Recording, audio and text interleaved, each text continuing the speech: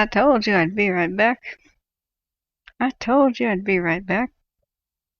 I put the link to this FLIR camera in the description. So this is a continuation of my stream that's been going on for more than 12 hours now. And I have to cut the tape and restart it because YouTube won't save any video that goes on longer than 12 hours. So welcome back, guys. Welcome back to the hell that is Plumas, Butte, Lassen, Tehama, and now I hear Shasta County.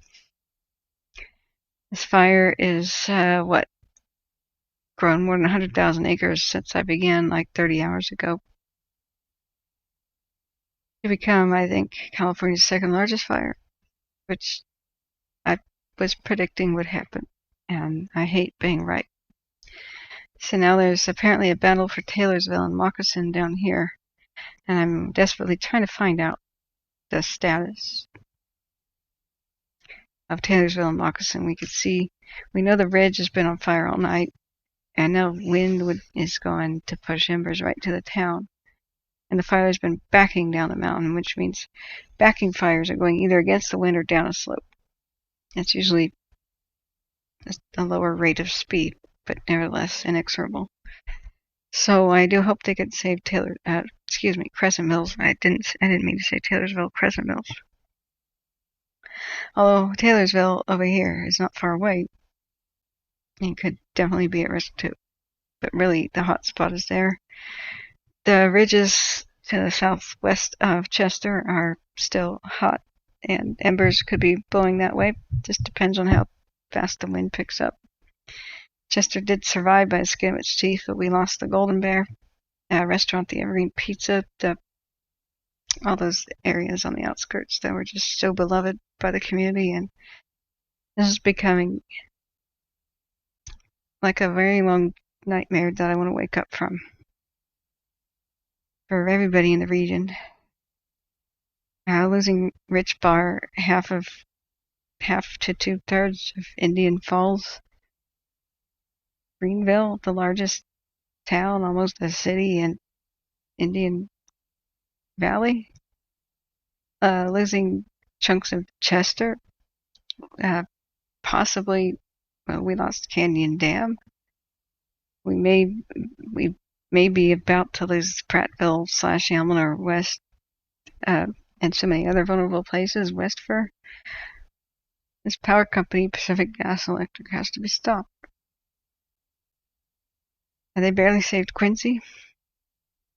And now the fire broke the lines and was headed towards Drake's Bed. Just the enormity of this is just incredible. It grew by more than 50 acres an hour, or 1,000 acres an hour, and 50 acres a minute, actually. That was the statistic somebody told me.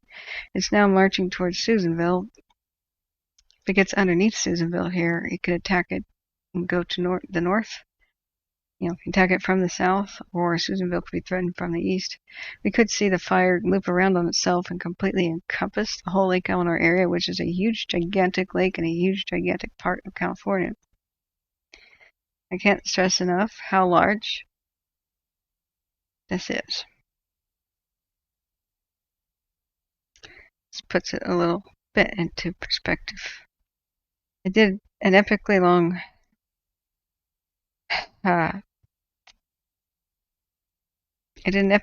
stream from when 22 hours got 6 hours of sleep, began at 2 in the morning. It's now 3 in the afternoon. So I do need rest and I do need to eat. I'm going to order myself a pity pizza. Thank you everybody who has helped me. Thank you for coming back. What do you think the monument fire will do? I've been glued to the Dixie fire and I haven't even been able to analyze it too much.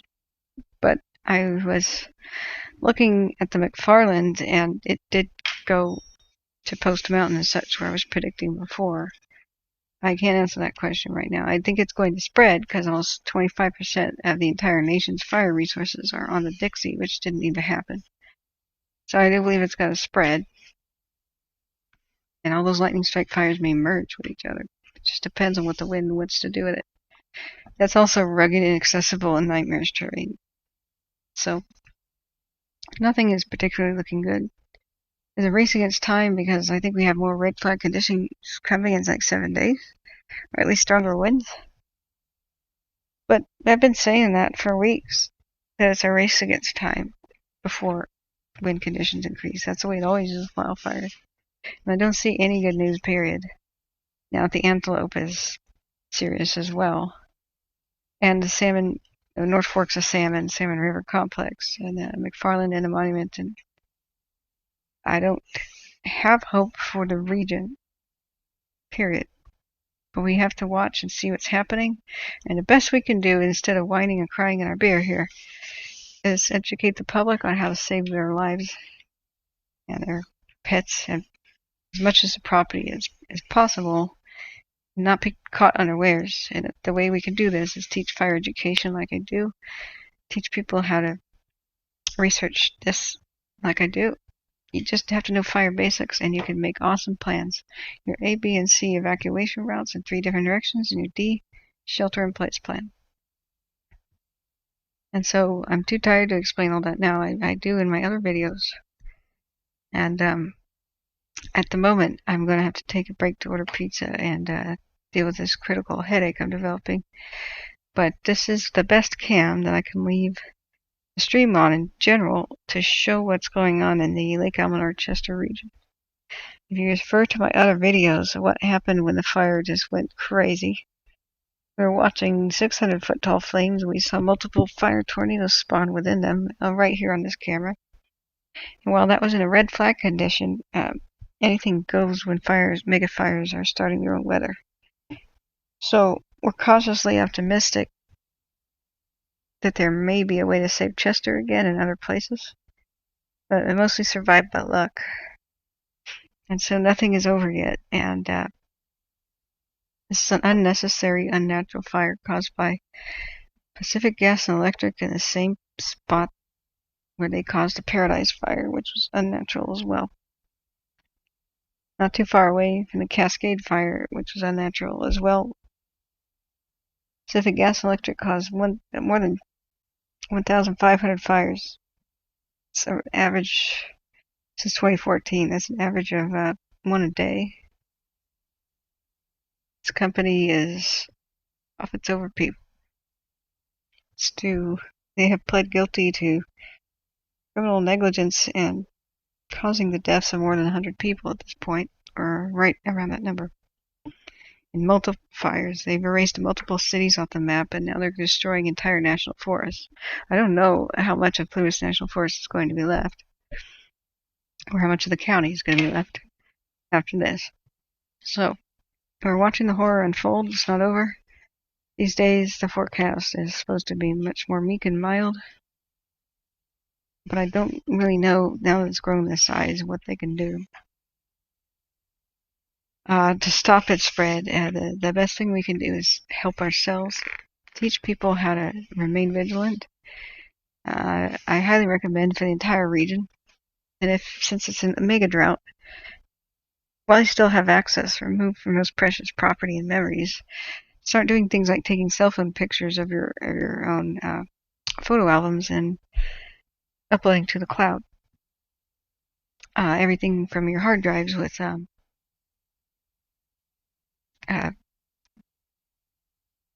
software like Backblaze. So, Erin Brockovich, yeah, I asked where is she. She was not wanting PG&E to be dissolved, but that was before this. I wonder if she's changing her mind. It shocked the living heck out of me. PG&E was first caught, and she was the lawyer instrumental in the 70s. PG&E was caught tainting the groundwater with some electrical chemicals that cause cancer. And entire communities were becoming extremely ill, and rare cancers were developing. And children, the elderly, everybody. And they just, Flint, Michigan style, covered it up. And when it was uncovered, that attorney was instrumental in having the community, instead of them taking payouts and like moving and signing non-disclosure agreements where nobody would know, They sued the living crap out of them and won, and defended the town and exposed them. So she was heroic. There's been a Julia Roberts movie, I think, wasn't it, about it, called Aaron Brockovich, which I think won awards. Everybody should see that. It's been too long for me to describe it. I think I should go watch it. And so she's still around and was saying that PG&E shouldn't be dissolved. I'm just like, really? I wonder if she changes her mind now that they're going to cause, that they have caused California's second largest wildfire ever. And even while they were fighting this, just as they got the upper hand, the power company started another one called the firefighter through criminal negligence and deferred maintenance. And go read the New York Times articles called PG&E started 1,500 fires. Last time I read that last year, it was only 1,400.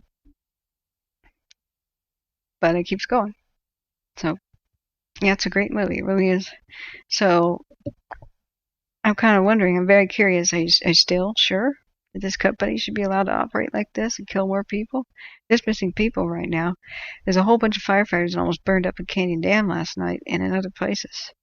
We saw 600-foot tall walls of flame with three what looked like F1 fire tornadoes spawning on the same camera in the last 24 hours.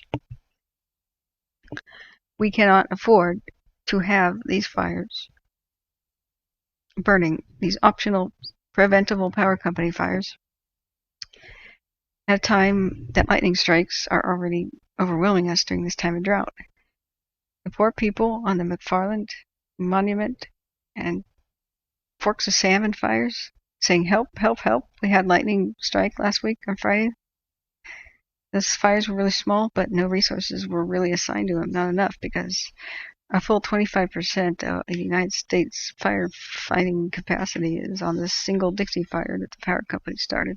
Last year, as I was doing this stream, the Zog fire started, and that interfered with them, once again, the same region, helping people in the Coast Range. We had lightning. Look at that. The flames are big there. I'm not sure where the camera's facing. Let me see.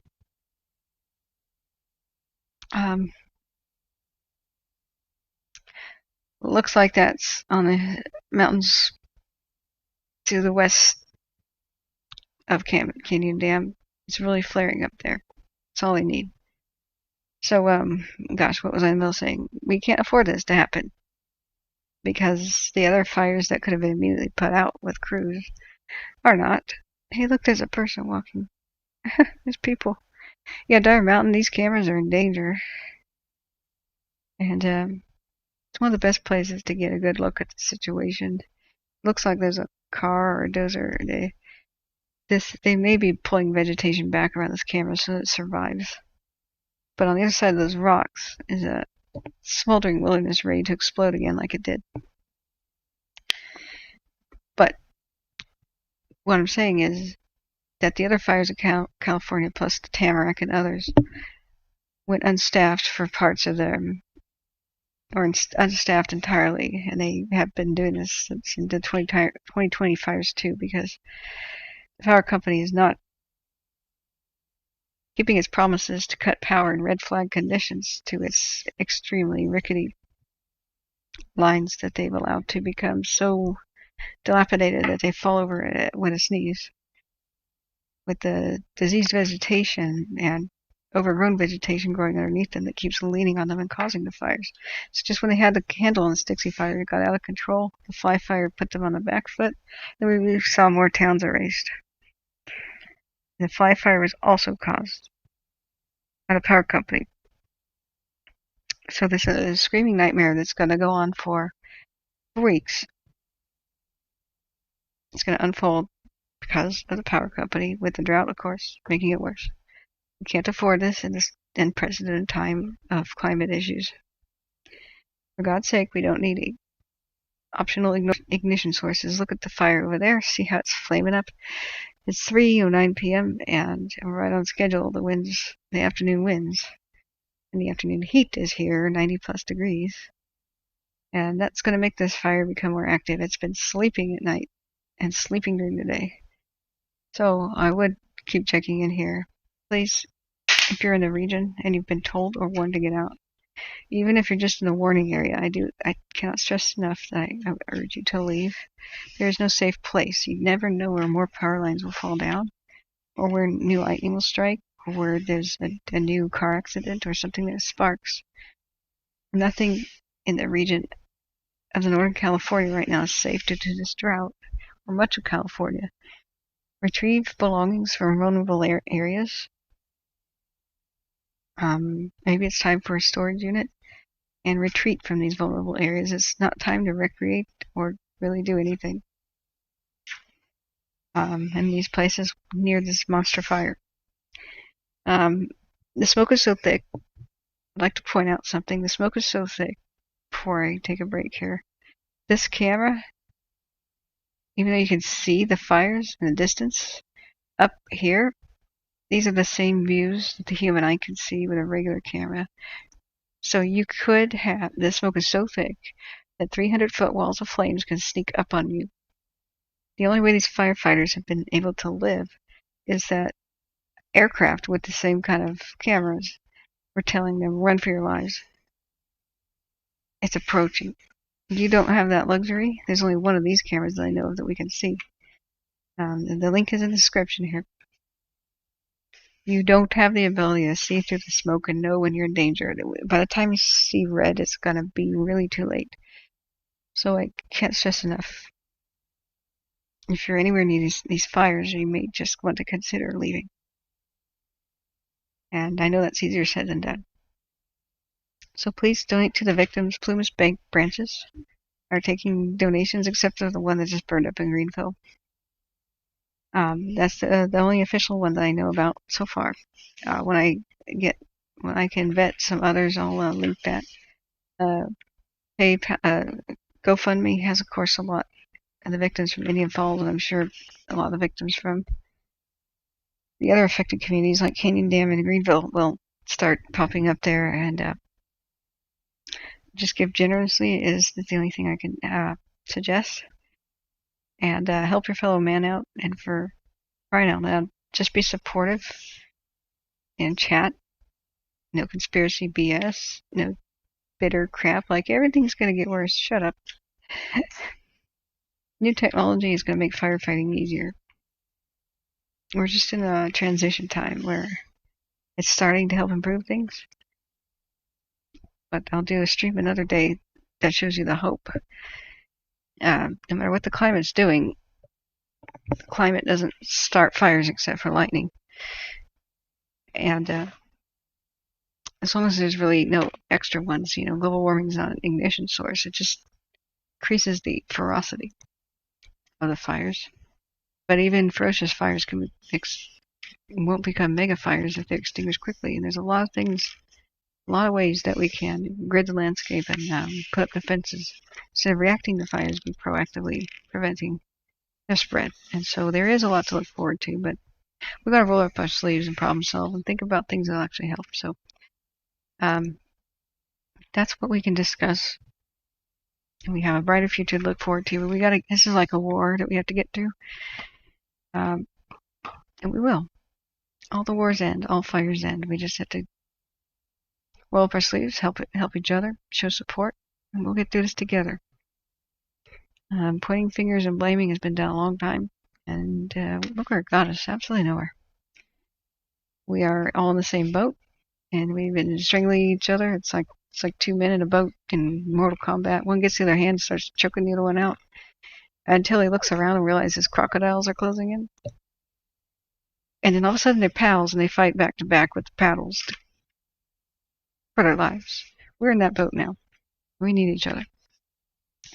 America is great, and we'll come together to help each other, just like we did in the other wars. And we'll win this war too.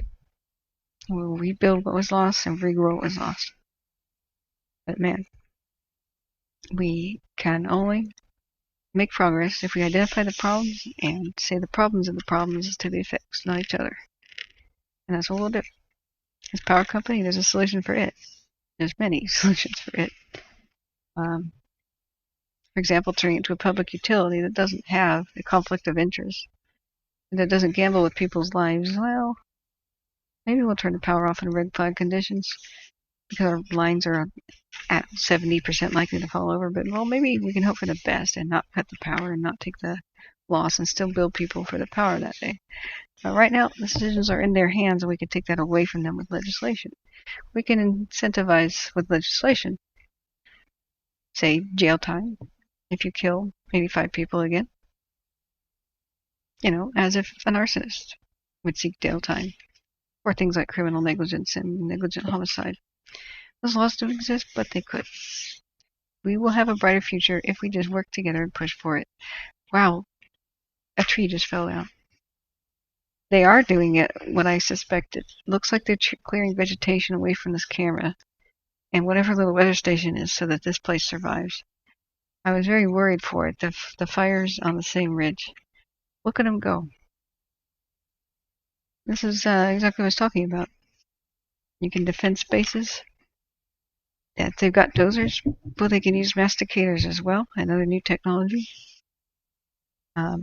So that even though wildfires can go past places, structures can be saved or have a much better chance of surviving. So instead of reacting, we could be proactive and we could build city walls, so to speak. Dozer lines before we need them. Strategically located water tanks and the like, so that water tenders don't have to drive so far. There's many solutions here. So we are looking at a brighter future, but we've got to press for it. And don't give in to despair, because what good does that do? We'll get through this no matter what happens. I'm going to put my PayPal link back up. Thank you so much, everybody. I'm overwhelmed by the amount of people I've been able to help and educate for wildfire survival. Taylorsville may be impacted, yeah. Even liking and subbing helps me reach others, because YouTube thinks I'm trending and then shows my channel to others. Around the world, people can benefit from the fire education that I provide, and I have benefited from it. I was taught by firefighters and other experts, and so I'm passing it along. That's the least I can do. Instead of just being depressed and like, what can I do from so far away, I decided, you know what? I can tell people things. And so please do share information. Any update that Megalia is at risk? Well, Concal was given a warning. Everything is at risk. Yes, the embers could go down. All it takes is a real strong windstorm to blow it back down Paradise Way, frankly, because there's no real containment like they thought. They were worried that embers would go down Highway 70 and affect Concal. We know that this fire started right at the same place as Paradise. So I'm not telling everybody to run out of it. I'm telling you to be aware about the worst case scenario. You can't prepare yourself for the worst case scenario unless you embrace what it is. This fire has done some things that have shocked the nation and shocked experts around the world. It's shocked me, but I have not been surprised by anything that's happened. So, the end of my last video and such, I explained that last year was a very similar situation with lightning strikes up with the Bear Complex. Google it, go and see YouTube videos called the historic run of the Bear Complex or North Complex fire, and you'll see how it overran 2 different communities, Brush and Berry Creek, and killed many people there, and ran all the way down to Orville, and threatened Chico and Orville again, and they barely saved Orville. And that's one of California's largest fires last year. So that was a small lightning strike fire in August. August went by without them being able to contain it fully. There was a 68% containment when a wind event occurred.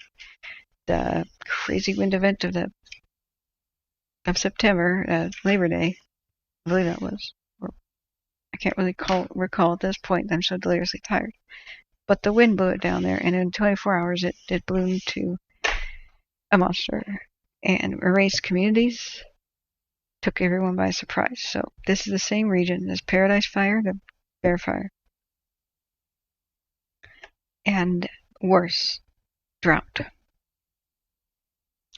So expect that this fire could even exceed what happened then. The Paradise Fire was in the cool and wet of the winter.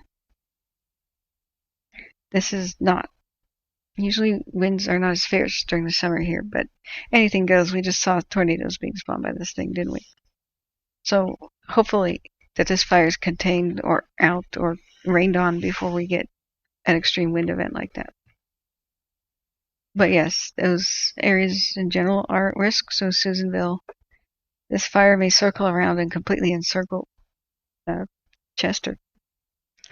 But if you look at all the canyons as wind tunnels and all the ridges as runways for the fire, at night a lot of the embers are blowing back down this way, and that would severely impact. Let me show you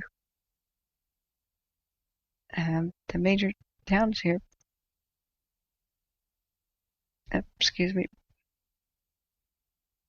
Chico. I mean, same story, guys. Same trauma and same drama. Do not get complacent thinking, oh, I'm far away from stuff, because like Quincy was totally fine until the fire erupted. At any moment, in any wind event, power lines can go down. A car accident can start something like a car fire. A cigarette can be tossed.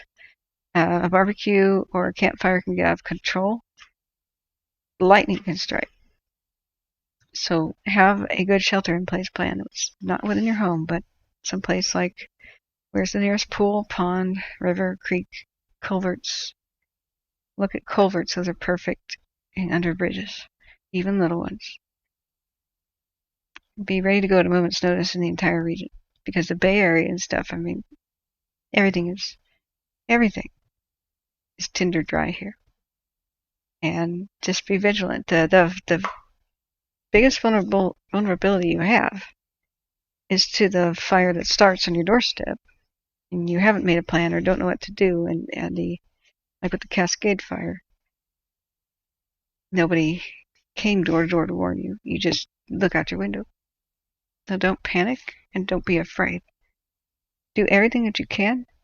Develop all of your plans, drill, and actually drive your escape plan that you develop. Actually time yourself and see how fast you can leave.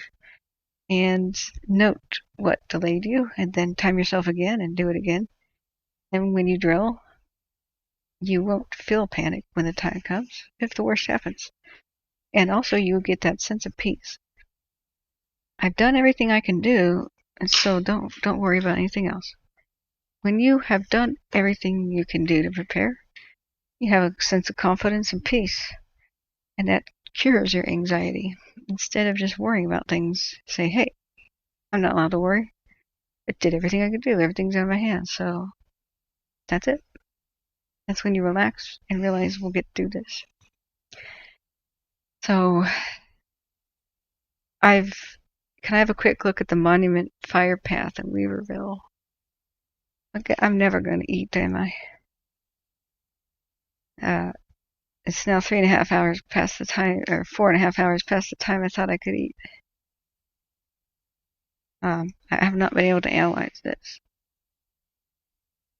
What was I supposed to look at? Weaverville? Yeah, Weaverville's in the path, guys. So I don't know what the current evacuation orders are. Please go to the appropriate county. Isn't this Shasta or Trinity County? I have the links to most evacuations for most fires in the description of this channel. Do a Control F to search my description, and I think I have links, and if not, just go to the sheriff's office, mostly social media sites, to figure out their evacuation orders.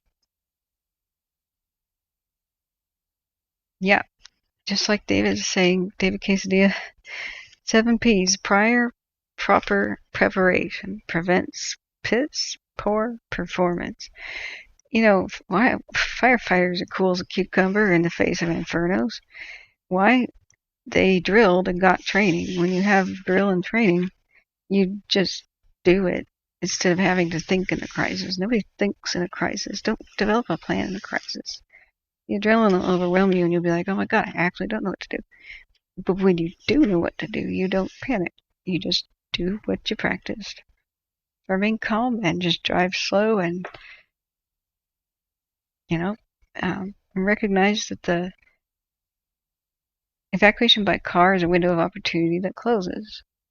And when you can see flames and such, that's when you know it actually is too late, when you see fire out the windows. So it's actually oftentimes smarter, because you can't outrun a fire.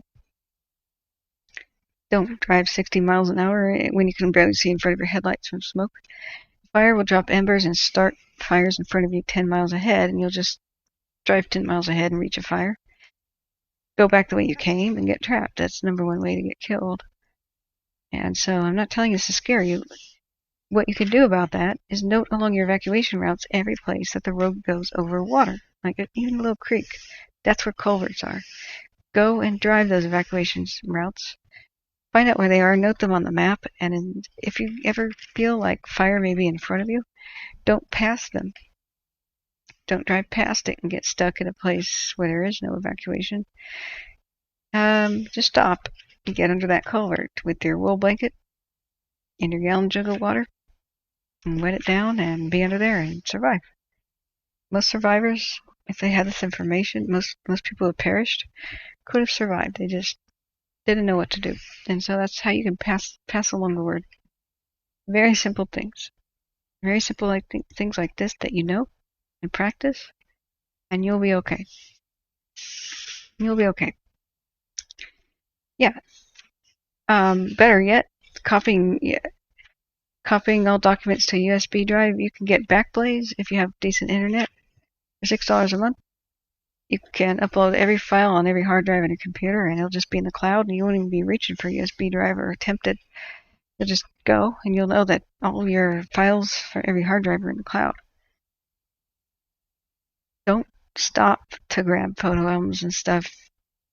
When you need to go, you grab the keys, you put your shoes on, and grab the bag, and you go. And keep 5 to 10 pounds of pressure out of your tires in case you need to drive over hot pavement, because hot air expands and would pop your tires.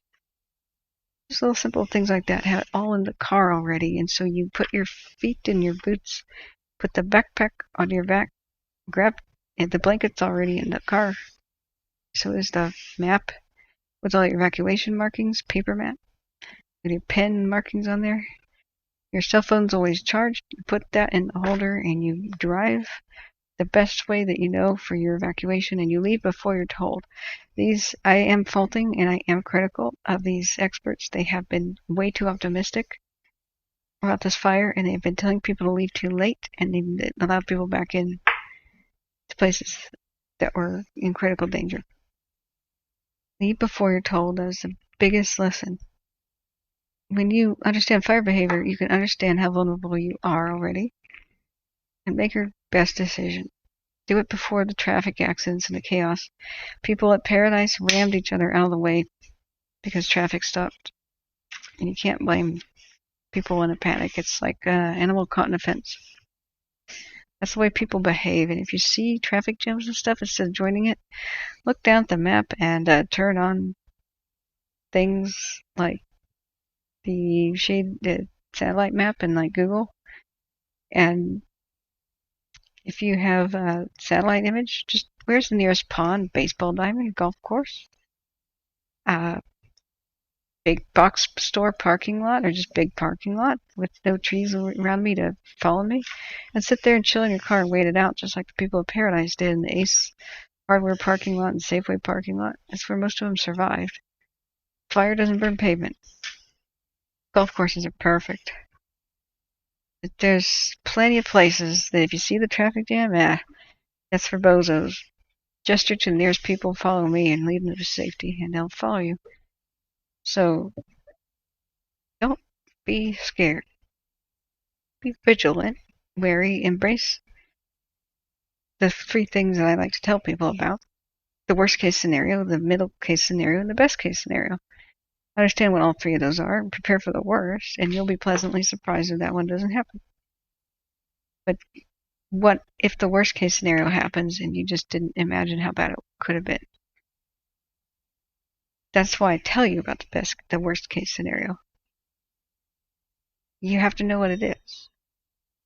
And so it's the job of the government and the agencies and the experts to tell you about these things. People have been asking, is my community at risk? What can we expect? How long are we going to be out? How long is this going to go on? And they have explained, like, hi, I'm a fire surgeon. This is how we fight fire. And that's been very good. But, okay, how's the patient? If all these communities are the patient, what's the outcome? What's the best outcome that the patient can have? Or what's the worst scenario? Amputation? Death? Full recovery? And they're silent on that. And so the people have been understandably frustrated and just completely not knowing what the hell to believe.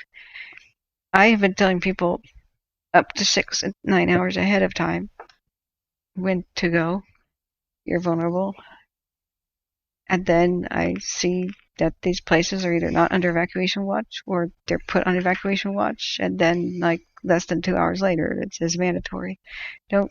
Or it just goes from nothing to mandatory when they finally get a clue that they should inform the public. So I don't know what's going on there, but it has not been good. Look, if you leave early, there's not going to be a problem, but leaving too late could be quite a problem. So I'm sorry I can't read all the comments, and everybody, thank you so much for making them and reinforcing the viewpoints. I don't make stuff up. I just pass on what the experts want you to know. And the thing is that understand how to open your garage door. Don't park a vehicle outside blocking. If you have vehicles in your garage, don't park another vehicle in the driveway blocking your way out, because the family friend of mine had motorcycles in his garage. When he went outside and found his house on fire, he saw his car was on fire already, and a cascade fire. And he could have escaped by motorcycle, but the car on fire in the driveway meant that he couldn't get past it. A lot of people perished in paradise, especially the elderly, because they tried to open their garage doors and the clicker was not working because they had no power. And they were not physically strong enough to reach up, grab the handle, and open the garage door. So what you should do is practice that. Practice opening your garage door manually. Understand how it works. See if you can do it, and rectify that situation if you can't. Right now, California is mandating all new homes and such be built with battery backup for garage door openers, because so many people died unable to open it and escape in their car. So just do little things like that, and then once you've done everything you can do, relax. Just relax. And don't go to sleep on the fire. If you're really close to it, sleep in shifts and have somebody listening to the firefighter radio chatter way before authorities tell you.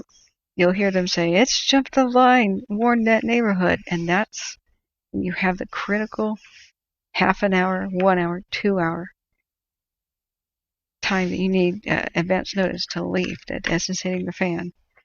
So all these things you can do and Google and research and find for yourself. So yeah, I did sleep last night about 6 hours, but I woke at 2 in the morning, very fatigued, a splitting headache. I'm going to show this again, because we're waiting for the fire to flare up.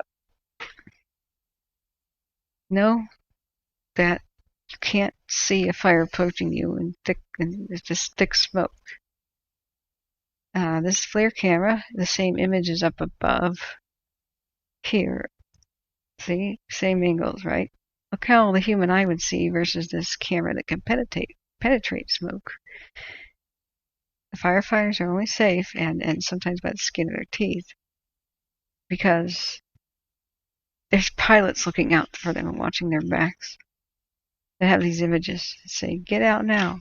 We almost lost people at Canyon Dam in the last 24 hours. They're told by pilots, get the hell out now. You can't stop and defend your home with a garden hose when 300-foot wall flames are coming. That's what this fire is capable and has demonstrated. The best choice of action is leave before you're told. So with that, yeah, the Monument Fire is growing, 36,000 acres and 0% containment. I think it's going to merge with McFarland and all that. I just don't see any positives. The weather isn't going to be helping us. There's a small period of time where there's going to be a lull, and then we're back to crisis mode. So, everybody, fasten your seatbelts and hold on to your butts. And if I'm wrong about anything, I'm going to be so happy. Occasionally I am wrong, and I am so happy. It's not that I'm wrong in my predictions. All my predictions are possible. It's that I end up being wrong because the wind changed direction and like spared a town, or valiant firefighters fought the fire and prevented the town's destruction. We just don't know what will happen. And so, I guess it's not really being wrong. When the worst case scenario doesn't happen, let's put it that way, I am delighted. Look at the flare up over there.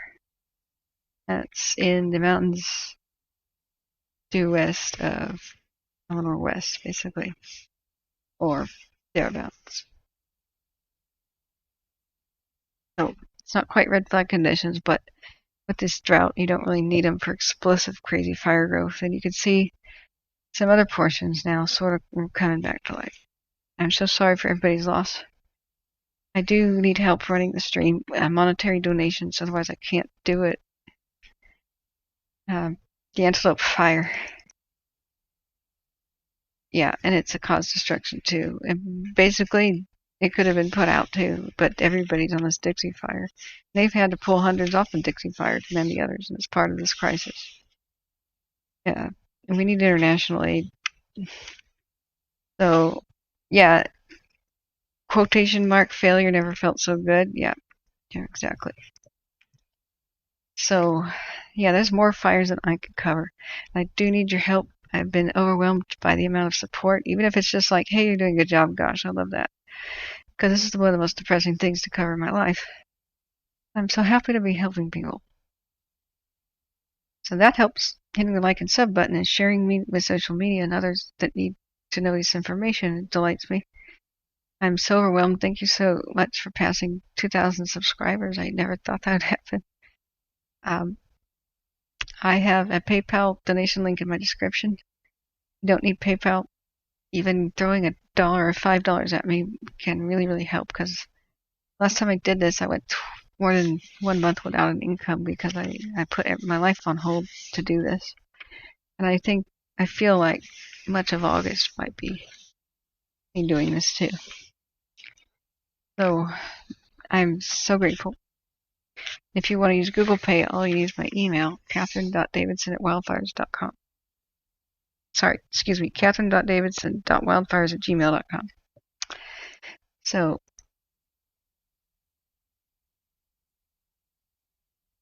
moderators, please, if trolls come in, I'm at this point saying you really don't have to give people warnings. Like, people that are innocently saying things like, oh, this will get worse, warn them to stay positive, But you don't have to tolerate any foolishness. So the rules of the chat are no conspiracy crap, no politics, except go ahead and skewer Newsom. He's been caught really being untruthful with the public, and is sheltering this Pacific Gas Electric Company and enabling them to keep starting these fires and killing people. But like, no, Trump knew best, or Biden sucks, or Biden's better than Trump, or this kind of crap. No. We're going to come together to solve these issues. There's no blame, there's just problem solving. No blaming groups of people, no conspiracy crap, no blaming victims, no God's judgment BS. Nothing like that. Go ahead and have some well wishes and prayers sent, sort of thing. That's totally fine. But it ain't the place to preach that. We're just coming together to be a supportive family. Throw the hell out to anybody else. You mentioned being in radio earlier. What's my background? You're doing a good job. Very, very beneficial to people. I'm not in radio at all. I was telling people to get Baofeng radios to listen to the chatter. My old stream, I had other ham radio operators, not me, I mean ham radio operators, other people, went on broadcastify.com and broadcasted live the chatter of the firefighters. But you have to be very local and then have a good internet connection and do that. And so please, if anybody you know is a ham radio operator near this fire, tell them to please start streaming it to where we can hear it on broadcastify.com. There's nothing to look at now. Look at the dozers at work. Dozer crews are some unsung heroes. Also water tenders. So many more heroes here than people think. But guys, they're worried about this camera burning up on Dyer Mountain. That's the severity of things. Things are going to get worse. Yes, please, somebody update us on Crescent Mills. I don't have anybody there to ask. So what I do is I go on YouTube to try to keep everyone informed. And sometimes, like with the McFarland fire, I was able to give people a 3-hour advance warning. Because I heard the firefighters say, get everybody out of Post Mountain. So I said, guys, if anybody's by Post Mountain or Peanut, get out. And I was so happy to be able to do that. And I'm so frustrated we can't hear what they're saying right now. It's just crucial that in links to my description are this camera, the FLIR, and also CalTopo, which is showing, if you go to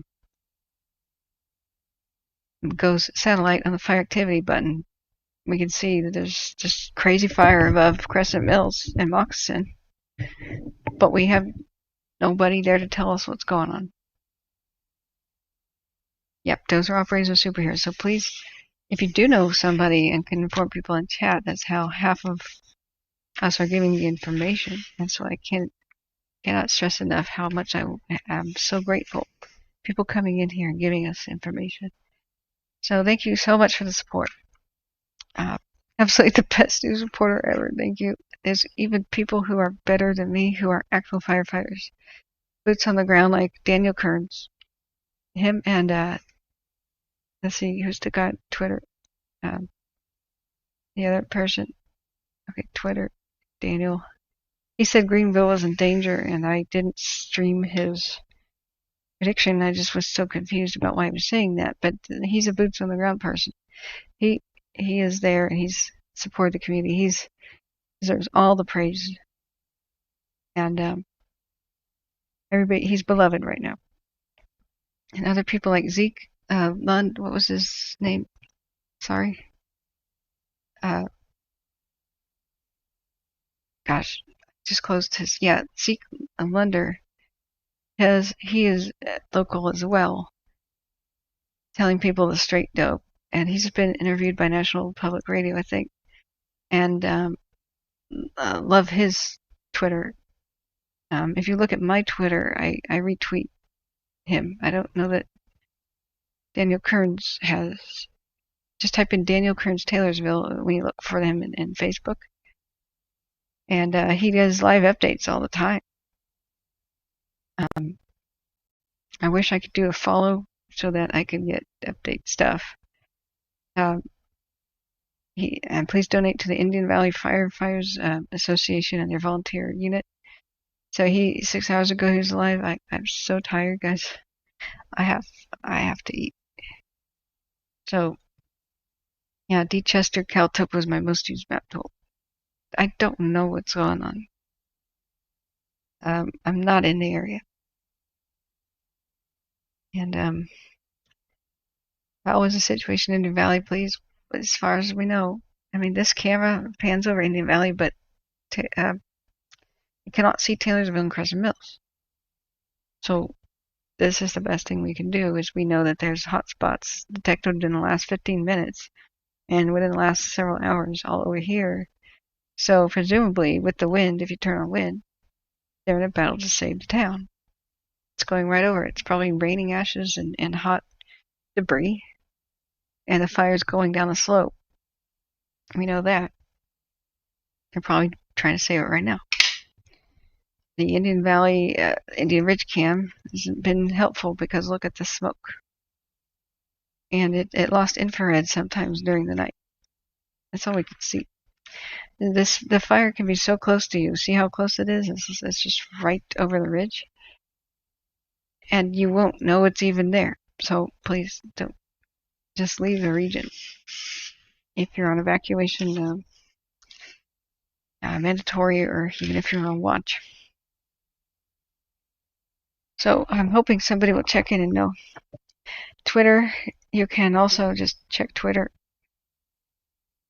Ace 420, I watched my hometown of Paradise fall to the campfire. Family lost homes. Prayers to the people affected. Yeah. My brother was a missing person in that, and it took us home. Barely got out. His neighbors didn't. And they hang in there. Thank you. I really need that. Doing 22-hour streams and getting 6 hours of sleep, and then doing another, I've been live for 14 hours. It's a little brutal. So I'm going to order a pity pizza right now. Thank you so much for the support. And mods, thank you for... I'm gonna anoint a few more when I go to sleep. I'm so scared that trolls are gonna come in and be abusive. But thank you so much for keeping it safe for everybody. I'm gonna try and look back. Deep Chester, please use your powers for good. And yeah. Catherine, best thing to do: treat level 1 as level 2 and 3. Yeah, identify your own vulnerability. If you're down there on paved road already, you have a lot more time to escape than somebody on a dead-end road up a mountainside or a hillside, because your one way out can be blocked. So if you are in that kind of special vulnerability, or you look around and nobody has a pool or a pond or anything like that that's defensible in your area, elevate yourself to the next level of evacuation. And in California, there's just 2 levels, either watch and mandatory, right? But consider yourself mandatory. If you're in the watch zone and you're in a vulnerable spot, if it takes you 20 minutes to drive down to the main road during good times, it's going to take you an hour because you won't be able to see past your headlights in the world's thickest fog that is smoke. So that's very good advice. Thank you for reminding me about that, D. Thomas. Going back here. Yeah, Chester for the moment is fine, but is in critical danger. All these places, Taylorsville, Crescent Mills, Moccasin, Lake Elmore West, Prattville, Chester, even the places that survived part of Chester burned, guys. The Golden Bear is gone. Candy Dam is gone. Susanville's in incredible danger. When I say something's in danger, what happens next is they finally get around to making an evacuation watch and then a warning. This is not... I've been doing this a long time. I'm pretty dang accurate. And what I'm trying to teach people is sometimes when you're not even in those zones, they are vulnerable. I was saying Mineral was vulnerable days and days ago. And then it jumped the lines. And because I saw it as a contingency and a possibility. And now, like, Mineral's under watch. And I just expect places like that to go mandatory. I was saying, guys, I think Sterling City is going to be impacted. And so somebody was awesome and made a phone call. And they said, oh, citizens don't need to be worried. And what was it? Within 45 minutes, Concal was told to be on watch. But just even further south than Sterling City. So, yeah. Just look at the wind and expect the fire to go with the wind. It's always been pointing north towards Chester. It's always been pointing towards Susanville, ultimately. And I knew that Susanville would be threatened if it got out of Indian Valley, and it did. It was 600-foot tall flames. Oh boy, did it enter Lassen County in style. I've never seen such a flamboyant, debonair fire, really. Not only right in front of us, see the image on the right? The fire was looking like the Hindenburg disaster with 600-foot tall flames and 3 tornadoes. 3 fire tornadoes. Or fire walls, if they were less than 75 miles an hour. They were more than 300 feet tall, blasted over into Lassen County. And I was just saying, God, why are people in Westford still on watch? And sure enough, I said, everybody get out of Westford. A lot of people did leave, and thank God they did. Because the next thing they did was they gave people evacuation. They gave them less than 2 hours. And then there was only 2 ways out of the city, north and east. And then within 1 hour, the north route was blocked by fire coming in from the other side of the dang lake. And there was only one way to get to Susanville, and the fire went very close to Highway 36, threatening to over, cut everybody off and trap them on the peninsula, Hamilton Beach, and Westford. The only thing that stopped the fire was the wind change direction. So the fire is less than 14 miles from Susanville as the crow flies, and in red flag conditions, we saw in less than 9 hours the thing go from Butte Mountain, which is by Eleanor West, up to almost Drakesbad. It was expanding at a rate of, 1,000 acres an hour. So 50 acres a minute was its rate of travel. So I got to the point where I said, guys, I don't know that even if you left now, you could make it past the fire. And so I gave people advice on shelter in place. So I really have to eat now, guys. Do you have any emergency questions? Anything? Please give me $1 so I can do this the rest of the month or whatever I need. There's no fees if you have Google Wallet. I love that. It's really easy to sign up for, or Google Pay. And you just need my email, Catherine.davidson.wildfires@gmail.com. I appreciate anything, like even 75 cents, really. But please think of the victims first and give me your pocket change. And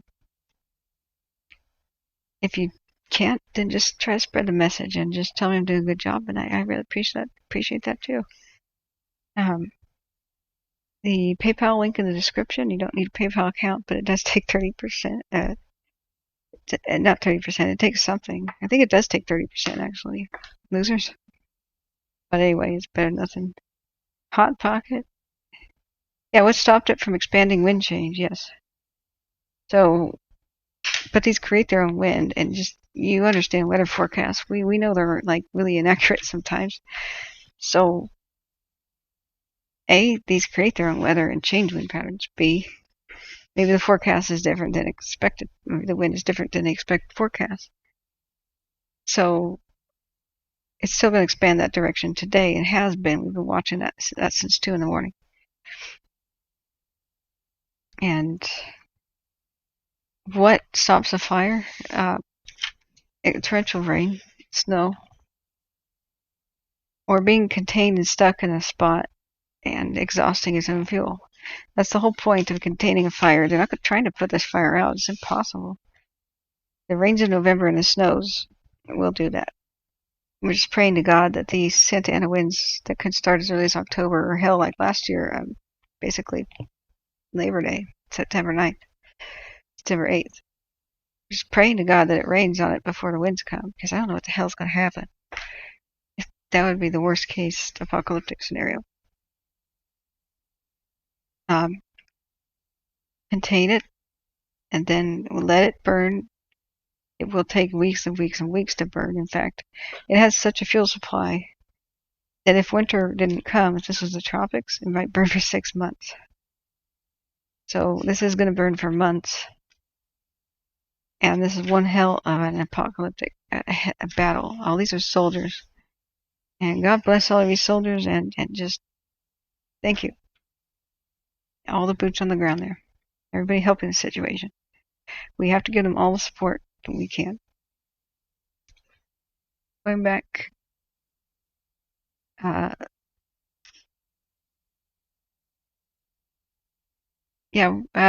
you can go ahead and skewer Newsom, but I don't want to start political debates. It's not a debate how he's helped PG&E and enabled them here. He signed legislation to limit their liability and authorize them that after they ruin people's lives, erase towns and cities off the map, ruined the environment, caused unhealthy emissions for all of 2020 basically, and started more fires again, and killed more than 100 people.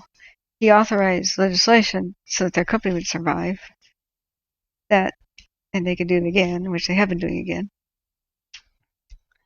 He said that they can continue to play Russian roulette with people's lives, like keep the power on and stuff when there's red flag conditions, like now.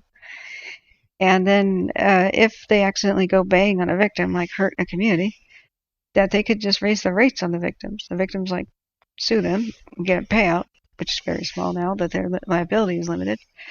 And then they don't actually suffer. They just raise the rates on the victims. So, hey, I'm going to point a gun at you, play Russian roulette, and then whoops, it went off. Oh, you have medical bills? I'm just going to charge you for your medical bills. Have a good day. That's the way it's going. Go ahead and be very critical of him, because D or R before of your name, I despise anybody who does that. It's political corruption at its finest. The rabbit hole. This isn't conspiracy. This is known fact. You can also scare him because he tells the public that he increased the budget for firefighting by like $500 million, or his wild claims.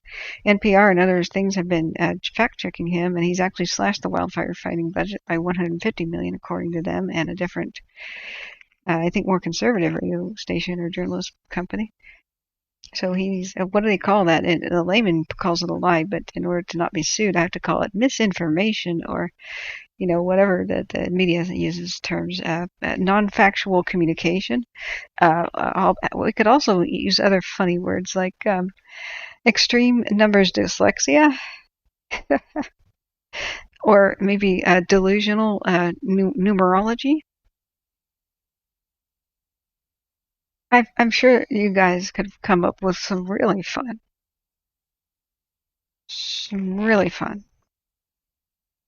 things.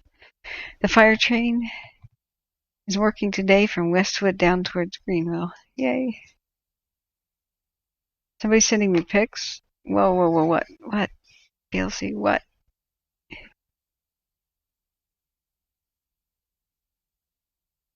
Yeah.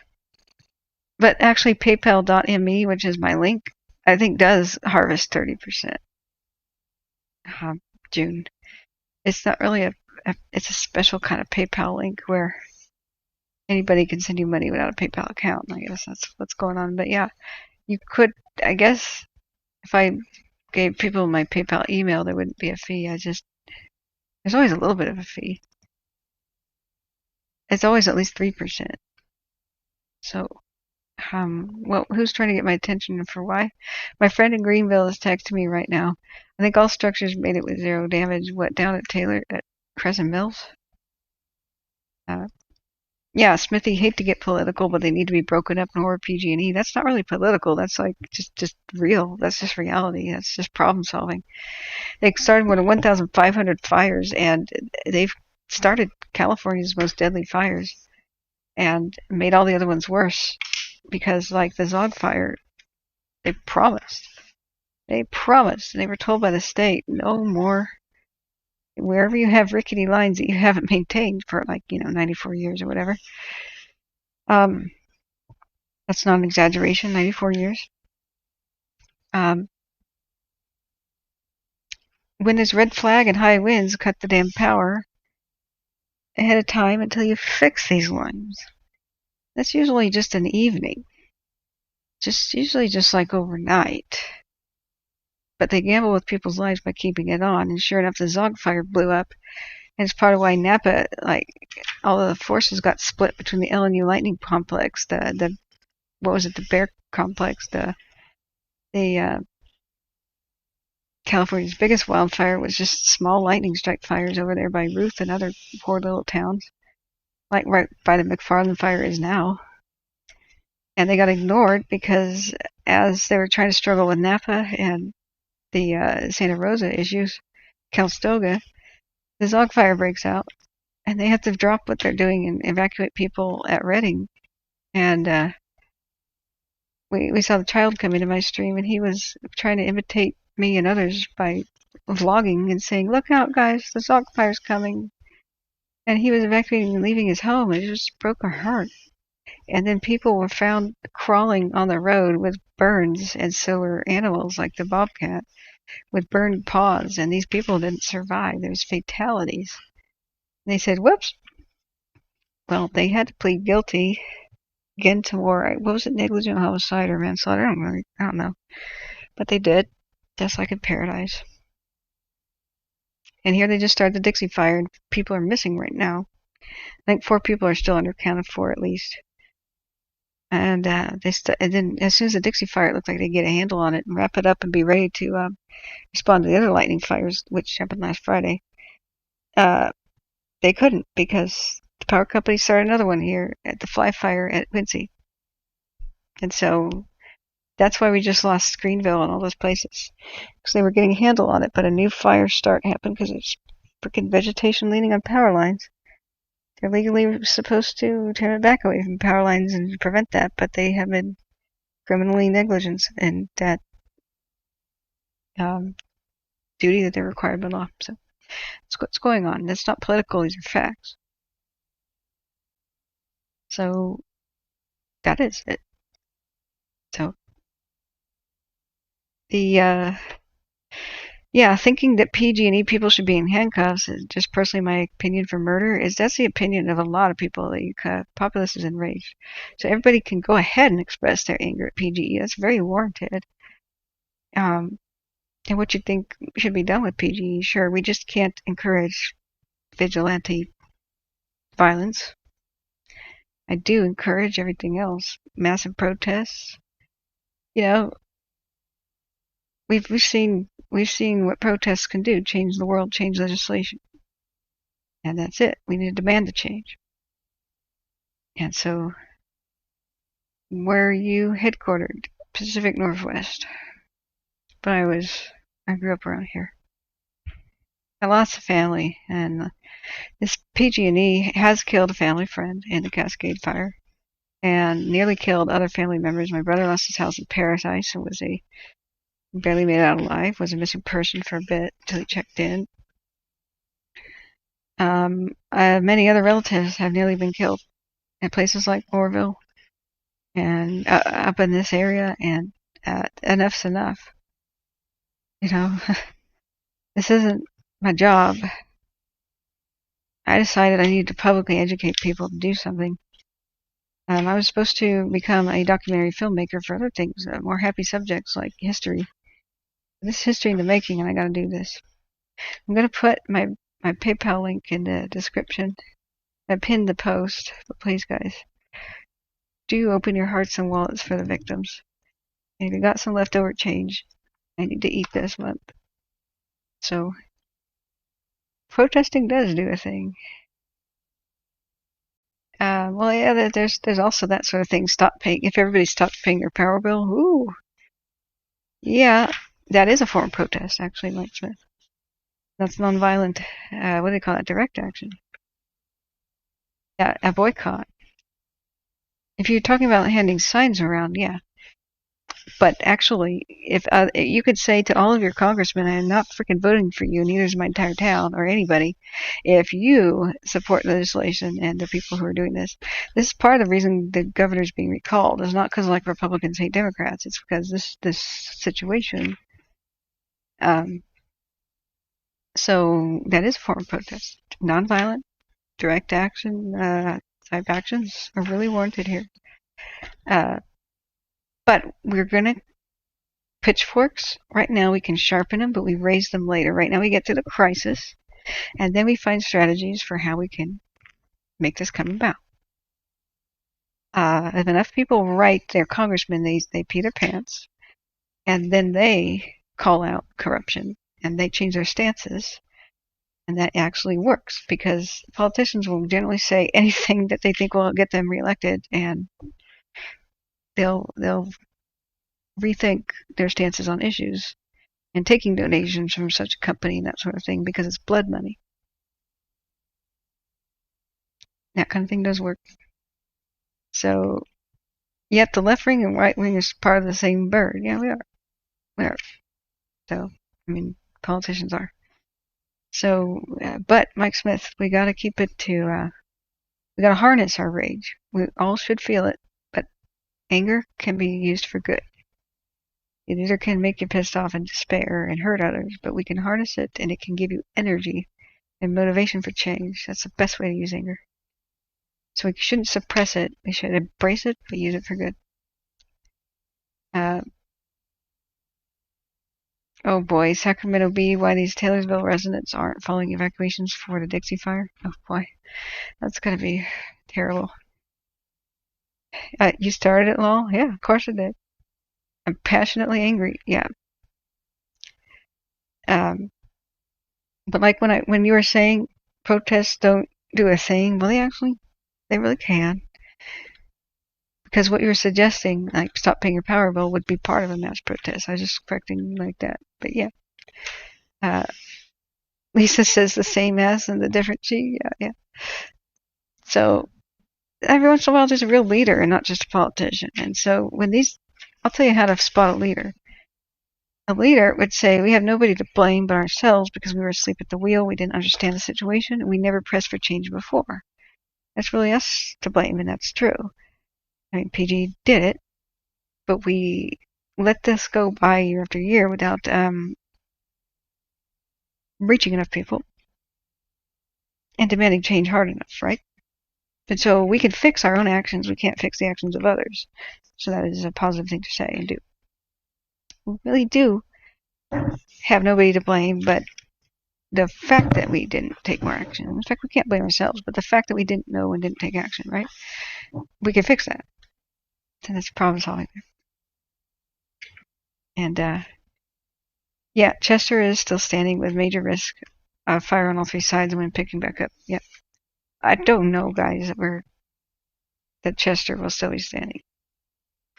I'm glad, and I will be so happy that it is. Towns surrounded by a ring of fire of that size, it's hard to protect it because of its size, and they're spread thin now. The perimeter is expanded in crazy areas. This fire keeps cutting them off from each other as it crosses the highway again and again. Yeah, Chester's okay until further notice, and then, you know, yeah, protests have to be really big to do something, but yeah, people are starting to wake up. You betcha. The pen is mightier than the sword, and video is nuclear. So do make the documentaries and get the word out. We now have an unprecedented way to reach people around the world. I've had people around the world tuning in. I'm actually talking to people in Scotland and Portugal, and it's wonderful. And now there's social media. People are starting to wake up. I didn't understand the power company was doing stuff for a long time until places like the New York Times articles are doing stuff. There's still some investigative journalism out there. Some. Yeah. So this is causing global warming, guys. The left and the right are not at odds with each other. Look at all these emissions. Look at all the deforestation and no more carbon sink here, right? We're all on the same side. We have to stop this. Don't say climate change is the real reason, not a power company. Hello? Wake up. Look around. This power companies causing climate change more so than coal plants. The plumes of smoke obscuring the Statue of Liberty coming from this fire is way worse than any sort of coal-fired plant. I think it's like the equivalent of 10,000 coal-fired plants yearly emissions. We got to figure that out. Did you guys go to Windy and see that? Have you clicked on the pollution button? Or things like nitrous oxide, you go down to air quality? And now you click on nitrous oxide and stuff? Nitrous oxide is a dangerous pollutant from things like diesel exhaust in factories. And look at that. These are all the fires. And a lot of it's blown away from here. Look at the parts per million pollution. This causes dementia, heart attacks, and strokes, and cancer, as far as we know. Aerosol pollution. Well, the aerosols went over here, and mostly the wind took it to Canada and Canada's fires. These have just been found to cause much more global warming than we ever knew. And, well, ozone layer is not there, but just look at that. You have to be against the power company to be on the side of the environment because it's destroying the environment. You have to be on the side of being against the power company. Quit bickering and splitting hairs. Yes, climate change is real. And these fires are causing climate change, and it's a spiral, a downward spiral. The more fires, the more climate change. More climate change, more fires. Do you understand why it has to be stopped? Any chance we could get a few of the Dixie fire from Turner Mountain? None of these cams that I know of can see through anything of the smoke. I'm not even sure what the Turner one is. Let's see.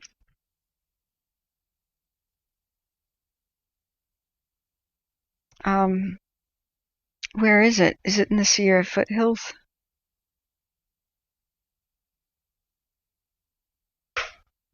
When I do Control F, I don't see that. I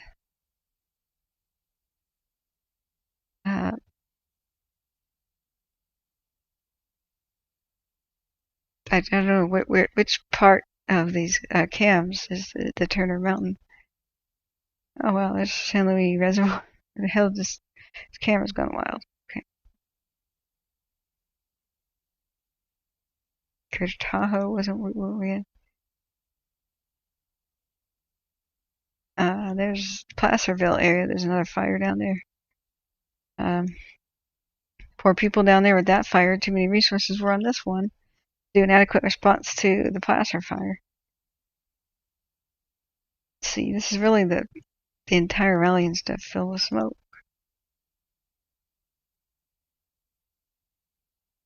Politics is driving the weather. You're gonna obey my rules, or you will face exile.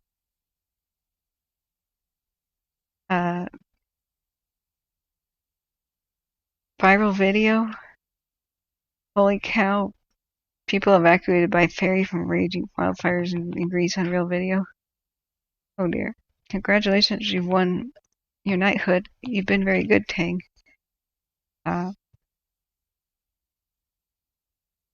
CO2 isn't a problem. Plants continue. Well, okay, yeah, but I do think that CO2's been overstated in its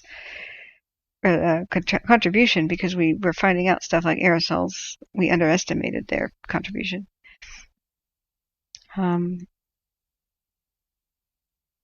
This is my supportive, positive channel. We have a nice, supportive community here. It will take only one bad apple to ruin it, therefore we throw the bad apples out. So please behave. We are going to do stuff that is good. So, and yeah, don't mention other streamers and stuff about how they're right. That's actually very rude. What somebody said, there was another streamer who was talking about the fires and they lost like 100 viewers. So, if the truth is banned, I'll show myself out. Please don't be dramatic like a child, okay? You can express your opinion, but not in the way you're doing so. You know, you can do it in an appropriate way. You could say politics influence climate science and everything. And you can say, I don't believe CO2 has too much to do with climate change. That's totally fine to say, but you need to pull cranium and remove it from rectum. And being parasitic on the chat. It can be appropriate. And express your opinion. But it's not a global warming debate that I want to allow, because that doesn't go anywhere. Climate's changing, and whether or not you think it's mankind or not, I don't care. I'm trying to reach the people on both sides and say, look, deforestation can drive climate change. It doesn't even matter about gases. That's actually just correct geologically. It changed the Middle East into much of a desert when it used to be the Fertile Crescent, because they deforested places like Lebanon. Did you know that North Africa used to be a big forest? It was a lot more wet. But if you deforest, these trees, what they do is they create moisture, because trees suck up moisture from the soil and store it. They're like big cylinders of water. And then at night, as they breathe and part of converting CO2 to oxygen, you can go back to it's not in the clear. Parts of it burn, like the parts of Chester burn, but for the most part, it's okay for now. It's in grave danger. But what trees do at night is they release moisture into the air, which causes clouds to form for more rain.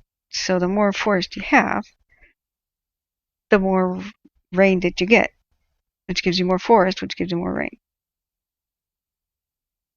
So when you deforest a landscape, it's called desertification. And that is just proven. There isn't any debate about that. So it doesn't matter if you believe in human emissions as a driving factor, but that is a real thing. So havoc. Where were you talking about with a tornado warning? Where is that? The Climate Hoax fundraiser channel. You just unsubscribed from liberal. I'm not a liberal. I have a firearm sitting over there, sir. I'm a moderate, an endangered species, and I'm not saying that CO2 emissions drive climate change. I'm saying that deforestation is one of the factors. I just said that CO2 is overstated. Are you listening to me? Do you have well, I actually don't care. I just said that CO2 is scapegoated too much because there's so many factors involving climate change. So, okay. Then if you don't believe in it, I don't give a damn, frankly. So, there are so many things that influence climate change that we don't understand it. I don't believe that humans can control it. So, we'll have to figure out how it works. That's why humans are studying it. It's because we don't know everything about it. Yeah, methane is 25 times more powerful than CO2, and the biggest driver right now seems to be melting permafrost. So if we cut carbon, I don't think it's going to do too much. That's what I've said so many times over and over again on the stream, that reflecting the sun's rays back into space, that was the subject of the other night's thing, is a better way if people were going to reverse the trend, but it's not feasible. Like, even if we painted every roof white in the country, and that would do a lot more than getting an electric vehicle or something, that would just blind pilots. And so there's not really much to do about it. What I say is people need to adapt to climate change and then try not to change too much about nature because we don't know how that works. It just seems like common sense that if we don't want to change things in unexpected ways, we should try to keep it as natural as it was. Just seems like a good idea to avoid unintended consequences. The only thing that's going to grow back after this is manzanita and buckbrush. Well, that'll probably be a huge factor, but there's also going to be many wildflowers. I saw many, many wildflowers after the Moonlight Fire. Birds spread seeds a lot like that. It's not the only thing. Going back, what I am is a philosopher, and I think it's hubris for humans to take credit entirely for climate change, and more hubris to think that we can control it, that we can control the world and the planet and the climate. We may actually not have that power. I think that we should try to help each other out and adapt to whatever's happening and try to figure it out too. But pointing fingers and blaming people and having carbon taxes and taxing cow farts is completely ridiculous. I'm not for any of that. It's not going to do anything. But I am for stopping mega wildfires because even if you don't give a damn about CO2, the parts per million fine particulate matter is causing heart attacks and strokes, and they just completed a study on that. All these wildfires has just increased the rate of heart attacks and strokes for the entire nation. And it's also part of why dementia is escalating. They just linked it to dementia. So it doesn't matter what you believe. Everybody can have different beliefs. The common theme is here that we don't want these mega fires, and we all want the same goal. Shut up and work together. That's it. Do you understand that the rest of the West here is going to burn until there's really nothing left, unless we do something? Taxing cow farts is not going to do anything. I find that just wow. Just wow. But here we go. We have to get through this. This is why I don't allow these debates. Did you realize I've been responding to weird, hot-headed a-holes instead of spreading good information for a while? That's why I have the rule. Next person who wants to start the climate change debate gets a one-way ticket to the island of exile. And no more conspiracy BS about spraying chemicals. There is no cloud seeding conspiracy chemtrails, for God's sake. Oh my God. You obey the rules or you shall have instant exile. Now, back to this task at hand. Can I show a satellite? Sure. Shot of where the smoke's going. Absolutely. There's all kinds of those.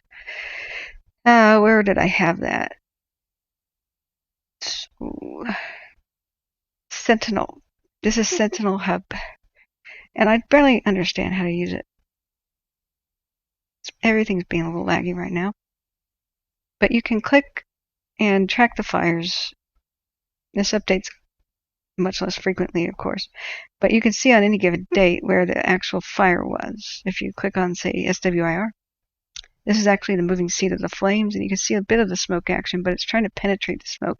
Green is cool and vegetation, and red is the angry scar, a hot scar and a deforested part of the land from previous wildfires. You can see how damn big this is. This one is the Bear Fire of last year, one of California's largest and deadliest fires, too. So here's the current one. I'm glad to see a lot of the Paradise burn scar is healing. You can see that it's lighter pink. The land does renew, it just takes a little time. And you can see that this was August 5th, before the fires really jumped the lines and ran past Chester. Go up here. Actually, it wasn't. This is the 2nd. It's August 2nd. This is before the hell broke loose, but you could see their lines here that they were trying to make, the strips of green and whatnot. And at this point in time, Greenville still exists. So you can see Butte Lake Reservoir. The fire was approaching Round Valley Reservoir because of the spot fire that slopped over and that they couldn't get a handle of. I mean, no blame there. It's extremely steep and rugged terrain. But here's where they were trying to make the lines, and they went right through here, this little pass, and right into the path of Greenville. They even slammed it with aircraft right here to protect Greenville. It didn't work. It did for the night, but then by the time I woke up and the next day the red flag warning hit, the red flag conditions, they couldn't stop it. The embers rained down, I think, from above, and there was no way to stop it.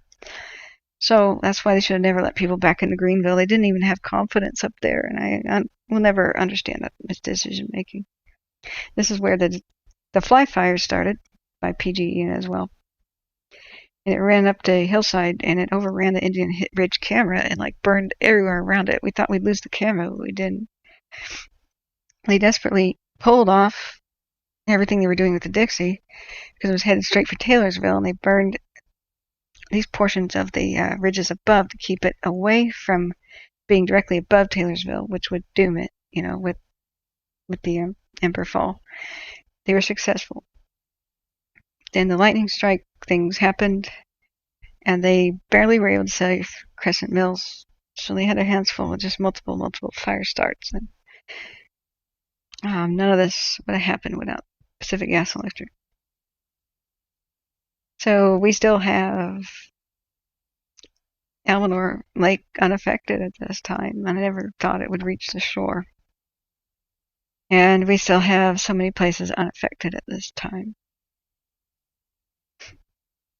But looking at current smoke, I thought that we'd have other data. Yeah, we have the 5th. And that looks very mild.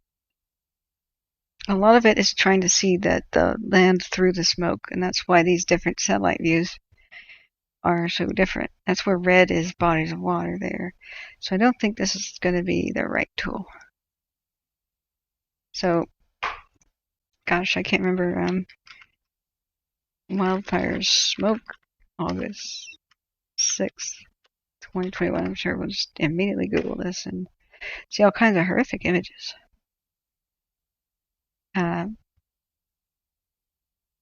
Catherine Googled the what? Please stop trying to reach me with conspiracy theory stuff. The last time I calmly explained how paradise happened without lasers, I was accused of being a lizard person. That was amusing for a time, but I've gotten over it. And since I know that I'm not a lizard person, that's really not the way to reach me and convince me.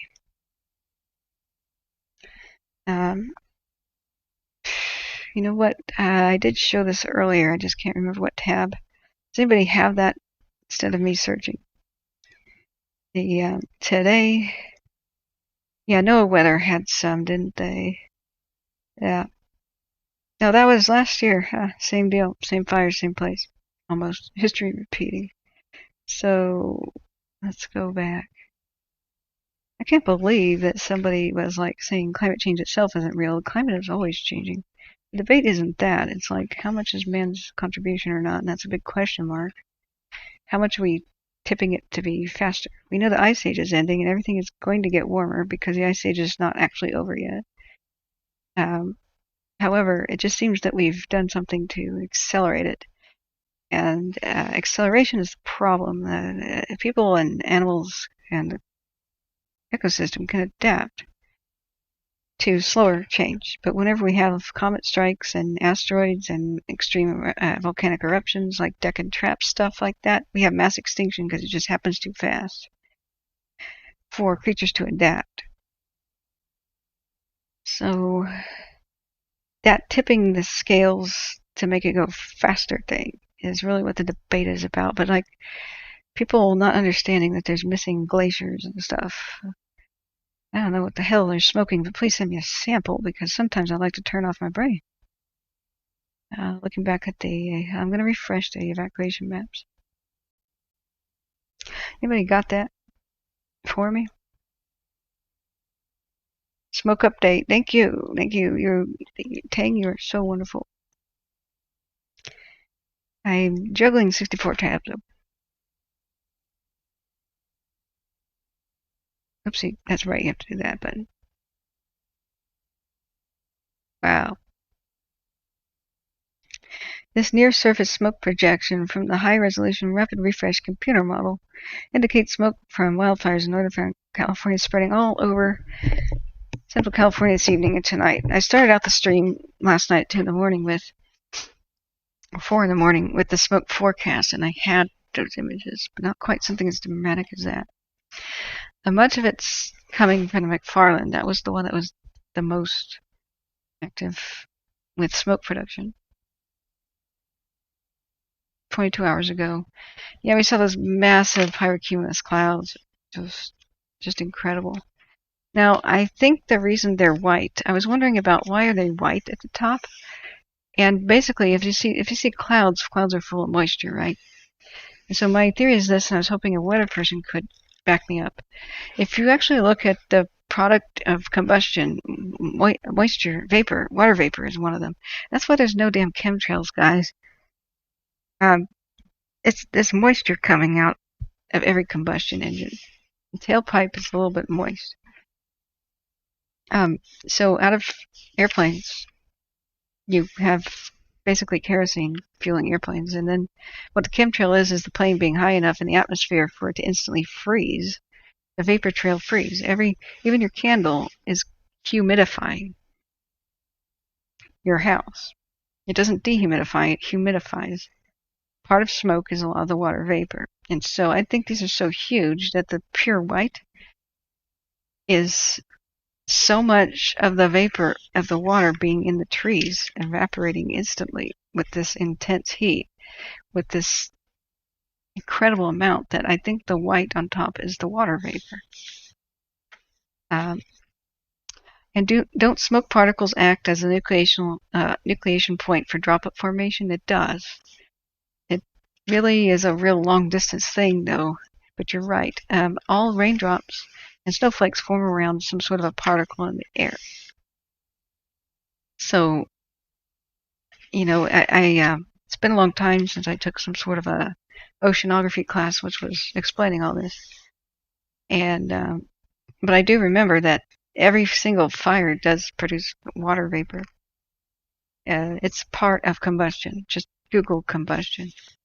And so what would be weird if airplanes at high altitudes where it's negative 40 degrees out, if their engines didn't produce a vapor trail that froze? That would be frightening. That would be like, what kind of strange alien technology is that? An airplane with a combustion engine, I don't care if it's ramjet, scramjet, or some other type of turbine here, that doesn't make that, the jet engine vapor trail, that would be weird. So, okay, look in here. I hope that satisfies you. It's just awful. Just awful. Okay. It's time for my pity pizza. Look back. And hopefully Chester is going to be okay. Does anybody have information on Crescent Mills? But I'm impressed, Daniel Lambert, that you know about that. What's your background again? Seda DePants, questioning, exhibiting open mind, alternative perspectives, and ideas in which data which contradict our own is an indicator of intelligence. Yes, revising, understanding, re-examining a problem, even if once seems solved. Yeah, absolutely. I am not telling people that they can't express their opinions on things like conspiracies, to mute them, or because I reject their beliefs. I've investigated their beliefs and found them to not have a shred of concrete evidence, but I keep an open mind. I actually think some conspiracies have been proven to be true. I mean, every single thing. Like, my favorite quote is Vladimir Ilyich Ulyanov Lenin. He says, "Do I believe in conspiracies? Of course. I formed a conspiracy to overthrow the largest government of the world, and I succeeded." There you go. However, they need to make sense and answer a lot of questions and probably have some evidence. Everything has evidence. And a lot of people just believe in them because they don't actually know how fire works. And so when you look at evidence, the way to prove something that doesn't have evidence is to say, eliminate everything else. Like, so if you have a murder in a mansion, like the game of Clue, and nobody's left the mansion, but somebody's dead, the way, even if there's no evidence of who did it, you could go and try to prove the innocence. And if everybody else has an alibi except one person, you can logically conclude the person without the alibi is the murderer. Even if there's no evidence, you can get very close to the truth. And convictions have been done that way.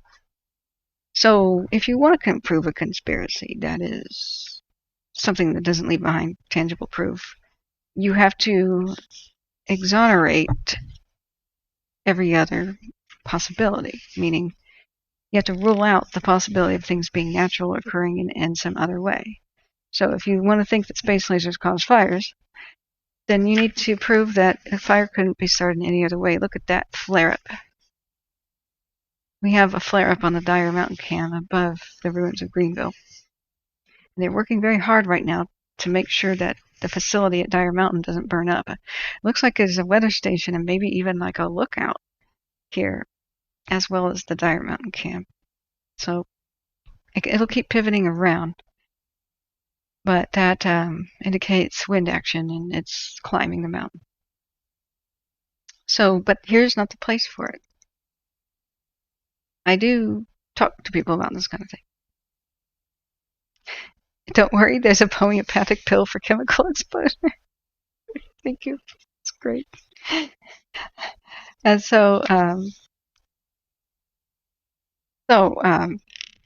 that would be the way to prove something like that. You have to rule out all natural causes and natural phenomenon, and then you actually would do it. And so there's a lot of people that I've reached with that kind of logic, and they're like, oh, yeah. And there's a lot of people who feel reassured by the fact that it doesn't seem to be that space lasers can cause fires, and therefore we can relax. Um, the diehards, it leaks over into religion. The diehards that cannot be swayed with logic. Most conspiracy theorists are very intelligent people. They just they feel scared and stuff. And there's a lot of scary propaganda out there, and echo chambers sort of stuff with social media. But anyway, the diehards that cannot be pried away from their beliefs, no matter how much evidence you throw right in front of their face, have an emotional problem. So you can't solve their emotional insecurity problem. So they won't respond to logic. And it's just sad. You can feel sympathy for them, but you can't reach them, and so you shouldn't really try. The world being so scary, chaos frightens them to death. So there has to be order. If you're afraid of the unknown and afraid of chaos, then you need to believe that somebody's in control. And for the non-religious, it's some giant conspiracy of aliens or a man. And for the religious, it's a deity. And the non-mentally ill religious believe that God has a plan. We don't understand it. We don't question it. We'll figure it out someday. Just trust. Trust everything's going to be okay. Life is supposed to be most religions believe that life is supposed to be pretty awful. So it's a proving ground for either reincarnation to a better place or going to heaven for a better place or something like that. Only through trials can you find out what you're made of. And then there's a reward for getting through this. That's the non-mentally ill way to look at religion. I keep monitoring these cameras. However, there's a mentally ill way that people have this belief, and that is they cannot handle uncertainty, and it's too scary for them, too emotional. And so they need to believe somebody's in control. And so the religious that are mentally ill like that, they think, well, since God is good and he's in control, then that means that whoever had bad things happen to them deserve that. Really awful. That's why you have these religious people coming in every once in a while saying, you deserved everything. God's punishment, God's wrath, and gays cause hurricanes and all that kind of evil crap. They just need a reason for God to have been angry at those people. And, you can tell them all about plate tectonics, but they still think that earthquakes were caused by God's wrath and, whatever. And so that's why I don't allow any kind of crap like that. Lizard people, yeah. So lizard people is part of anti-Semitism, I found out. That's why I don't laugh at it anymore. Pretty evil. They think that what's wrong with Jews is that they have reptile DNA. It's just so damn awful. I can't believe it. It's like, really? It's 2021? You're still thinking like a medieval idiot? Blaming Jews for things? Like, really? So, but digressing a bit.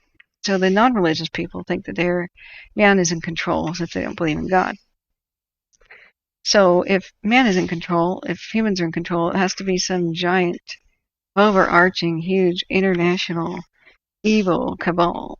And that's what they're going to believe in. You cannot pry them away from that because they can't handle chaos. If you keep saying, no, there's chaos and we don't understand why these things happen and there's no explanation, they reject it. They emotionally can't handle the idea that somebody's not in control. So that's it. Yeah, labeling people is no way to go. Absolutely. Blaming groups of people that you don't know is just so ridiculously. It's an emotional thing. All of hate is emotional. It's not logical. So I don't tolerate any of that crap. That's it. So going back. Viewing messages. Actually, no, that's totally fine as a comment. Taylor Matthews is right on. Most conspiracy is anti-Semitic. Yeah, it's just like, really, guys? Really? Do hurricanes have pronouns? Lorem ipsum says. Is that the beginning of a joke? No, most non-religious people do believe there is chaos and there is no one in control. I was quite clear that I said mentally ill. Of course, most non-religious people do believe in chaos and there's nobody in control. I was quite clear I was talking about the mentally ill. So, yeah, Daniel Lambert is okay. Maybe you misunderstood what? What were you saying, Daniel? I was explaining when mentally ill people cannot be pried away from their beliefs. That's because they're mentally ill that way. Yeah. But are you afraid to find out that the moon landing was faked? I've been to the moon as a lizard person. That's where I was born. I can confirm it's hollow, but the outer crust is indeed made out of cheese. And that's where most of the cheese comes from. But yeah, they did arrive. And that's how we realized that the Earth people really should be taken seriously from now on. We hitched a ride back with them. Of course, no, it wasn't faked. So, trust me, I am 98% reptile. 1% thinking everybody else needs help. I'm not sure. Let's see here. Let's see. But we want to keep this informative and supportive. Starting debates that don't have an end is not really the way to do it. Yeah, exactly. What were the motives behind using space lasers to start fires? Exactly. Like, first of all, and this is how you know somebody's mentally ill, like really quick, or just really can't do anything. When I say, guys, why would you spend trillions of dollars on a space laser program? And then your target would have been something that you couldn't reach in a way that's cheaper. Some sort of military deal, right? You would have a high value target that would command such a resource sink. There's no infinite budget for military. And wars are fought with money, so you have to divide it up carefully and do what's effective. Why on earth would you spend $1 trillion on a space laser if you wanted to take out a really non-existent, non-important target like Paradise, California, a retirement community in the foothills? You really would use $1 trillion space laser and aim it on elderly people and trailers? When if you wanted them dead, you could have dropped a 75-cent match in a red flag condition and have the same effect. That's not any sort of military that survives. If you're that stupid, you are the world's ridiculously most stupid general ever. And you wouldn't have the authority. You'd pitch that idea and people would go, I'm sorry, what? $1 trillion to blow up a retirement community? Why wouldn't we use a road flare? And by the way, why would we blow up a retirement community? Somebody's still clinging that to belief at that point. Just walk away and say, okay, you're right. Okay, sure. Yep. Okay. All you can do. Just you gotta feel sympathy for them. They can't go beyond that level of reasoning. It's like 2-year-old child stuff. So I actually do feel sympathy. It's terrible to see. There goes our heroic dozer crews. They're making this camera safe. I hope it survives. If this burns up, we can't monitor the fires well anymore. So I'm a psychiatrist too? No, I just read what psychiatrists published in their papers. So going back here, I actually did go to Chico State University, and not as a student, but I had interest in becoming an FBI profiler. And somebody I knew was a student there getting their bachelor's degree. And so I actually attended many of the class as I was allowed to attend many of those classes in the back and observing. And it was such a treat, such a privilege to listen to real FBI profilers explaining how they work. But there was other topics covered too. So I didn't have a comprehensive, by any means, education. Oh, no, it was something else who said that. And, but yeah. Let's see, go back. Sean Connor says, I just use every fact against these people. Their ignorance is so sad. Yeah, that's why you can't reach them with facts. You could, when you comfort them and make them feel a little bit more comforted, that's the best that you can hope for. But the people who are not severely mentally ill, who just are in a bad place in their life and feel persecuted by abuse in the home. I remember even feeling myself a little bit drawn to conspiracy kind of things when I was like a really youth, because there was an abuse factor for me that I don't want to go into. And, I grew up and out away from that. And I'm not saying my family abused me, but just being younger. And I gravitated more towards that, but I was too logical to fall for it. I remember like the natural cures they don't want you to know about guy. It turns out he's probably a paranoid schizophrenic. Just very convincing and charming, but that guy was pushing his nonsense book, telling people that you shouldn't use microwaves because if you put human blood in a microwave, that you're going to have it can't be used anymore, therefore microwaves are bad. Well, it's like, you know what? Blood has to be refrigerated, so even if you put blood out in room temperature, it's destroyed. Did you know that? But he had this like fearful stuff. Everybody's against you. There's real cures for cancers out there. They're suppressing it. And then I finally realized this dude's mentally ill. I was watching that infomercial because he ranted about how he was selling calcium coral, and he was saying it was the cure for cancer, which, woo, that's a bit of a claim. And coral calcium, just ground up coral. What a scam. He's charging people crazy amounts for it. And so he said the FBI raided with guns drawn and seized everything and stole the cure for cancer from him. I'm really sure that didn't happen. I'm pretty sure he got shut down by the FDA for being a scammer. He's claiming that guns are drawn and they showed up because they want people to have cancer. I just went, whoa, wow. So I could smell a donut from a while away. Yeah. That guy is a wrong, yeah, as a noun. Who invented that? I want to do it. Lorem ipsum, how's the pizza? Oh God, I forgot to order my pizza. I'm going to do it now. Thank you so much. Thank you, Lorem. There's a ton of arson arrests last year. I know that one is pg&e. Yeah. RW Flyving is welcome. But last year there were countless arson cases too. Yeah, the 2020 pushed a lot of people over the edge where they psychologically cracked. There are real arsonists out there. And when they see red flag conditions, they do copycat strikes. There's a lot of mentally ill people out there who are, well, most homeless. 75% of them are homeless because they're mentally ill. They can't balance a checkbook. They can't understand things. They can't hold down a job because, well, they're hearing voices and stuff. And we didn't have a homeless problem like that until we had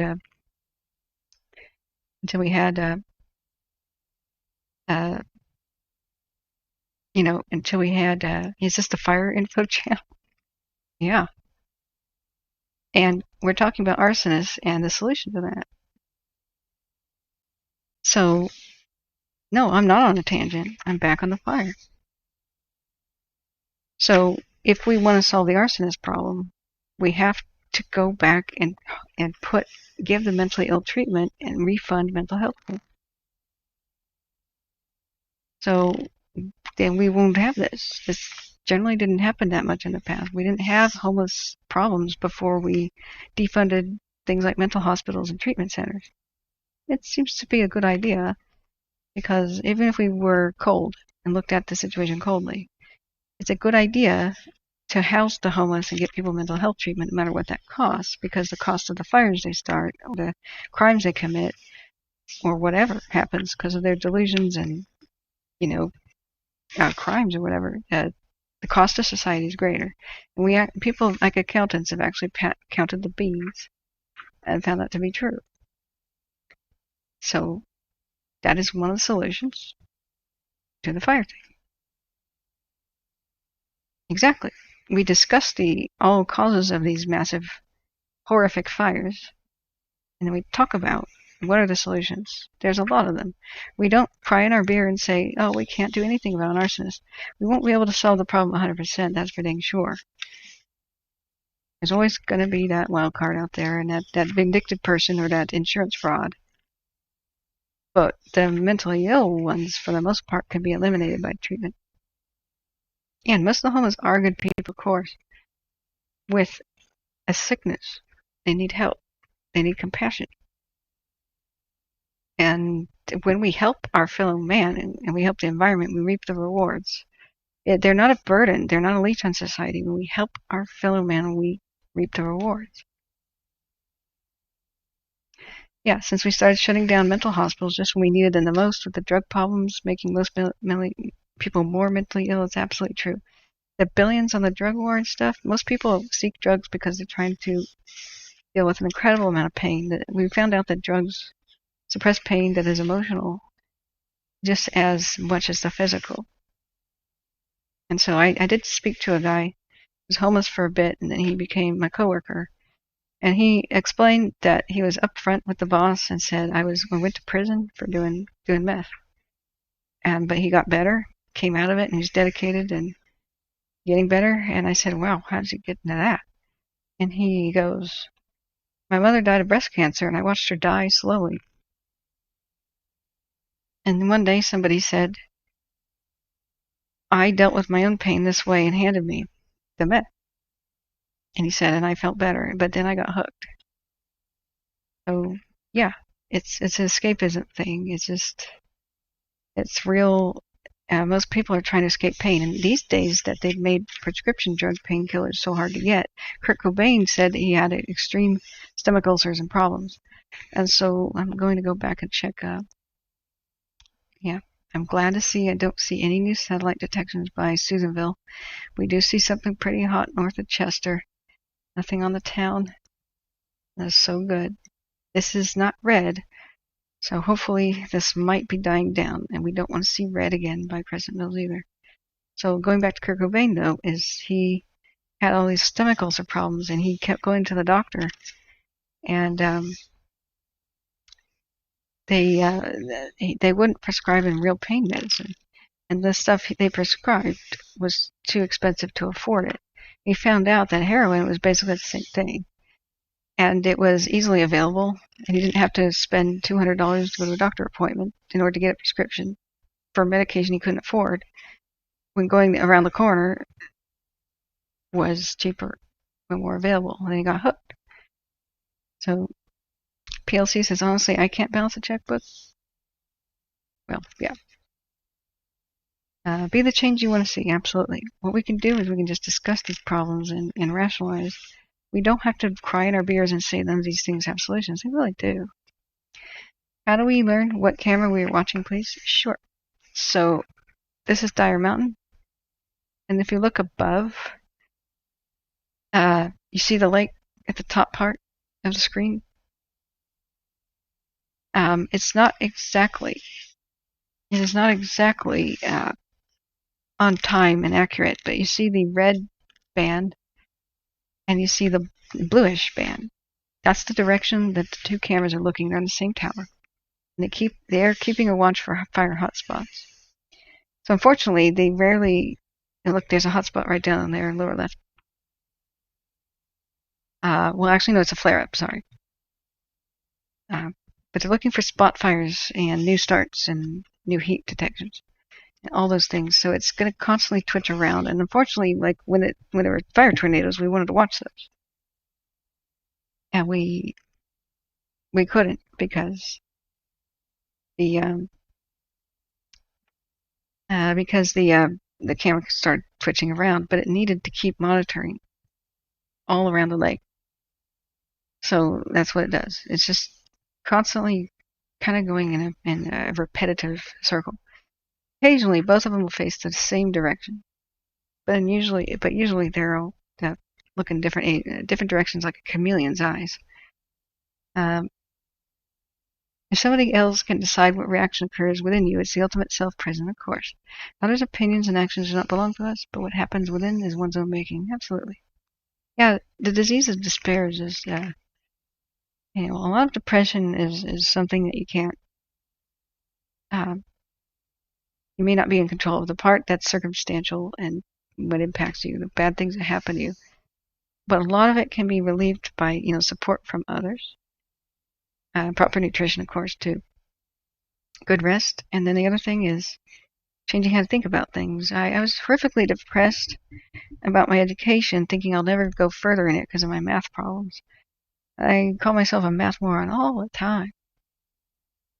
This is why I keep a good positive attitude about the fires here. I tell you the straight dope on how serious they can be, but then I don't fail to express the positive too and show people that solutions exist. And when I called myself a math moron, boy, was I demoralizing myself, killing my own motivation and feeling bad and feeling hopeless. So then I had a cool teacher walk over and he goes, "So you're a math moron, I hear." Because I had basically pouted and declared myself that. And he had a chipper, funny smile, and I went, "What?" And I'm like, "Are you taunting me? What?" And he says, "What math level?" I struggle with long division, okay? So the funny thing is I can understand all math concepts, but I have dyscalculia, which is like a very hard to understand and little known thing. It's like numbers dyslexia in a way. And so what I would do is fail and go very slowly and fail math tests, even though I understood the concept just fine, methodically work through formulas. And they wanted to hold me back a grade in 6th grade, even though that I was well above my class and I was in advanced placement classes for like everything else from then on. And so so many things had a math prereq. And they were saying, "You can be an astronaut." They looked at my math test and said, "No, you can't." And so here I have a different teacher, and I just went in despair. And it was well beyond high school. Those teachers, only one of them really took the time to say I could do it, but he wasn't very good at motivation. He was frightening a little bit. He was an old FBI agent, and students were terrified of him. So yeah. So here a different college pro who's a really chipper and sunny says, I hear that you're a math moron," and I'm like all upset. And he goes, There." He says, "Do you realize you did better on this test?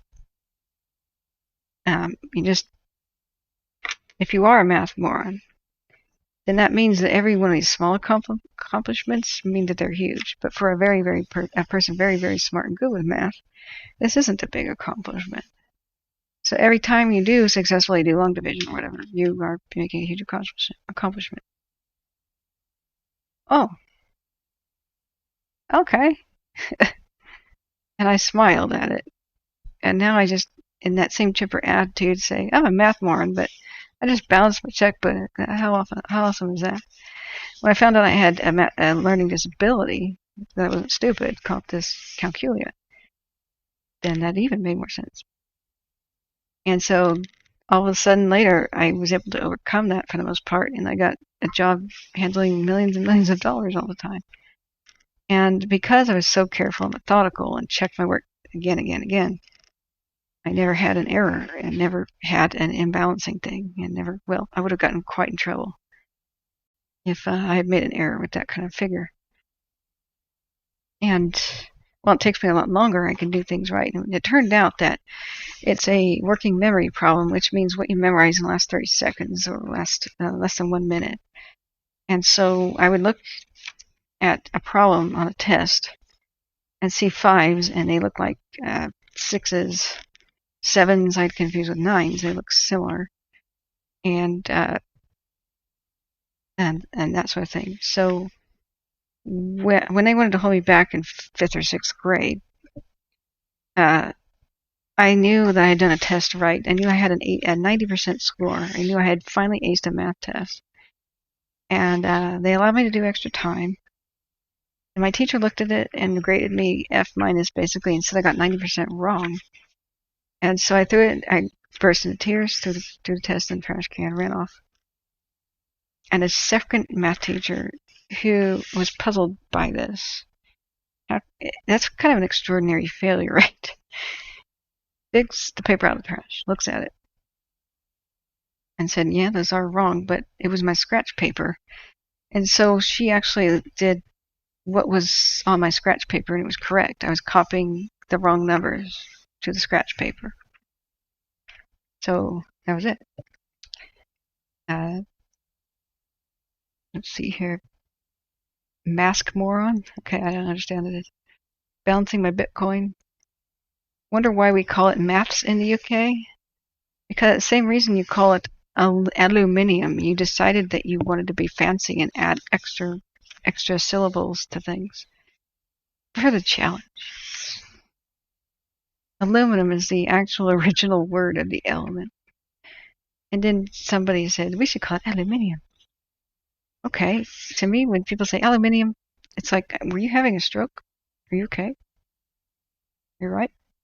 Why do you add those extra things? You all right? So, Crazy 2002, I couldn't deal with pre-calc and proofs, so I gave up on my senior year in AP Calc. Oh, I'm so sorry. Went to college, had a great professor. I did so well. He was like, well, why are you in this class? Just leave. That's an awesome story. Oftentimes, you just need that boost of confidence. Now, look things another way.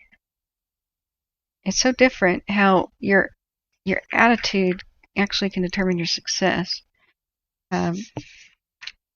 How do you spell so, and so, right? Exactly. And so, I got my ass kicked from my teacher asking which one she meant. Yep. A lot of those is just you're intelligent, but you think you're stupid because of a disability or something. So many people suffer from dyscalculia. Thank you. Yeah. It's if only my teachers had known that, they wouldn't have looked at me with the pity in their eyes. It crushed my soul. And they would never have told me gently, I'm not going to achieve my dreams. Don't try. Oh man, that was hard. Yeah, and people thought I was stupid for much of my childhood. Yeah. Yeah. He asked how you spell so. Exactly. Yeah. Because we Brits start drinking at college at 16. That's funny. Yeah, you just had a similar learning disability. So all you have to do is accommodate the individual student. That's what a good teacher will do, and buoy the spirits, and just keep you trying. I see it this way. Say you have a burden, you have a hard task. It's a burden, and it feels like you're dragging a 100-pound cast iron weight by a rope behind you, and they say take it to the top of this mountain. It's not physically impossible. It's going to take a long time, and you go, oh God, this sucks. This sucks. Going back and check the infrared. Ugh, we got the red above Taylorsville. Excuse me, Crescent Mills. I keep doing that. Crescent Mills. I'm hoping they're doing okay down there. And it's just an ongoing battle to save these towns. We have to absolutely support our firefighters. So, going back, and the reason I constantly talk on topic or not is because there's no radio chatter to listen to, and most people are just listening, and they come back and look because they have lives and they have jobs. They come back and look when I say, "Oh my God, look at that." You know, if I don't talk, I go down to drop viewers because same thing happens when I need to work and I'm watching a video. I need to listen. So I will fill the space. I'm about to order this pizza. So back to what I was saying though. You have a 100-pound weight that you have to pull by a rope up a mountain, and you compare yourself to others who don't have the burden, and they pass you, and it's even more demoralizing. And you're suffering all the way to the top. But what would have happened if somebody on the trail stops by, smiling, and they have the 100-pound burden, and they're going whistling Dixie, do, do, do, do, do, do, and they're going up, and you're like, why the hell are you so happy about this? And they say, well, the reward for reaching the top is $1 million. Do, do, do, do, do. And he takes off at a much faster rate because you were dragging your heels and being reluctant. And you go, what? And so all of a sudden you're happy. You're so happy to be dragging around this weight. Yes, you have to want it. It depends on when you're imagining the success, not imagining and not focused on the task and the horrible version of it. That's the secret for really effective, happier people who just seem to get a lot done and just keep going. It's because they're not focusing on the burden, they're looking up. You don't look down at the problem, you look up at the solutions. What I try to do here is look up at the solutions. This is as critically bad as this is. We can brainstorm, problem solve, come up with ideas. When you are imagining the outcome and the success, that's the best way to go get it. It's your attitude, even though you're doing the same thing as others. Never ever resent a task that you decided to commit to. Just don't do the task if you really don't want to do it. So if you do want the outcome, stop complaining. Just do what it takes to get the outcome. Oh, I have to do this or this. Nope. All you have to do in life is die and make choices. Everything else is your option. That's one of the best philosophical things that will free you. Nobody can make you do a damn thing. So, it's not what you have to do. You're making choices on what you'd rather have. I would like to not, I'd rather that, pick something bad. I would rather not scoop up the dog crap in the backyard, right? You're thinking that. I don't want to do that. But you go out and do it because you'd rather, you would rather not face the consequences of, say, you failing to do it. You just know that poop's going to pile up into a dung heap and it's going to eventually be one hell of a nasty mess, right? So you are always doing what you'd rather be doing. Because no matter what you want is, you're basically picking the consequences. Yeah, we keep monitoring that, PLC. I just said that there is a battle here going on at Crescent Mills. It's still in the same position here by Chester. There's still that hot spot there.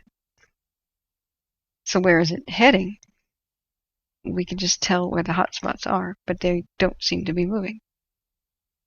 That's what I was just saying. We can't watch where it's going because these are our cam views.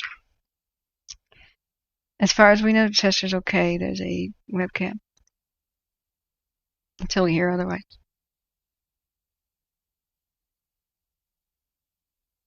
I've gone past a long point of time where I need sleep. So I'm just going to order my pizza. Here's the Chester webcam. Let's see. 5:06 p.m. Here's Chester.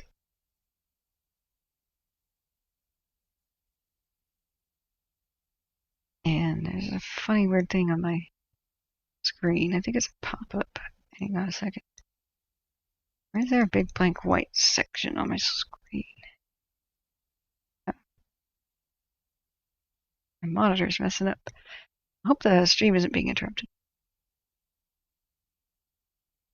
So the fire's so quiet, I'm losing viewers. They come in when everything is really scary.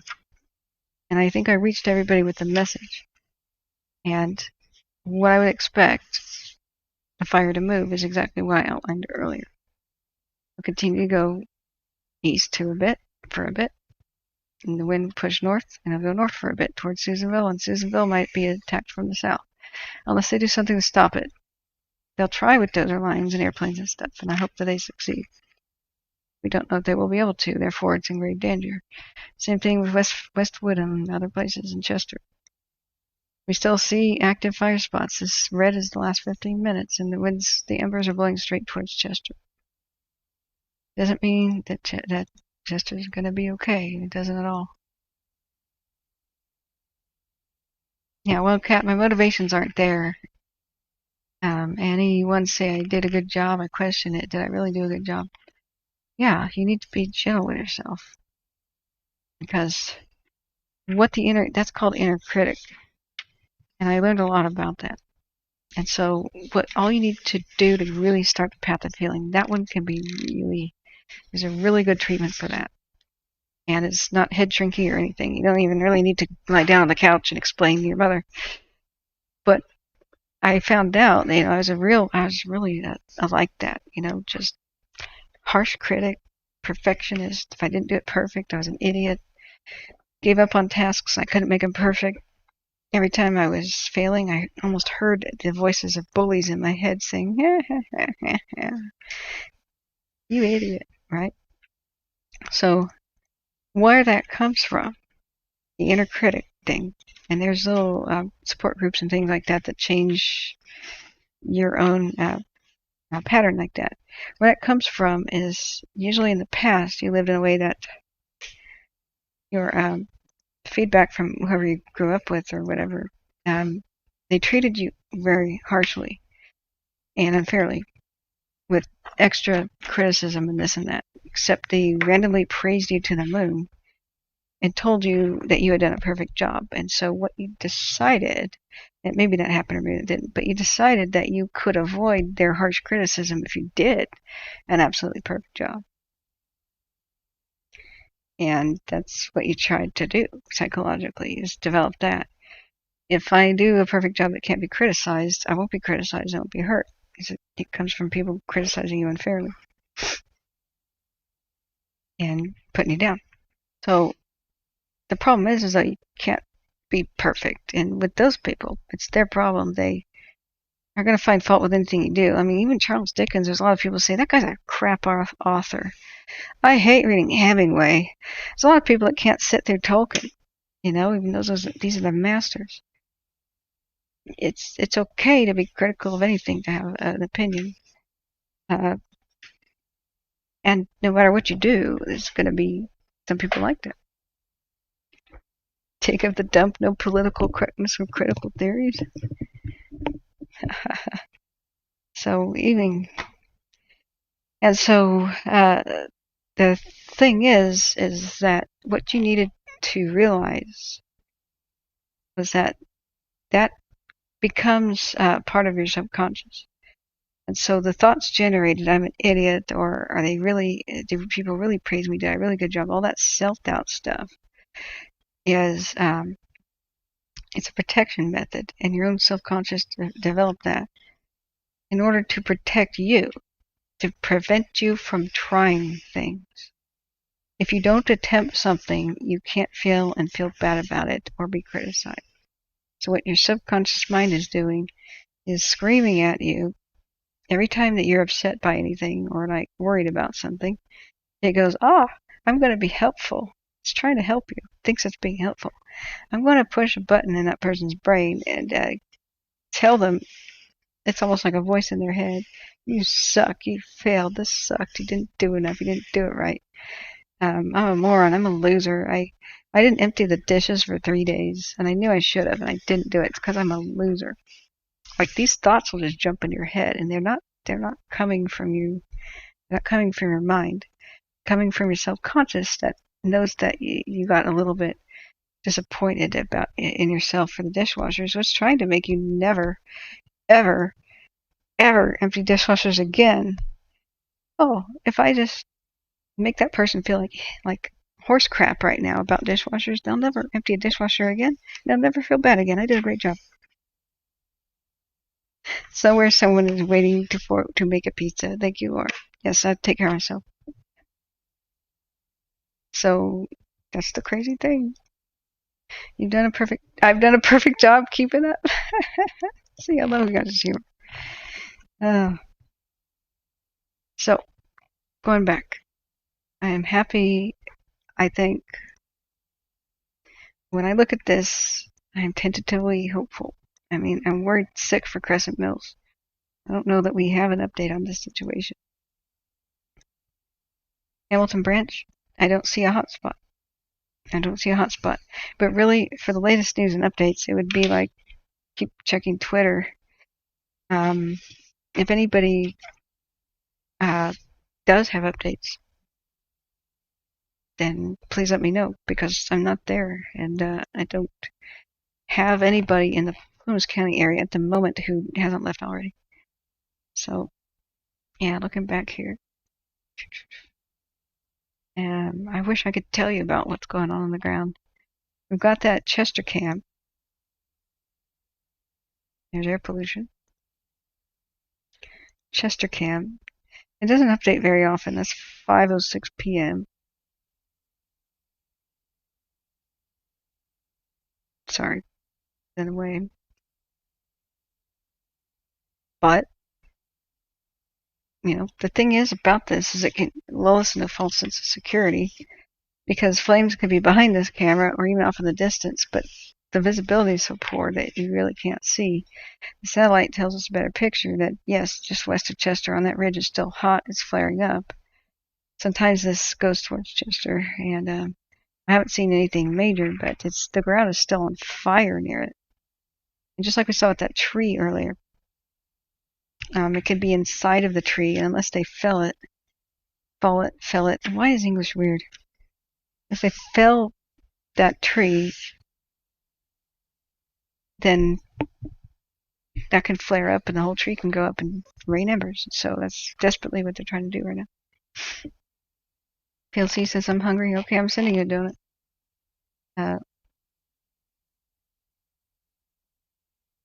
No, Laura Mitchum is okay. You don't need to delete that person. Why is Laura Mitchum?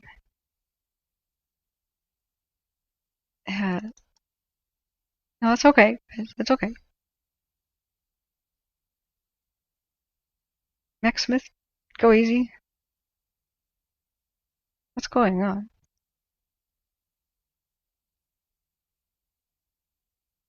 We have a rogue moderator. You think I have no way to handle you? You really think I have no way to handle you? Guys, just wait a second. I'm handling it. What has happened here? Hang on, y'all. I'll fix this. Duplicate tab. And we're going to go. Apparently I promoted the wrong person.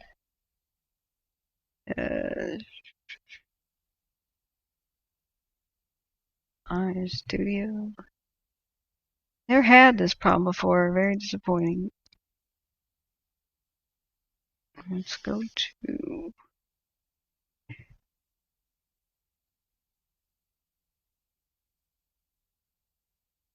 how to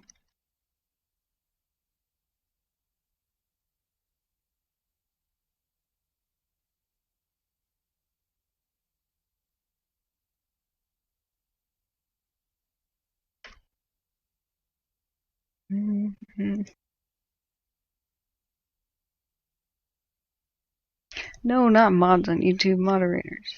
Jeez. Okay.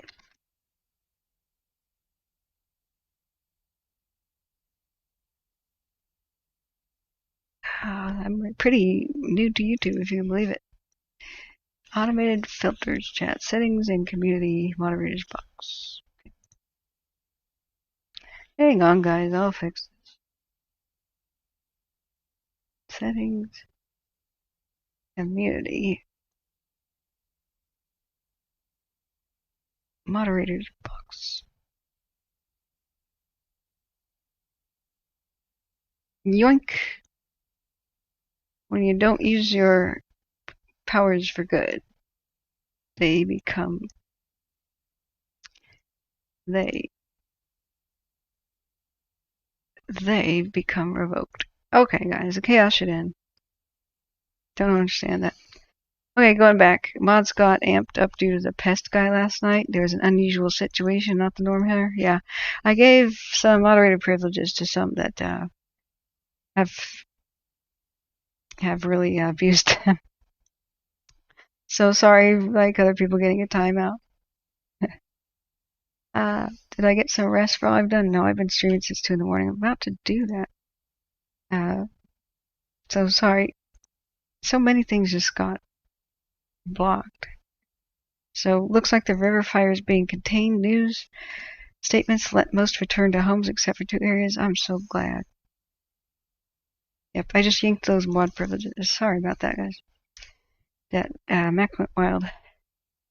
So just know, Catherine, you're making a difference in people's lives. We've been informative highway when we had none. Thank you. And I know that there's a lot of people that won't like my messages. And that's totally okay. But they can criticize me all they want, but they can't come in here and harass other people and disrupt. So I'm glad they're gone. It's nice and chill again. I'd rather have 12 people in the chat than like hundreds that are disruptive. I'm not here for some sort of popularity contest. I'm here to spread the message. Moderator's gone wild. Yeah. It's because he went wild, PLC. I don't understand. So, Exciter PTSD has us imprisoned here in the burn scar. I know, I'm so sympathetic. And something wrong happened with my computer. There's like a permanent white square on my computer that I can't get rid of. It's some sort of a setting. Like Windows 10? Really? I'm seeing too much white on my screen. It's like an arc welder in my eyes because I have a water crown lens, sure. And I've become a lot more on topic when people are actually asking me questions about fire. If people aren't, then I have to fill the space with some sort of story time. You know what? This dead pixel, you're right, but it is the size, though, of a window. And when I refreshed, oh, this window is back here. Didn't even know. When I refreshed the website on Windows, wow, there's all kinds of random tabs that are hiding back here. Oh God, the verifier. Let's see here. It happened when I refreshed that webcam. So, wow, yeah, hang on, guys, I'll get it back. I gotta shut down some rogue tabs here. Yeah, that is hanging out in the middle of nowhere. What's that? Okay. Now I went to the Chester webcam when I did this refresh. Screen flashed, and there's a permanent giant white square that's taking up a fifth of my monitor, giving me a headache, and I can't even put Windows in front of it, and I don't know what it is. View the page source. It's like it's part of Edge browser. So let me just try to shut down a lot more tabs. So Seta says this timeout is an opportunity to refill my glass of hot Brion. Am I saying that right? Hot Brion? Sounds fancy. Thank you. People in the area seem to be positive about Chester, though, so I'm crossing my fingers. Well, we can celebrate the moment. I know I hate doing that because that can lead to crushing disappointment. And I've kept a pessimistic attitude to avoid disappointment for a long time, but I'm weaning myself away. I almost feel like I curse something if I get excited about it. What we should celebrate is the moment and the possibility that it may not be erased. And celebrate the possibility that it can survive. However faint, we can cling to this. We can also cling to the real reality that even if it doesn't, we can rebuild. All things eventually must pass. And they're buildings. Going back, most people have gone away from here. And so what may not survive places like Chester, even Susanville, eventually west for Almanor West, Prattville, Almanor, Canyon Dam did not, Taylorsville, Engle Mine, Walker Mine, the luckiest mining town, Seneca. I don't even know if Seneca is still standing. The region. This fire could swallow up the region. Drake's Bad Mineral. Happy Valley, Butte Meadows, Butte Valley, Bucks Lake. Quincy was almost wiped out by the fire. All these things, but Chester especially is surrounded by fire in a ring. So it's especially vulnerable right now. The others are not looking as much as a crisis. Right now, Crescent Mills and Chester might not survive the night. But we can celebrate the fact that they've got a good fighting chance, and there's so many boots on the ground fighting for it. It warms my heart that so many of these firefighters are not even getting paid a dime, and they're out there risking their lives to save these communities and these lives and history. What's for dinner, everyone? Yes, one of my mods went AWOL, and I got rid of him. So it's good. He's got no longer the privilege. So, how are you guys? It seems like you guys are responding to the past things I've said a long time ago. Make sure you hit the live button to catch up with me if you've ever rewound my feed. No, he's not going crazy. He's gone. PLC, you gotta hit the live button. I'm gonna type that. Hit the live button. Hit the live button. Catch up to me in the present. Yeah. R.J. Walters. Cybacillin, the magic mushroom spores will survive the fire, so microbial life and seeds, and actually quite a few things. Liberty cat mushroom, right. So a lot of things will survive, and we can also reintroduce. Everything that's erased is also an opportunity, as sad as it is, to replant a lot of the native endangered species instead of the monocultured pines that cause a lot of this problem. I think I gave Max Smith some privilege to share links, and he was good at that point. But I don't know what drove him over the edge. Yeah, I'm so sorry, King. He was timing out people. Very sorry. I think I just he gave me helpful links. It could have been hacked too. It may not be him. It seems so uncharacteristic. So I keep refreshing Chester's webcam. This is pretty much our current view. That updated 524, 526. Yeah. So the camera is up. We can celebrate, and a lot of things will be able to come back. In fact, in 1 year from now, in spring, there's going to be a lot of green. When I went to Paradise in spring, I couldn't believe a lot of plants I thought were dead were sprouting. The grass was green again because there was a very wet spring the year after. There's a lot, even on satellite here, guys. Look how good this is. This is hopeful. Where's the Sentinel satellite mode? It might have been Sentinel Hub that screwed up my browser.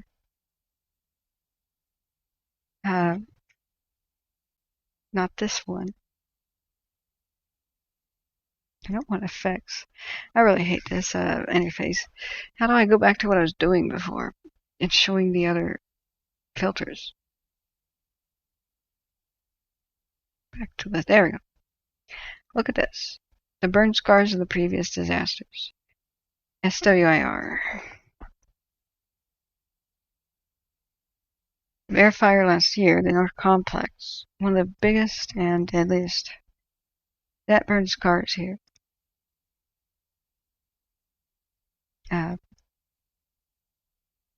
Wait a second. I have to move it. Zoom out. Yeah, it's so sad. The Dixie fire is so big. That's Lake Oroville there for orientation. So, here's Lake Oroville. And here's Lake Eleanor, see? The red is ugly, deforested vegetation thing.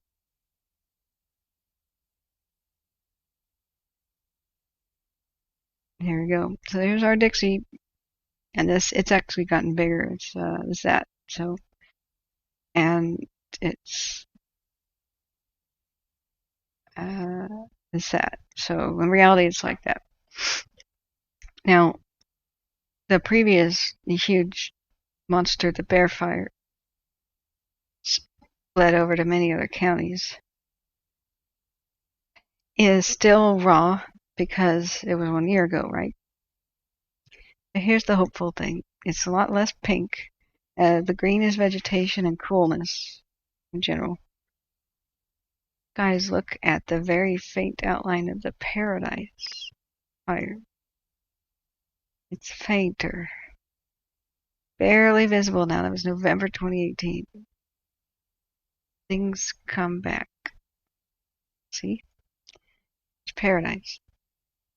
Faint. There's so much new life and green, flowers, vegetation. It's coming back. This will look this green too again. Just we have to wait. I want king crab for dinner. Woo! I never knew Orville was much smaller than Eleanor. Yeah, it's way deeper. If we actually look by volume of water, it's not. Orville is huge. But Eleanor is shallow and wide. It's no deeper than 90 feet deep. Orville, if you were a diver and you dropped to the bottom, you really, what's the depth of Orville? It's freaking huge. When will it hit Susanville? I'm not saying that it actually will. I'm saying that it has a great potential. So when will Susanville be impacted? Well, it's already been impacted by smoke. I can't answer that, and I went to great lengths to explain when. I can't answer that. It depends on when does the next major wind push it to it. If we had another red flag warning like that, it could be there in hours. Look, it's less than 14 miles away. However, we have shifting winds that sometimes blow it part of the day towards it, and then other parts of the day it's blowing away from it. So if it's walking along the ground, it could have more than a week. I think in 7 days from now, though, there's going to be another red flag wind event scheduled, so we don't know. The race is against time before that day to do anything, but if we had an unscheduled wind event, or if it made its own wind, it could be impacted in just like 48 hours. We saw it get really close to the highway.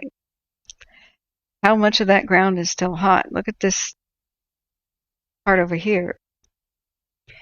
So I think Susanville is more threatened from the south than from the east, but look, it could come from the east, and the wind's blowing to it. What we've been watching for is, has there been spread? There was some. I'm happy to report it's on pause. So we don't know. All I can tell you is when it could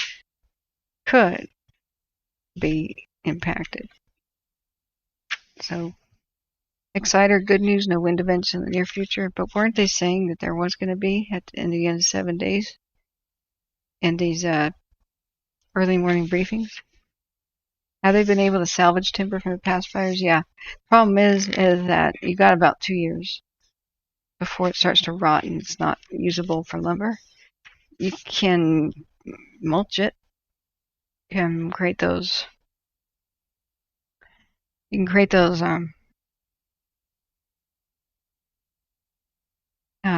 Oh, I got rid of the spot. It was my firewall. Okay.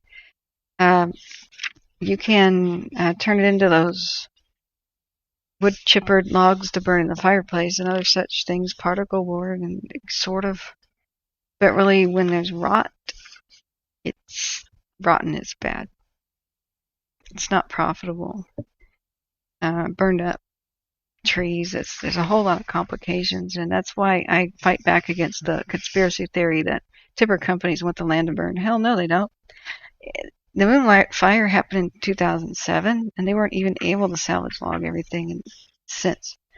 A lot of that's still up there. That's why Susanville's in danger. The Moonlight Fire trees are still standing there as dead lumber on the landscape. It's part of why it blew up west of her with that monumental, crazy 600-foot tall flames. Because they're standing dead trees that are huge. That were killed in that fire and never left. So beneath this camera, the bulldozers are trying to protect this camera. They think that the fire is going to come over here and threaten this camera. They look down every once in a while and we can see those bulldozers. Excuse me. God. Catherine, I appreciate you answering me. Is that thanks, or is that okay? I backed the video up a couple times. Can you dumb down? How do we know what camera we are looking at? Dumb it down. What camera you're looking at? These two? Alright, this is Dire Mountain. Seems to have a weather station and maybe like a shack on it or a lookout. It's on the east side of Lake Eleanor right here. No problem. And it has a tower on it. And it has two cameras, and they keep looking this way, and they rotate. They go where? They very rarely look beyond this ridge. But both of them are in rotating rip, rip, rip pattern. So they're constantly looking for new smoke starts and spots, right? I could see why they're trying to protect the camera. There's a hot spot here. It could climb right up and obliterate this camera. So the handy guide here, if you look at the top of the screen, I'll pull it here even. In fact, actually, just do this. See this part?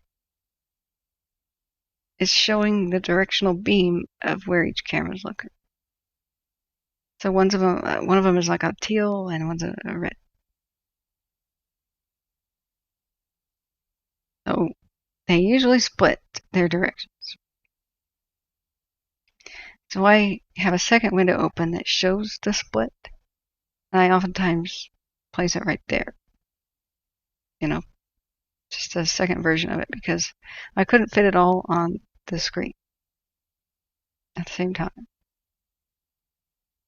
So it's a second window that I can hide with a push of a button.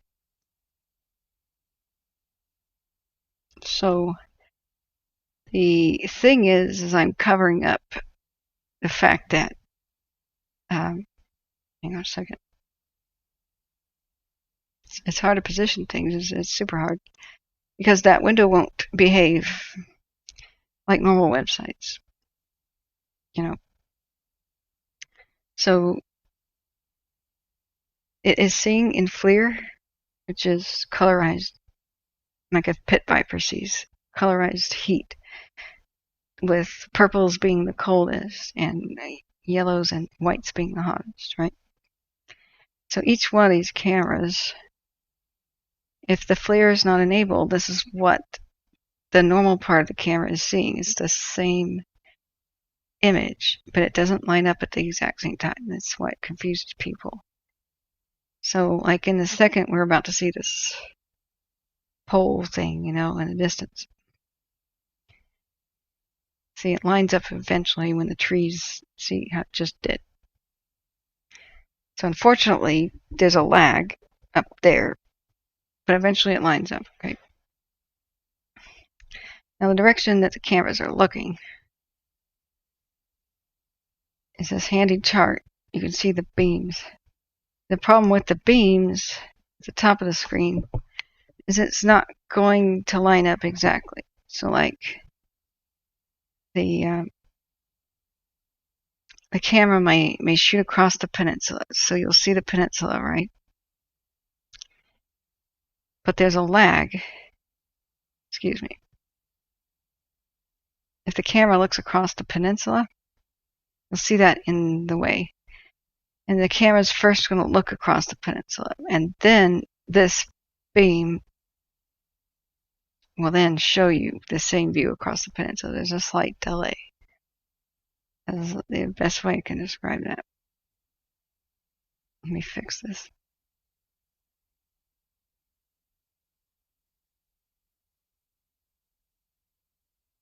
So the beam there is for your viewing pleasure, and I sometimes accidentally have that on top of other screens. You gotta alert me.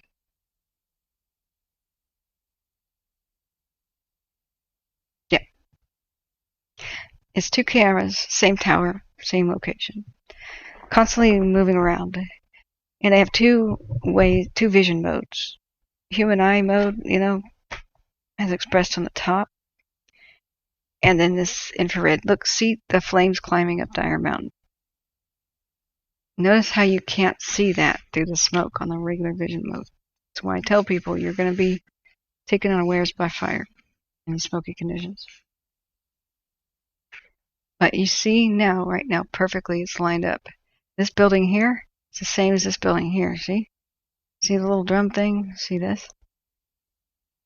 It won't line up exactly the same time. One will shift and then the other one will follow, see? That's that.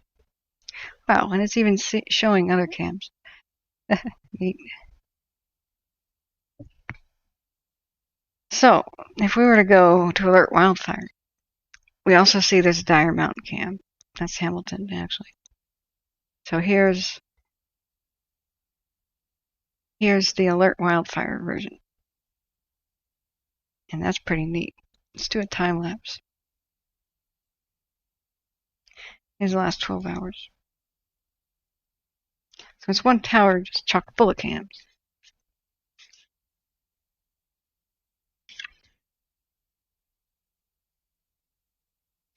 And crazy visibility, but I think the wind change has made it so that we could see more in the distance because there's less smoke. You know what? I had a good comeback that I never got to use when that guy was like, I am unsubbing from Catherine, the ultra-liberal who is pushing climate change, carbon nonsense agenda. I almost said, wow, I'm so happy. So happy you unsubbed.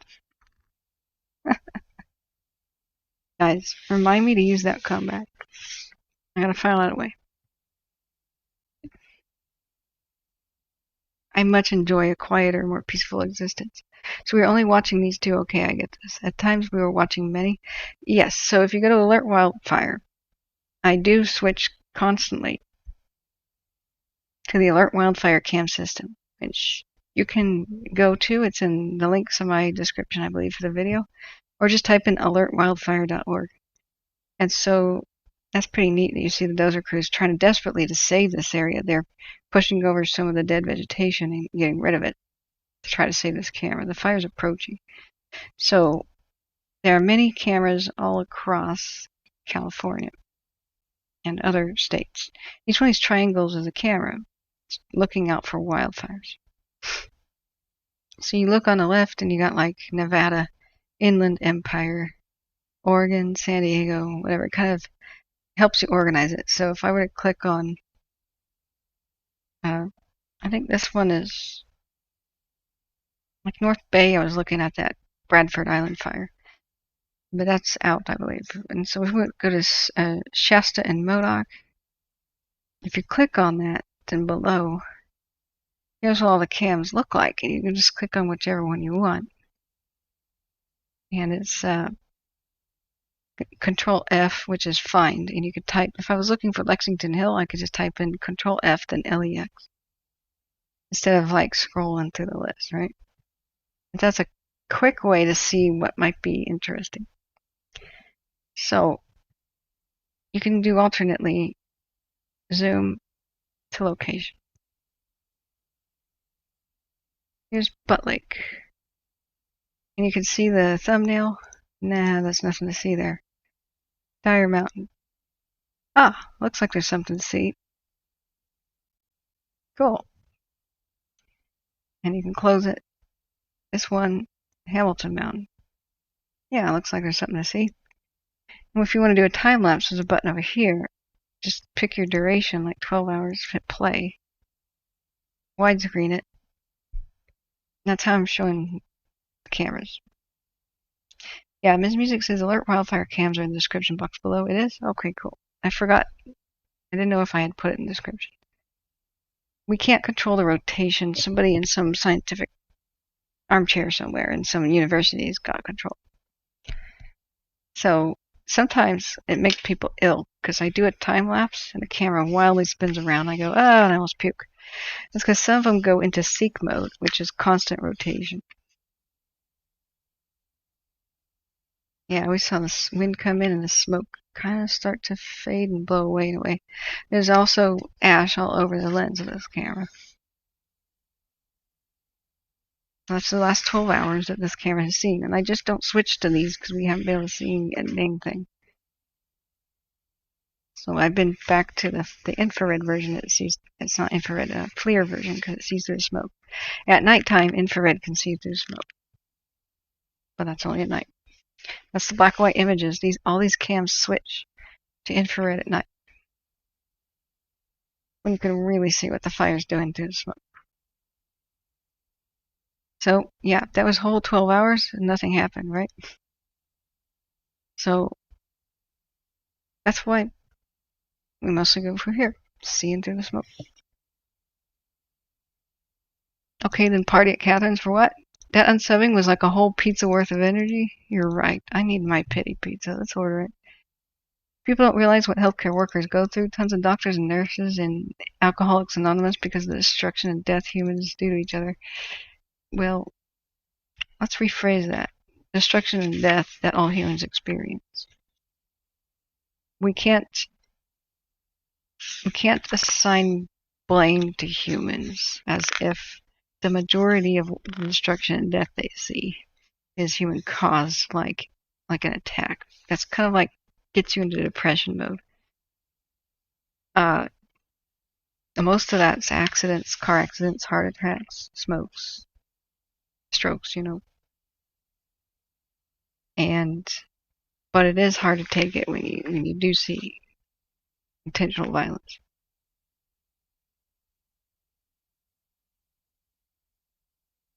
Wow, David, well, in nursing school, I had a patient that was dying. Her family couldn't make it to her bedside in time. I decided to stay and hold her hand as she died. I was written up for missing a pot clinical.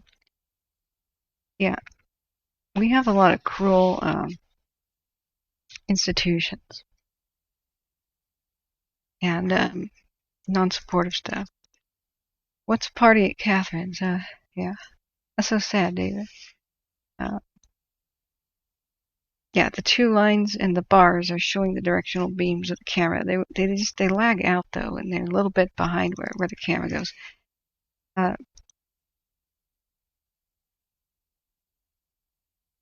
Smitty says 560. Exciter other than the school, handfuls of houses on Alta Camp Road. What parts of Greenville? ?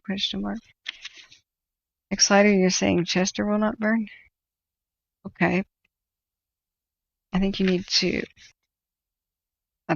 to realize that the possibility is really existing because we just toured parts of Chester that burned. Okay. Right now, the central part of it seems to be okay as far as we can tell on the webcams and the heat detections.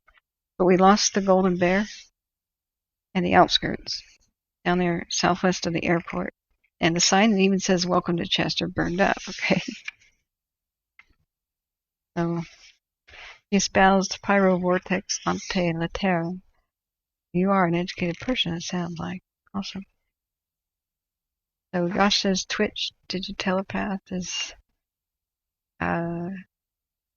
yeah. In fact, I think I have the non-Twitch, no, it is a Twitch version. Weathernode.net/Fleer. Cal Fire Incident Management Team 3 has been activated to manage the north side. Wow, we have 3 incident management teams. Guys, look at that. Look at Dire Mountain. Fire's racing up it right now. That's why they're working hard to protect the camera with those dozers. Sean Connor, gene check alert wildfire. We'll see. Okay. Down timber is not profitable. It's not, really isn't. I could tell you when the Moonlight Fire happened in this area, the rugged wilderness, they had to salvage log it to try to prevent new fires. And well, here, this new fire is being partially fed by that stuff that they didn't do.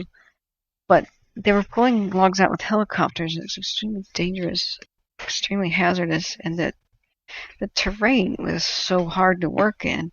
It never would have been logged. Like, there's just no way to put what are those things at the top that pull the logs up the hill? There'd never be a way to put the equipment up there, the spars or whatnot. It'd be impossible to log the mountainside, just too steep. And what I witnessed was they were getting those burned up logs off of there to try to save the environment from a secondary disaster fire. And that wasn't profitable. It was dangerous, dirty, and horrible work. And I wish they'd done more of it, and this would have protected Susanville.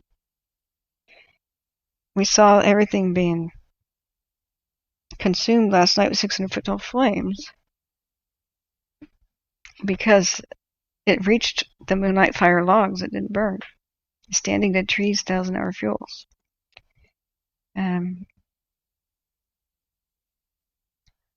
Shell Phillips, I hate to ask this because I know you mentioned it previously, but it's been a hot minute. I mean, we have your address to Google Pay and give you some pizza money. Oh, thank you. You guys really boost my spirits. Thank you.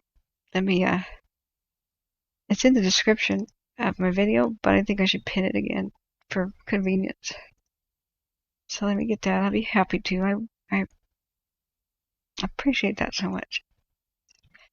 I don't drink, do drugs, or smoke, and so comfort food is my thing. So I'm writing PayPal account not necessary. Appreciate all donations. Think of the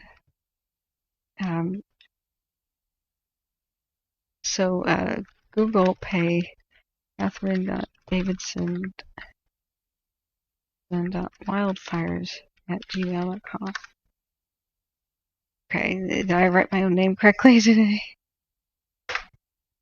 It's becoming a meme. Okay, I pinned that message to the top. Thank you. I appreciate that. David Quesadilla, you bet she was jealous. Also prove that you are the better nurse. Yeah. Poser people. I hate that. Good job. We need less posers and more real people. Yeah, you tell them. I'm sorry, I haven't read all that up there. Hey, Bugs Buddy, welcome. How many times you rolled up to a car accident and you realized the only thing they left to pick up is body parts, Dave? But we gotta stay. I'm staying. I gotta stand. We're all stressed here. I had to check myself when I got graphic too. It's a grim thing, and we should be gentle with each other. I think you should be proud of that write-up, David. You should be fiercely proud of it. That's a trophy. I would hang that on the wall as I'm a way better person than some people. You know, change your color palette. I'm not in control. It's not my camera. Look at that, guys. We got very active fire on Dyer Mountain, south side of it. So gosh knows what's happening on the north side of Dyer Mountain. This is mostly the smoke columns going straight up. So I don't see that winds are too much of a factor. It may have just run up. It's probably an example of racing, where fires race uphill just because they found new fuels. And it's perhaps not wind-driven, but I'm not sure. I mean, it's hard to see much of the smoke. And that would tell us if it's wind-driven or not. Yeah. And that's the same thing. That goes into my story of I was more knowledgeable than my teacher about the health class topic, and it brought down my GPA from a 4.0 to less. But I stubbornly, and now I would have just told the teachers what they want to hear and not harmed myself. But back then I was an idealist, and I looked at her ridiculous, true and false questions. And it was true or false, there are no cures for sexually transmitted diseases. And so I said, well, false, because there's gonorrhea and syphilis you can cure. Thank God there's antibiotics, the bacterial ones. So that and other things where I knew more about the subject than her, and she believed myths. She took me aside, said I challenged the test, and said to her that I can prove to you that on a technical level it's a true and false question. Yeah, you're so welcome, G. Crescent Mills is going to be hit hard too by fire. Yeah, we're watching it on pins and needles. I want somebody to please tell me how Crescent Mills is doing. There's probably a battle to save it right now. But I explained to her syphilis, gonorrhea, others. Some of these have cure. I technically am right. Please adjust my grade. She thought that I was attacking her, and that's an example of extremely low emotional intelligence. She got enraged and furious. Just saying you have a different viewpoint and showing evidence doesn't mean that I'm attacking you. It's just like, here's my point of view, here's my evidence for it. Please don't punish me with a bad grade, teacher. And I wasn't publicly embarrassing her, calling her out, or even telling anybody else that the test was a bit messed up. I was just saying that. She punished me more cruelly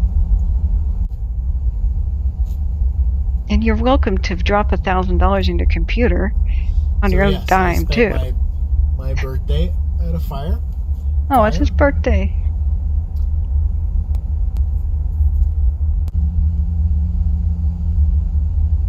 I'm gonna write happy birthday. Wait, am I at the live portion? Yeah, I think I am. Happy birthday. Sherry, I see you. I am heading towards Maidu Drive. So I'm just going to kind of make the loop around in here. And like I said, I saw one home that was destroyed. And I haven't seen any more. Oh my God, that house has a huge window. It looks right out onto the lake.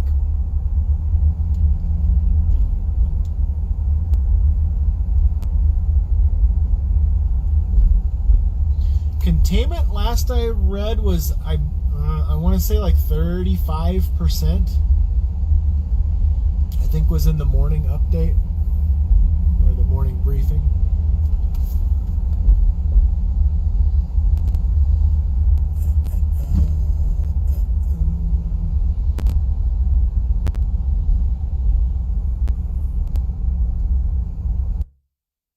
In fact, I'm happy when I don't have to talk. I love it when I'm playing videos. I get to rest my voice. I've been speaking for more than 36 hours almost straight.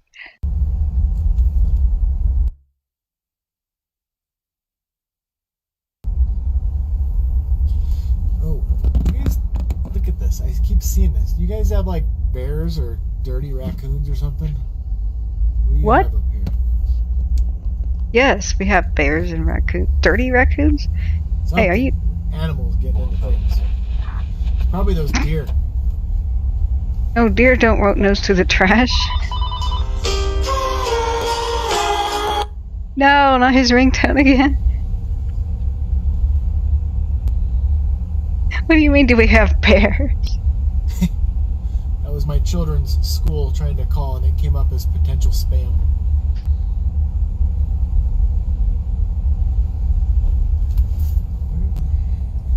Oh my, okay. So Maidu Drive is going to be around the corner. Trash pandas. Yes. Trash pandas? He just called raccoons dirty bears, didn't he?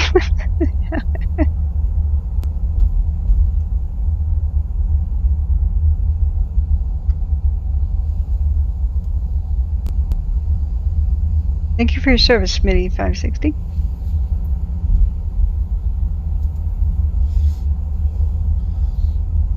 Yeah, the bears and the trash pandas are probably thinking, oh good, those dirty humans are finally gone.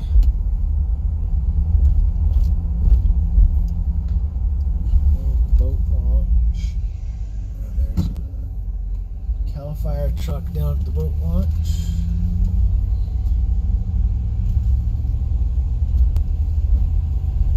Okay, coming up on Maidu Drive here in a minute. Maidu are the native Indians of this region. I think they have a casino in Orville. And again, no, not seeing any fire in the area. No destroyed homes. Turning on Maidu Drive.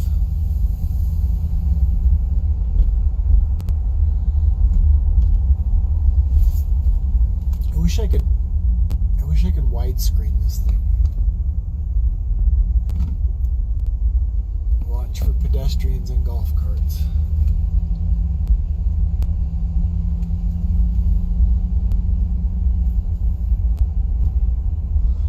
Timothy, I actually brought my fishing pole with me because sometimes I get up to fires and there's absolutely no access. So, and I always think, gosh, I should take my fishing pole.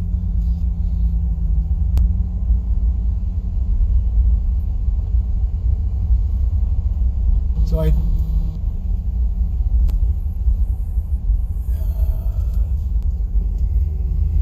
4, 2.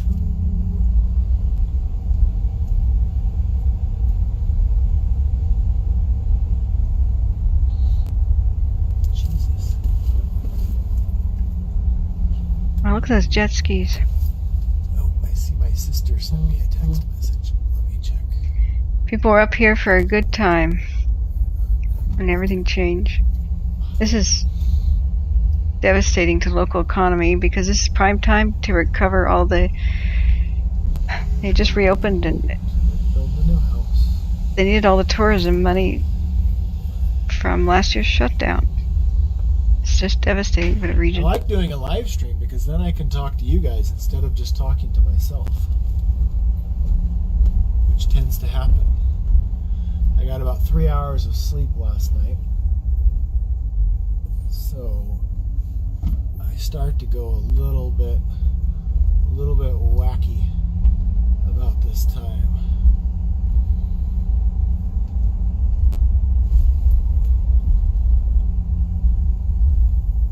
Me too.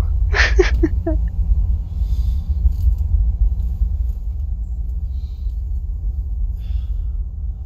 for that address there. Probably right up here. Let's see. It. Oh, I don't know where I am. There we go.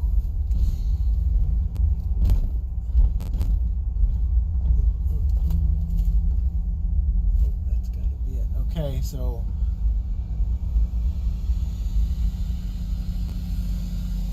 if you left your lawnmower out, I'd take care of that nice lawn for you.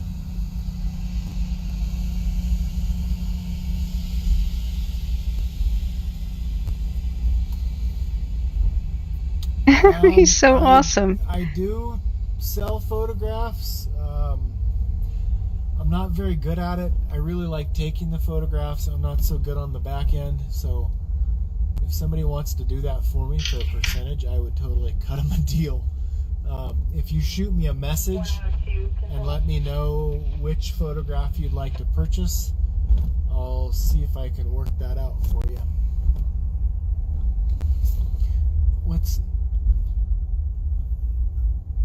Oh, Carla. Hi, Carla.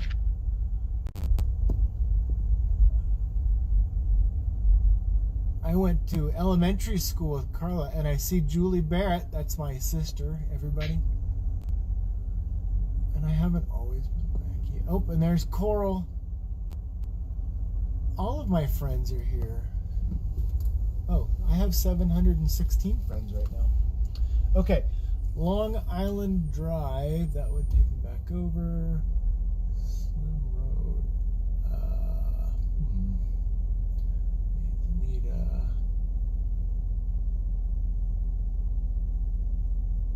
and there's Stephanie. Hello, Stephanie. And Joanna. Oh my gosh.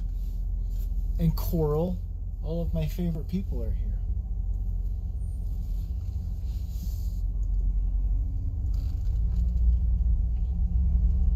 Okay, so I am turning on. I'm on Long Island Drive, passing Slim Drive coming up here.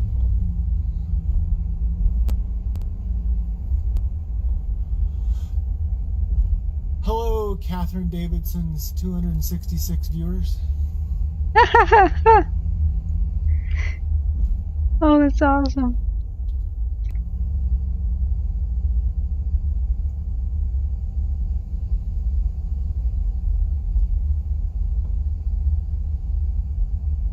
Slim. I don't see. Oh, Slim. Okay. That was so great. Let me flip around. Alright, I'm going to go down Slim Drive because I happen to see that the comments are flying here. It's hard to drive and read comments at the same time.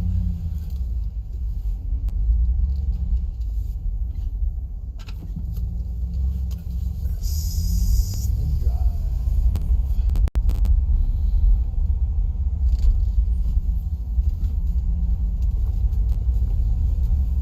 I'm telling him we are worried greatly for we don't know if Crescent Mills is okay.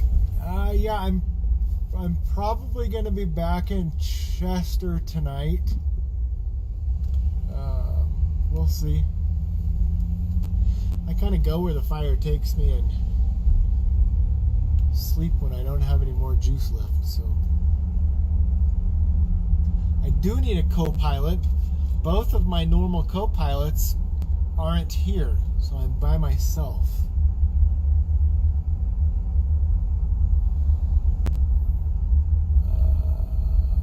Crescent Mills. Okay, So that sounds like something serious. Let me look and see where Crescent Mills is. Crese. I mean, we all know that. Whoops. This area in here is pretty good. MILLS. Crescent Mills Post Office. Crescent Mills, California. Survey says, 19 miles. I can get there. Let's see. We're gonna go. Oh, the stupid rerouting. Let's see where Crescent Mills is. Oh my gosh, that's a long 19 miles. Oh. What in the hell is it doing? Oh my god, it's taking me out through Susanville. Oh my gosh. This is ridiculous. Ridiculous. Okay, so after I get done here, I'm going to shoot up to Crescent Mills.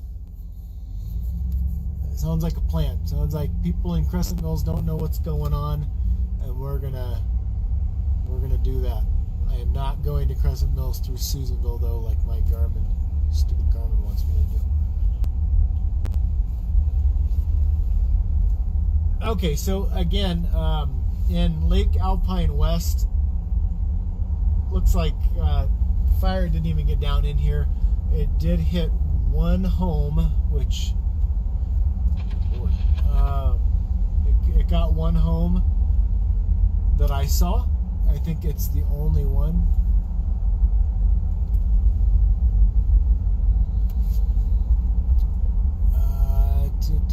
Whoever was just asking, I don't see the comment anymore. Yay! Whoever was just asking about Myrtle Street, send me a message, please. And when I get back into Chester later on, I'll go through all of my messages because I have good cell service there, and I'll see your message, and then I'll go check out Myrtle Street. Yay! He is so cool.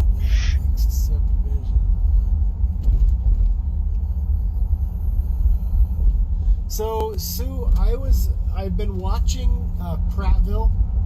I have I have somebody who is concerned about Prattville that's close to me, so I've been watching that very closely. The fire went right around it. It doesn't look like the fire went in there at all. I may try to take a drive up in there. If he goes past Pole Line Road, I'll be delighted. I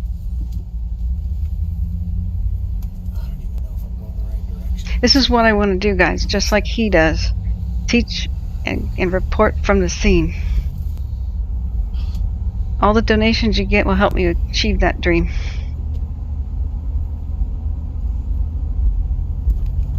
If I had enough money right now, I'd be there in 14 hours. Okay. So, sorry if, hold on. Let me see down here.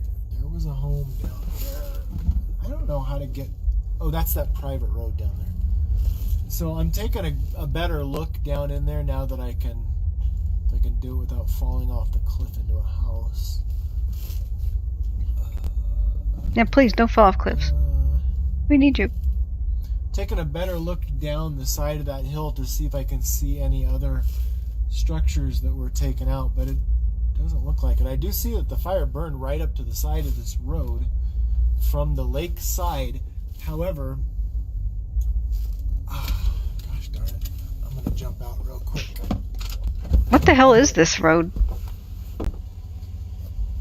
Just a scary road.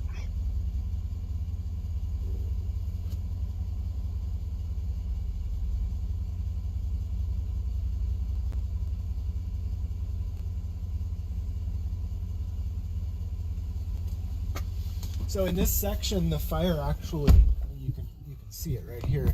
It burned on both sides of the road, but the fire crews must have been kicking ass in here because I only saw one house gone. Oh, seatbelt. This guy's gotta mute his car sound. This is Matthew Henderson, the badass, the same reporter who was on the scene at Markleyville.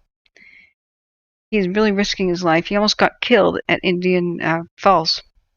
We have to subscribe to him on Facebook, and I'm going to link him right now. Link is also in the description of this channel. Engine down there. Definitely lots of fire. Lots of fire down in this area. My pizza is coming. I'm ordering it right now. Home that was lost down there. So it looks like it was that was a big house. Holy cats. Should I have mushrooms? Pepperoni, mushrooms, and pineapple?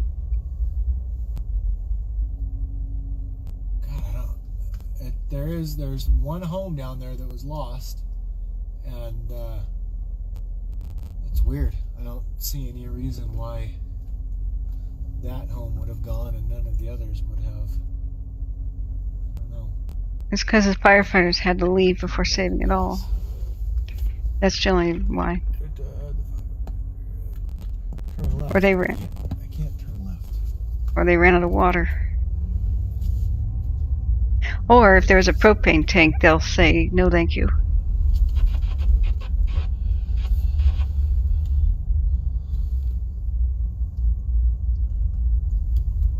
Yeah, so in Lake Almanor West, it looks like there was just one home lost, and is next. So I've got somebody that wants me to turn left and somebody that wants to look on the right.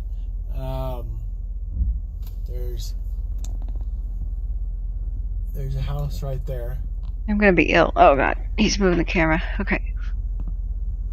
I haven't heard of any fires near Middletown, but I'm kind of out of the loop. When I'm on a fire, I'm pretty into this fire, unless I get told to go somewhere else.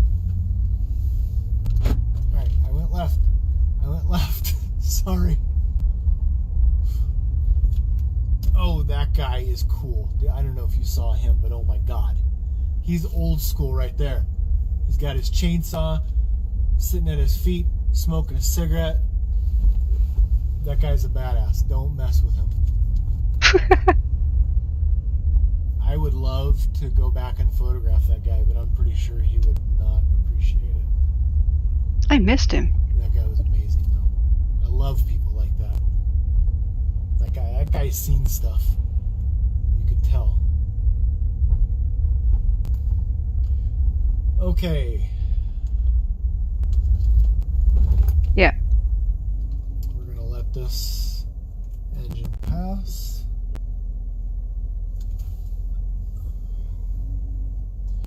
This is the Texas Fire Service. Look at that. So I'm guessing that's, yeah, private contractors. A lot of insurance. Camp Pendleton. Hoorah. Was he a Marine then?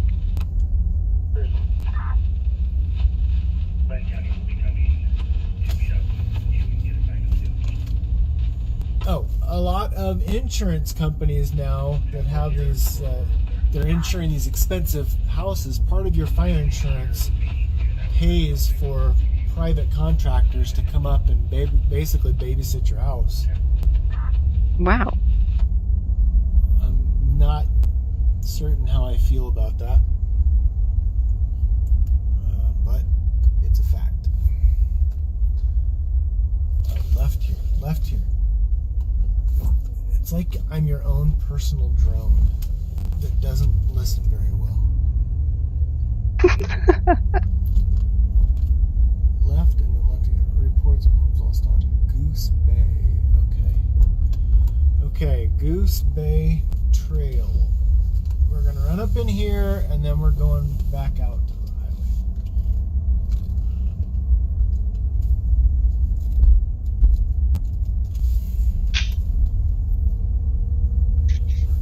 Seeing lots of good standing houses. Oh, holy crap. Look at that. Alright. That was a big tree. Oh my gosh. Whoa.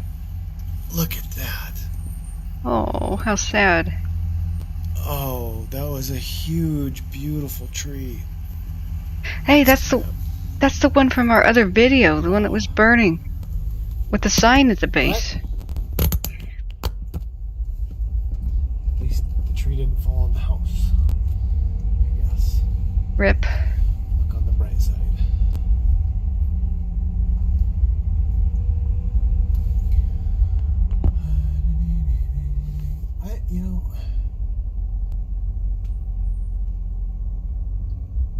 Jacqueline, I appreciate the offer. I am all set. I did go up to Susanville earlier today. I went up to the Ace Hardware in Susanville.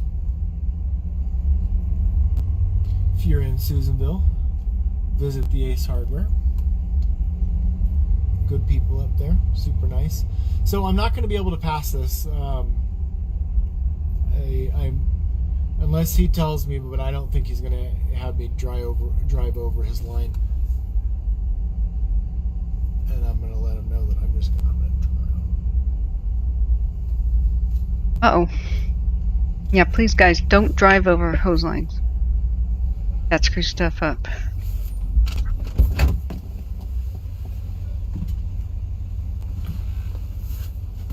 There's an ant in my shirt. Up!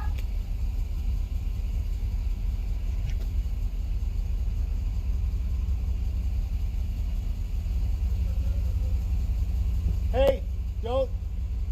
Hey, hey.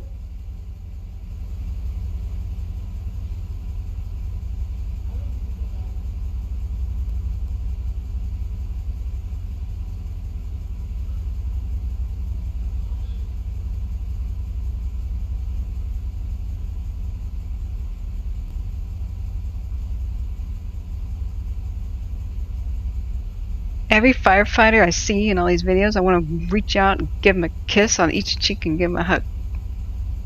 And throw flowers at them. That would be one hell of a thing. It would be like Firefighter USO. We could have a whole bunch of hot chicks, right? Well, and attractive men too. And we would be in the back of pickups and stuff, and we'd drive around there and we'd throw flowers at the firefighters and blow kisses. That's what they deserve.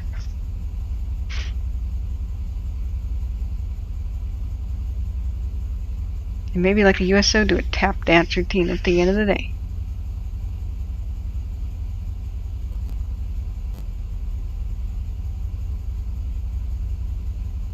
And hand out donuts.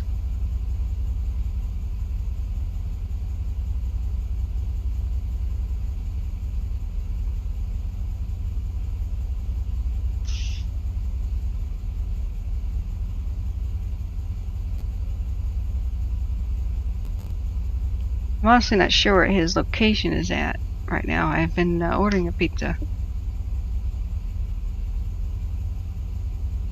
Yeah, Hawaiian pizzas are good too. I'm so sorry to hear about your friend Scott Ziegler being evacuated. Oh yeah, we do love firefighters. I need a calendar. Edward Weiss, huge smoke planes, plumes in Oregon Cascades, new lightning ignited stars. Oh, please say it ain't so. 50 miles east of Mount Shasta too. I saw the lightning hit near west of Boise and east of Burns. It's just never ending. Prayer sent, and I hope everybody stays safe. It must be the big hose. Oh, I get your comment now. Oh.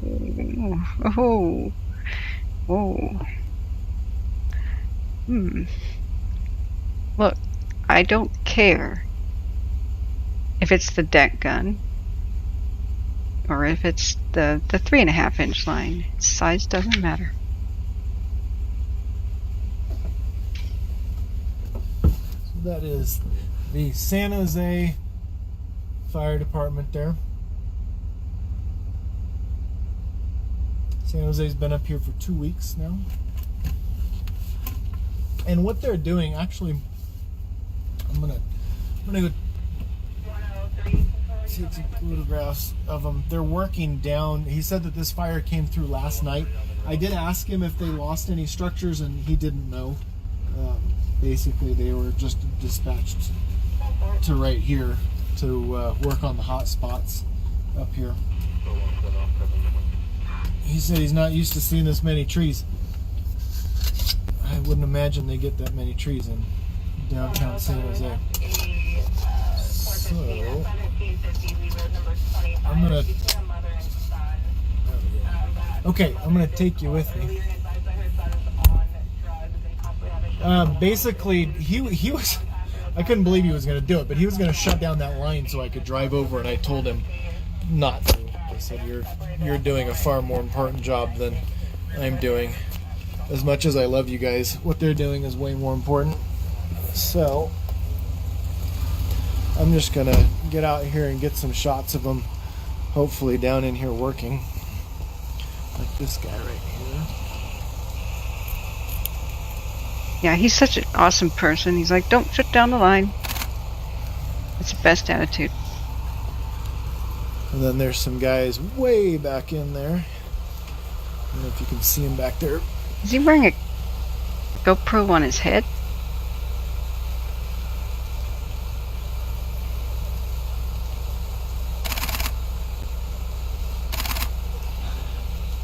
Oh, I want that camera. Now that's what makes me hot.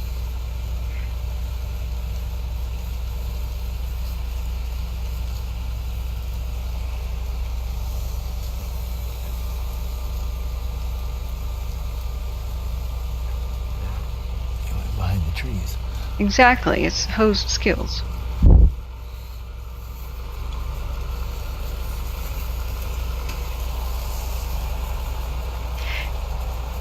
Some of the funniest firefighting videos They are like the to new. turn their backs to me when I get my camera out.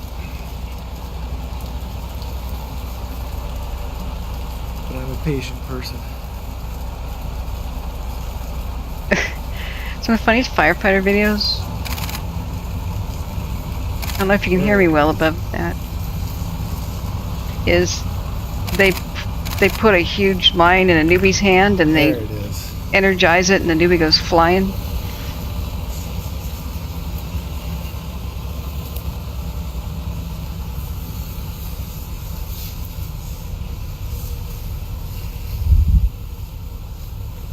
He's gonna go to Almanor West and Crescent Mills. But I don't actually know where he is. Does anybody else recognize it? I haven't been paying that much attention. Oh.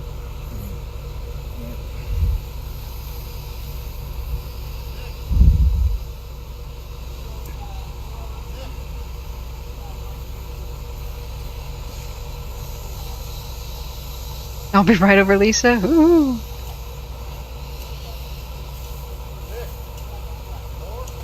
Yeah, send me some. This is not Prattville, he's going there.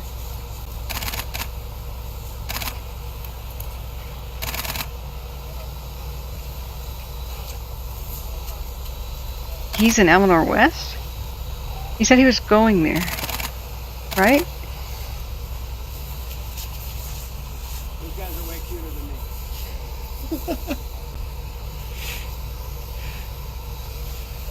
Where are you from? Vacaville. Placerville. Vacaville. Oh, Vacaville. Pretty close to you guys. Yeah, right? Oh. You been out there from the get-go? Off and on. Get some good shots? Yeah. And just, I'm live streaming. So, Sorry. I mean, no, you can talk. I Yeah, just yeah. want to make sure you know that Gotcha. I'm live streaming. Not a problem. I don't mind. You can talk all day, but I don't want you to. You get a lot of viewers? Good. Last year I was in the 1.6 million. Yeah, that's great. Hey, people want to know what's going on here. I think it's great. I'm actually here because people that live up here asked me to come up and check. They'd heard that there were some homes lost up in here. There is. So unfortunately, we lost a couple of homes yesterday.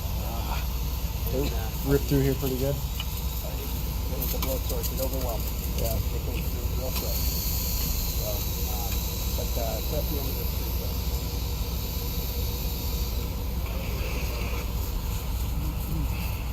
my God, Our goal Lisa. now is to try to quiet it down as much as we can while we have the weather advantage. And you'll notice how socked in it is, so that's a good thing for us.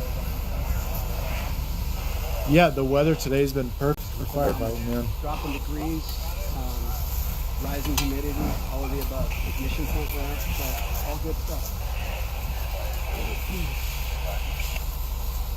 Wow, that's dry. Look at that ash. And I have several people commenting on here to tell you guys that thank you and that they love you. Yeah, thank you. We appreciate it. Oh.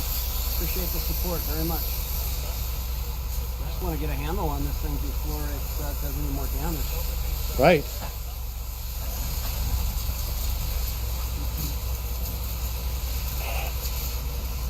I hope you guys can hear that. That was adorable.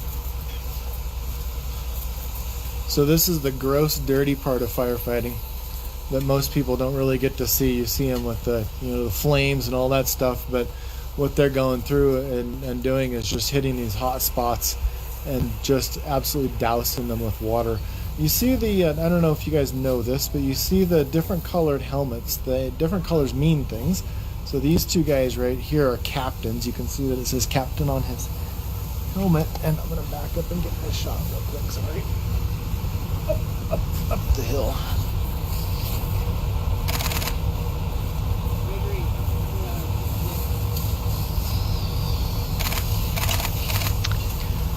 The yellow helmets are firefighters. And then if you ever see a white helmet, that's a chief's helmet. Yeah, this is just dirty, nasty work. It's just grinding. They're going through. They're using the shovels and the axes to dig out the hot spots, dig out around the trees, and then douse it with water so that they don't get any reignition. The water, let's see if I can find one of the lines to follow. So these lines, they've got a main line that comes down from the truck. So they got the line that comes down from the truck, and then they split it off with, they'll generally, this one's got two lines coming off of the main line, or he might have, this guy's got one that I can see that it's a smaller hose, so it's coming off the main line. The guy down there may be at the end of the main line. And you can see way down in there, there's still some fire burning down in there, so eventually they'll work their way down there and get that little guy out too. But this is just, I mean, absolutely dirty work.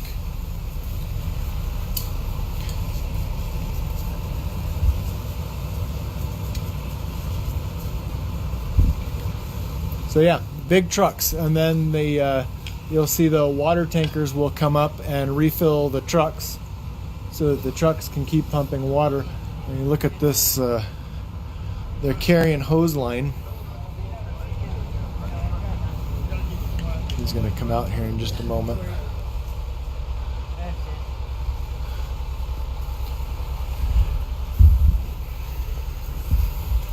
So he's carrying line down, they'll hook it onto the end of one of these hoses and get down even further in.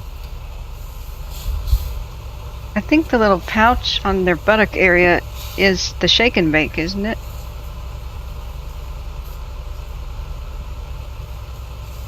They gotta carry a lot of stuff.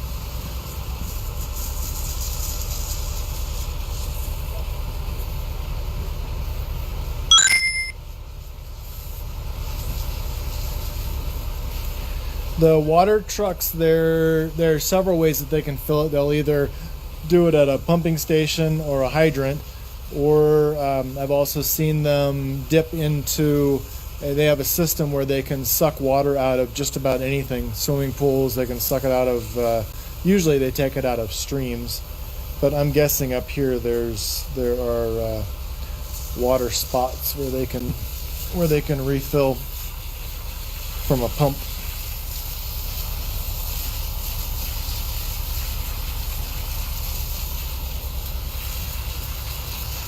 Okay. I think I'm on Pelican something, but I'm not sure. I have to go back and look at my map. Okay, so we're going to go ahead and head back to the truck and then turn it around and get on out of here.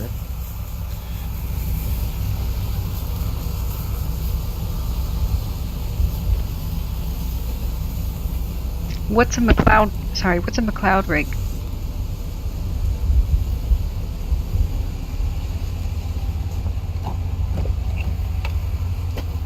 Wow, bugs.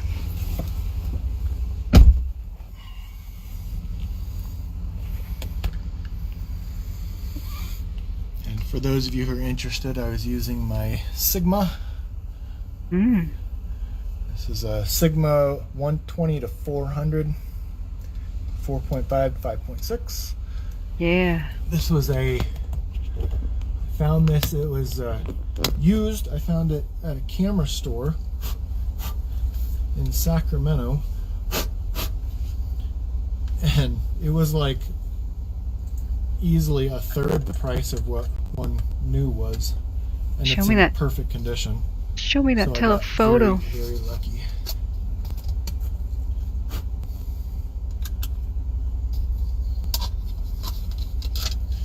I love my Sigma lenses. If anybody out there is working for Sigma and you want to sponsor me.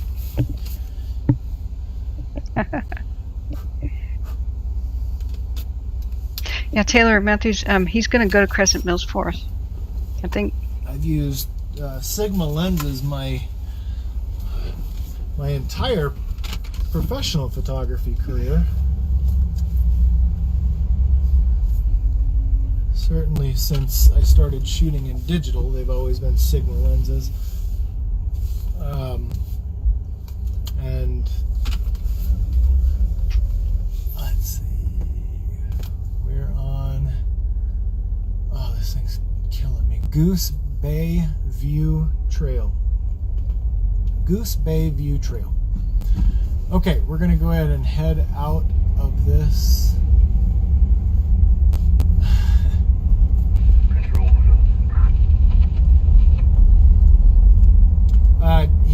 The captain down there did say that they lost 2 houses down at the end of Goose Bay View Trail. Oh, it's sad. And then it blew through here hard last night. That big old tree again. Yeah, I need that telephoto. It's sad. The lens size matters. Beautiful tree. I cannot go over the hose lines. I can only drive over the hose lines if they let the pressure off, and I'm not going to ask them to do that when they're out there working like that. That would just it's unacceptable to me. Good move. Good move.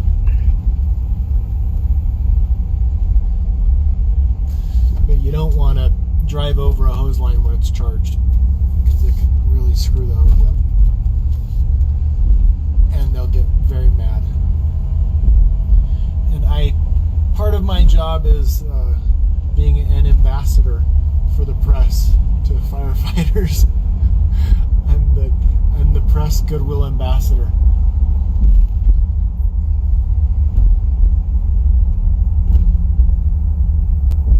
So I'm on top of the west.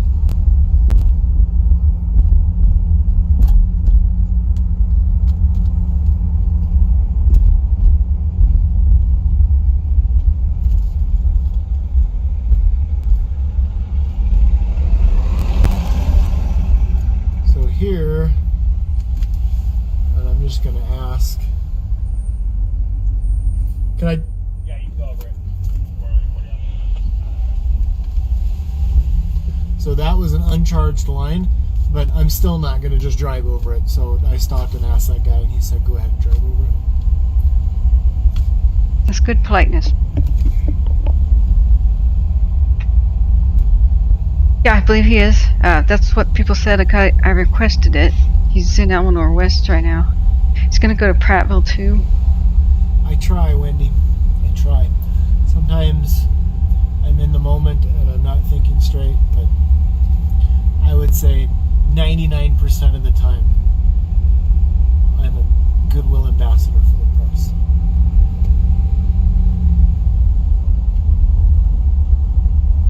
Hi, Terry. Hey, everybody. This is live. You cannot race fire uphill. That's mass fatality Okay, so events. hopefully some of you guys watching were able to see some of your properties up here and take comfort in knowing that your homes are safe. Unfortunately, there are 3 up in this subdivision that it appears that we lost.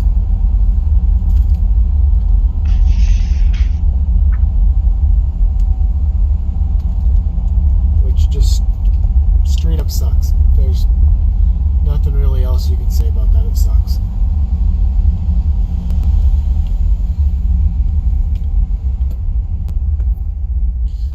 Okay, back on to Osprey Loop, passing Long Iron Drive.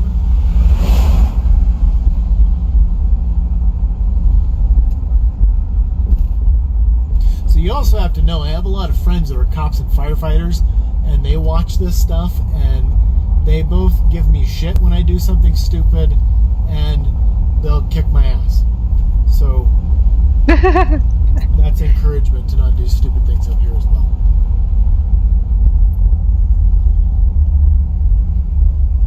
So yeah, when you guys donate stars, I have no idea what it costs, but I get every star is worth 1 cent for me.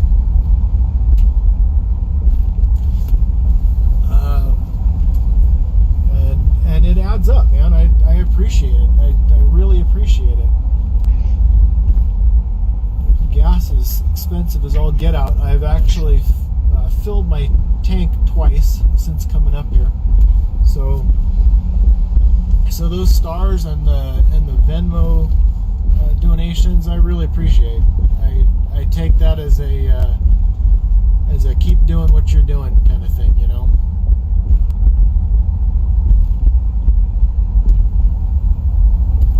Oh, I think I missed my turn.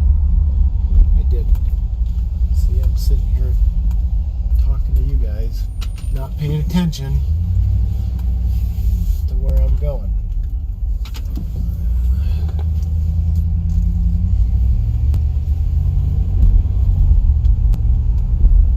So I don't know where I am now. Let's see. Okay, I know where I am now. I think I need to go up here. Oh my gosh, look at that sun. Joanna, my Venmo is @onfirephotos. Look at that. Oh, you can't. Pictures never do it justice. It's like blood red. Oh my goodness. Let's see. There, you can see a little bit of it. Look at that. That's incredible.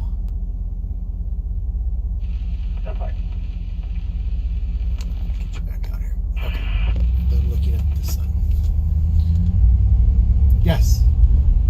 Marcy got it right. It's @onfirephotos. And the nice thing about Venmo is they don't take a cut, as far as I know, where Facebook does take a cut. Not exactly sure. Damn it! I keep. Oh, what's emergency access? I can't go out that way. Oh my gosh, I'm stuck. Let's see. How did I get here?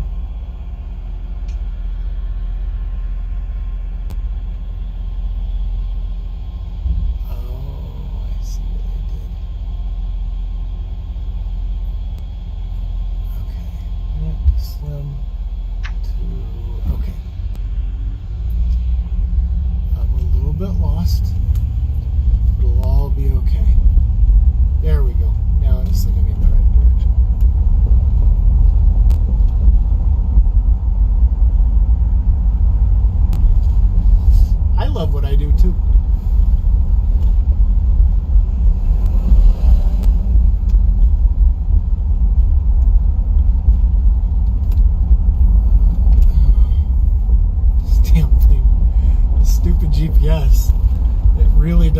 want to send me onto closed roads.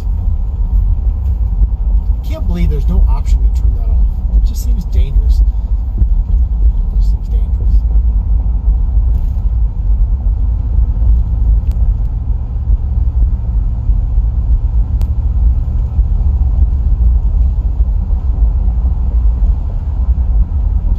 And I do see a little thing that pops up when I can catch it from Venmo when you guys do the Venmo thing.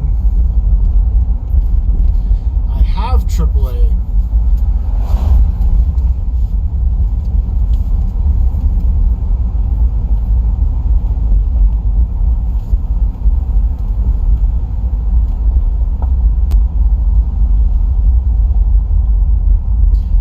Karen, my wife has never come with me. I was quite surprised. She, for the first time this year, said that she wants to go with me on one. My problem is that this isn't the safest thing in the world to be doing, so I would never want to put her into a situation where she could get hurt. So I'm a little hesitant. I'm a little hesitant to bring her with me.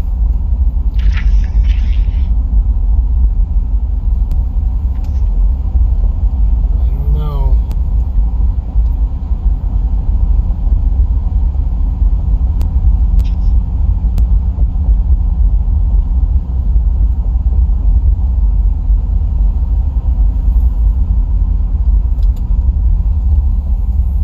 Oh, I think I'm almost out. Hooray! Maybe. Yes. Yes.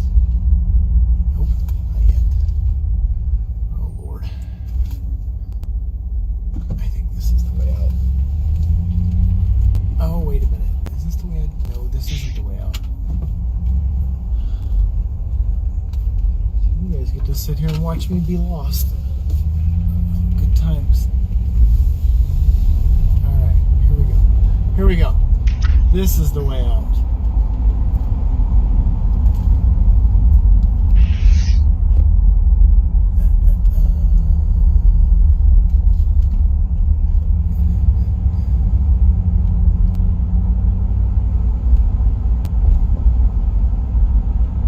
Okay, so once I get to 89, I'm going to go left on 89. Somebody had requested that I go somewhere, and it's in my map.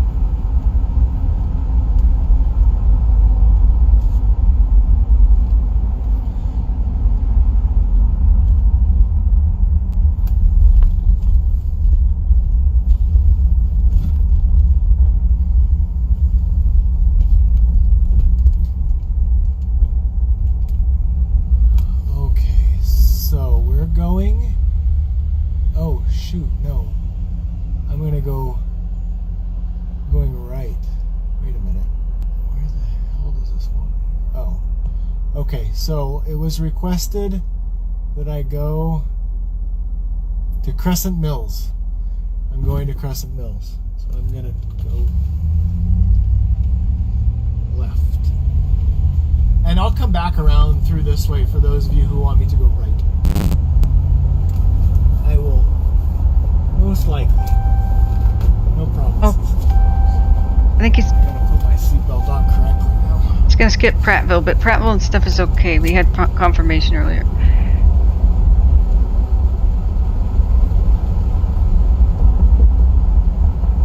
I've heard just terrible things about Greece. So Joanne, I think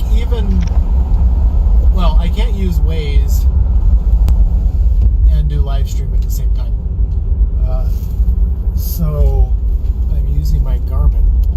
I just need to figure out how to hack this Garmin so that it stops sending me down, or so that it lets me go down closed roads. There's got to be a way to do it. My God, Ventura.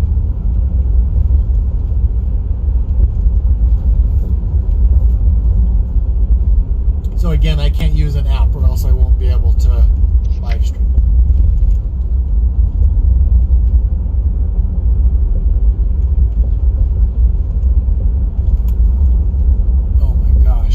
is like 200 yards ahead of me and I can barely see him. You guys probably can't even see him. It's crazy.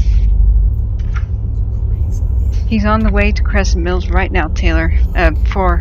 Because of my request. I'm sure a couple other people's too. I'm gonna guess that I'm gonna drive right by Prattville. I don't think that I have cell signal once I get down there, so eventually it's gonna cut out, and I will check out Prattville on the way. Oh my gosh, I've driven completely around the lake. Yeah. Yeah, if the live stream's still going, I'll take a left into Prattville and check out Prattville.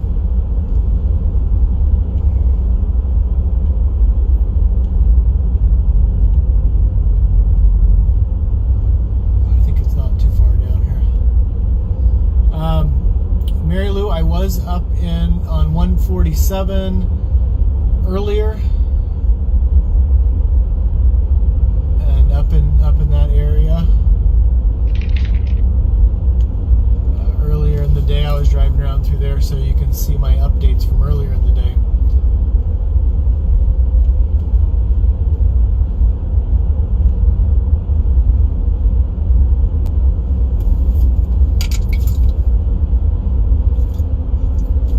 I know I'm frustrated right now that he's going to Prattville first. This is a bit critical. Pull over when I get the opportunity and grab a Gatorade out of the cooler. He's driven through parts of Chester a couple times. Doing stuff. Oh wow, holy crap. This is a huge... Oh no, he did lose cell phone service. Huge. Looks like there's lots of water tenders. There's lots of dozers. Turn left. Lots of watts here. He missed it. Oh well. Outside of Prattville. Sorry, I don't know Taylor Matthews. I haven't been able. Been doing some tree trimming in here. I haven't been able to cover everything. Also, I don't know if you can see. I've never seen them do this before. Along the road here is pink. And what they were doing, that's the retardant, that's the same retardant that they drop out of the aircraft, except they were shooting it out of the water trucks. And they lined this road with fire retardant. And I've never seen them do that on a fire in the 15 years I've been doing this. So I don't know if it's new or it's just something I haven't seen before. I don't think I missed the Prattville terminal. I think it's coming up. Let's see. I'm not sure where Pahar is. No, it's coming up. Prattville's coming up. He's taking the long way. The dozer working there.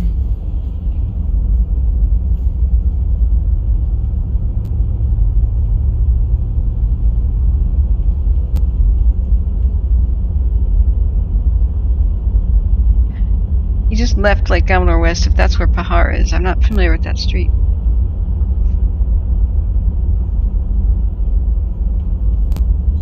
So I'll do a circle. I'll go down through Prattville, down by the lake, head back up to where you asked me to go left up there, and come back out onto 89 there.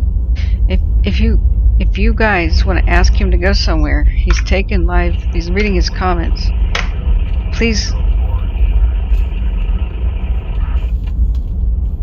I am on 89, coming up on Prattville. I got into photography. I was living back in Michigan and started photographing thunderstorms, and then decided that I really liked it and took some college classes and kind of learned how to do it, and did a lot of storm chasing back in the Midwest. And then when we moved back to California, obviously there's no storms. I started working for a newspaper,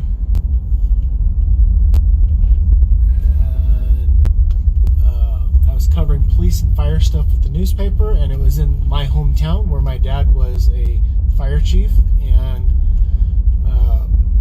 so I was kind of already in the fire family there, and they, Woodland Fire Department actually asked if I wanted to go out to a wildfire, and so they got me all of the gear, and the very first one I followed them out and got to kind of experience wildfire, and I fell in love with it.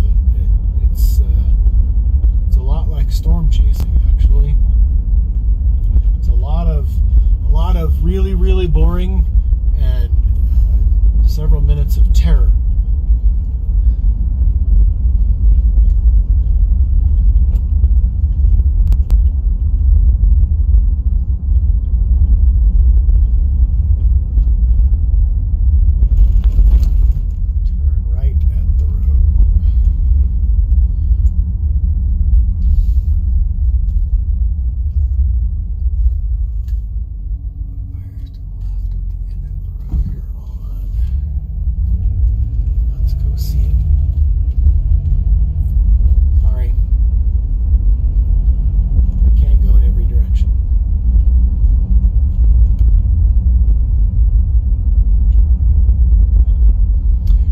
Something that I've been doing this for 15 years, and it's taken a hell of a lot of practice. It's taken a lot of education. A lot of it is educating myself, but probably for the most part it's being able to hang out with people who really know what they're talking about, and hanging out with firefighters. And when I'm out in the field, I turn the cameras off and I just go talk to the firefighters and ask them questions, and they're generally just incredibly kind people who are willing to share their knowledge with me, and I super appreciate it, and I think that they know that I love them and I appreciate them.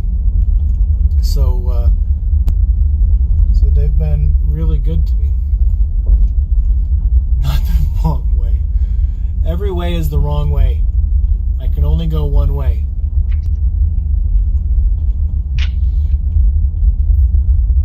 Unfortunately, I just have to pick a direction. And I did say that I would go back this way and out because somebody asked me to turn left.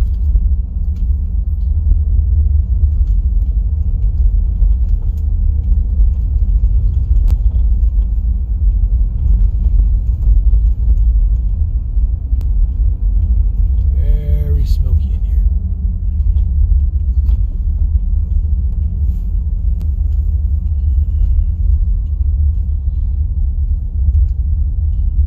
I need that spot on his windshield to be cleaned.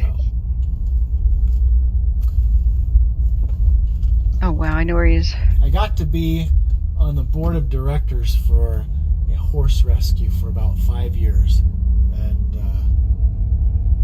I'm not a horse person. They brought me in to do the business side of things, and I really fell in love with the horses. They're very cool.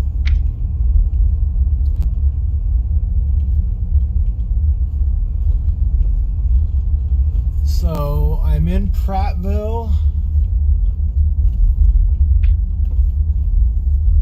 at some really cute little cabins. Where am I? Oh. Plumas Pines Resort.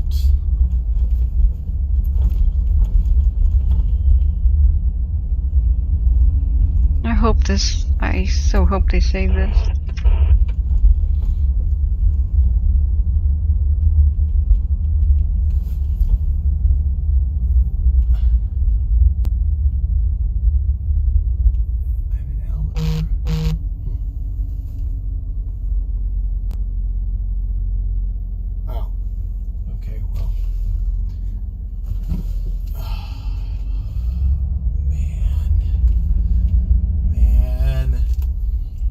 Sorry, my brother-in-law is asking me to go back to Prattville, so family first. You're in it. I'm gonna go back to Prattville. Okay. No, go the other way. probably driving half of you crazy and making half of you happy. Sorry. It's basically the same thing, and that's the way you came. Okay.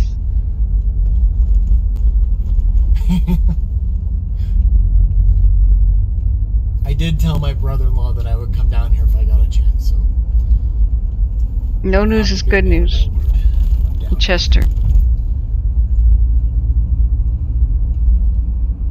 I mean, it's like a string town. It's just same difference. See? Lisa says no. Sorry, Lisa.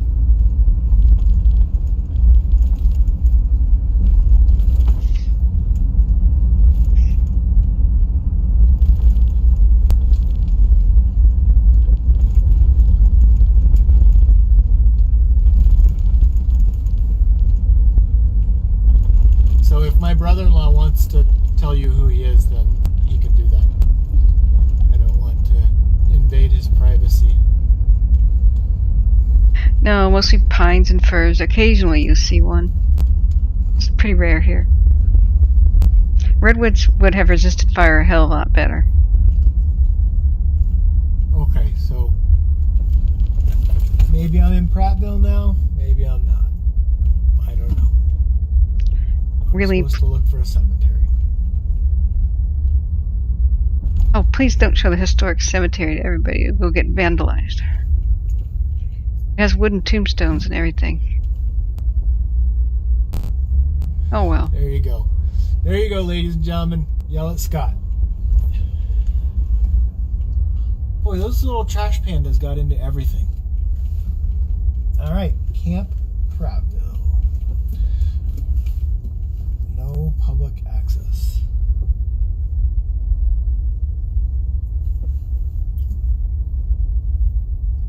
Yeah, right now, no news is good news on Chester. I haven't seen anything. We lost the Golden Bear restaurant at the other night. It's heartbreaking. And everything to the south that says, "Well, welcome to Chester." Cool house. They have like a little Well, the second story walkway that goes from the house to the garage. That's a great idea. technically Evergreen Pizza. Everything around there is leveled.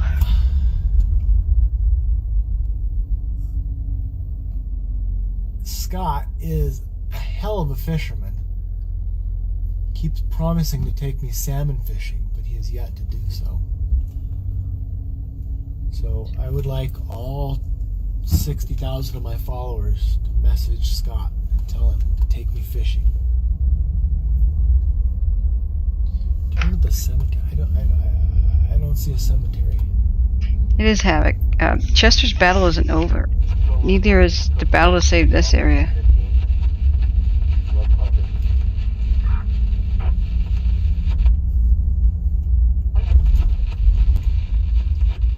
Ah, a fence. This must be a cemetery. And keep going, he says. Sorry. Yell at Scott. Oh my gosh, that's an old cemetery. The cemetery was moved. Something weird that I got from my mother is going to old cemeteries. I don't know why, but it's cool.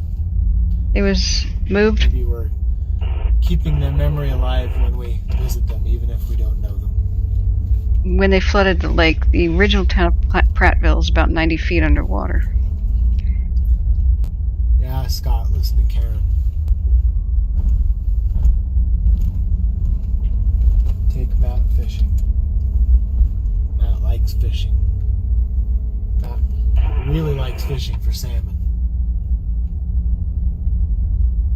Patty, that's so cool that your dad is buried in a cemetery like that.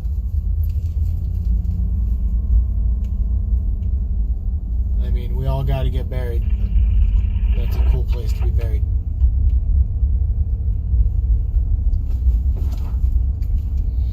I told my wife, just drop me off out at the VA cemetery and they'll take care of me.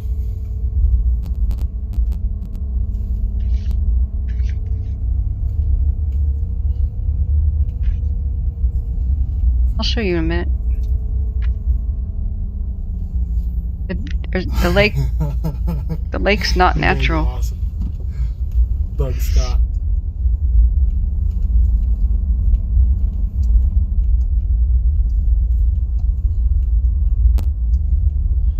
So I'm headed, I saw that compass comment, I'm headed southeast. It would be kind of Go cool. the other way. Stick up compass like right here. Then it might block the view of neat stuff. You turned around. Okay, that's alright. Just please go show us what's left of Crescent Mills. Is it okay? Thank you, Ms. Music. Thank you so much. You have I have a good one. absolutely no idea where I'm going. I think I'm going to a dead end.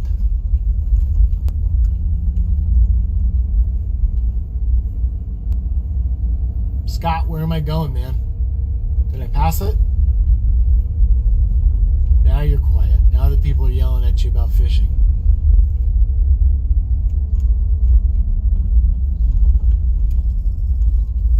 Okay.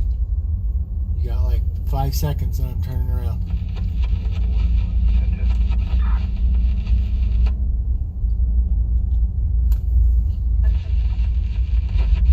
So I saw somebody mention the Dixon Cemetery, and I'm turning around here. My ancestors are some of the oldest graves in the Dixon Cemetery. We also have some ancestors in the Vacaville Cemetery that are very, very old.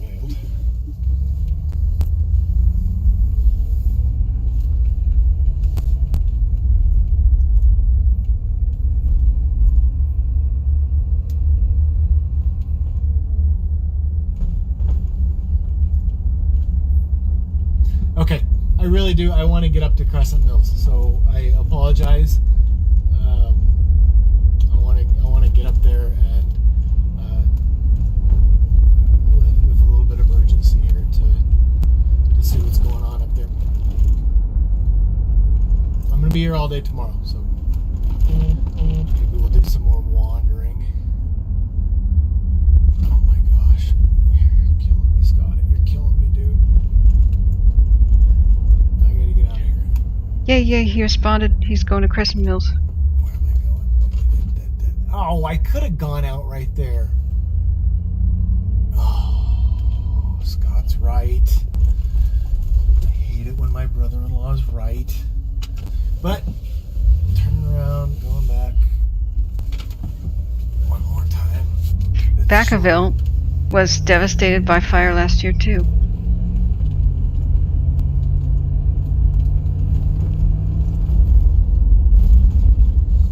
I feel like once I get up, once I get to, I don't know, too much further down the road, the cell service is going to cut out. So.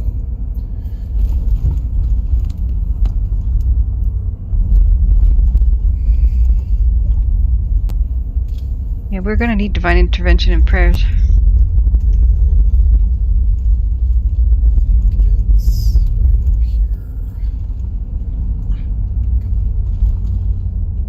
Yeah, I was kind of wondering why people are asking me or telling me things. He's live. This is my browser. I'm watching him live on Facebook. I can't get out that way. That's like some dirt logging road. Oh, okay. Maybe I can.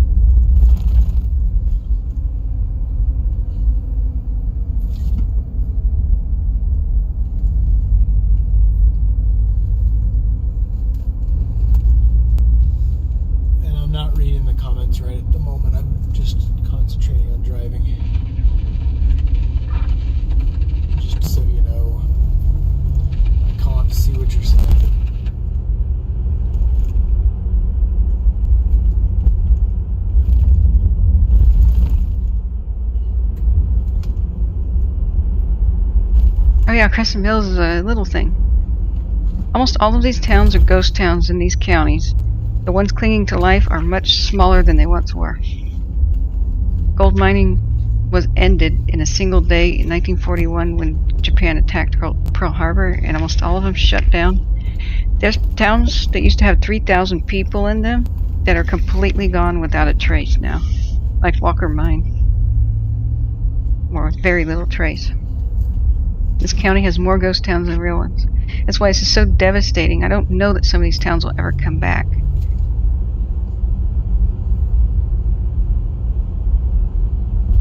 They thrived on the ghost town and gold rush tourism, and how quaint they were and how old they were, and on the tourism for the wilderness, and much of it just burned up.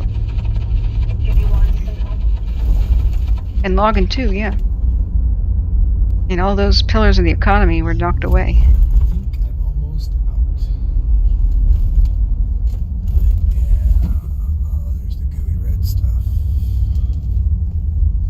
Okay. And I'm gonna jump out before I get on the road here and grab a snack. I'll be right back.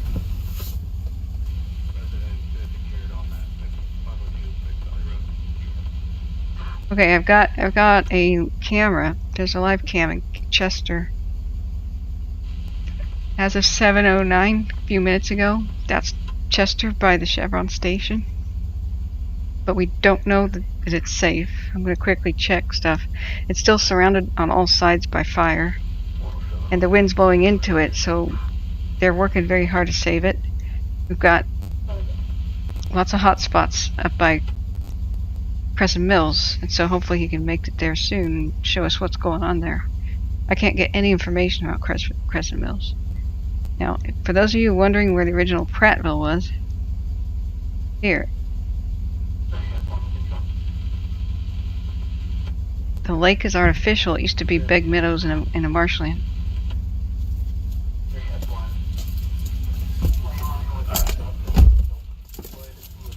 Gatorade and my protein bar.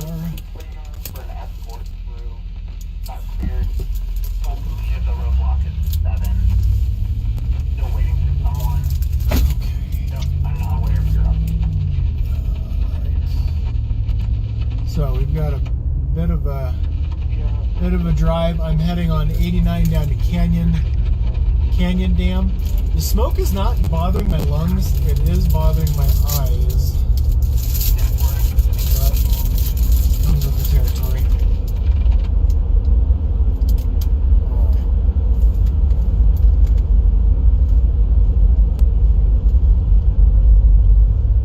And I'm fairly certain that by the time I get to Canyon Dam, this live stream's going to cut off.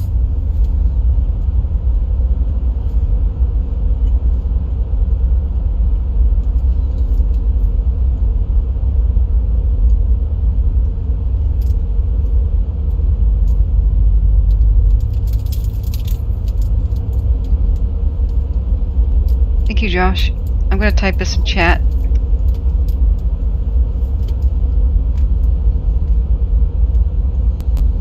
No, Steve, I stopped to get a snack.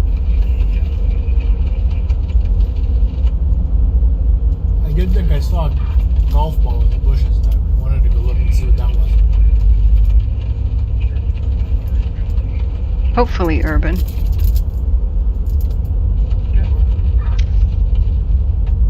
So, Tiffany, I was in Canyon Dam earlier, and I don't know if you know, but Canyon Dam was completely burned through. The Quail Lodge is gone. The sign is still there. I did try doing a live stream going through there, but the cell service cut out. I really did want to have you guys there with me and be able to look around and if you guys had any questions. But I posted some photographs earlier of Canyon.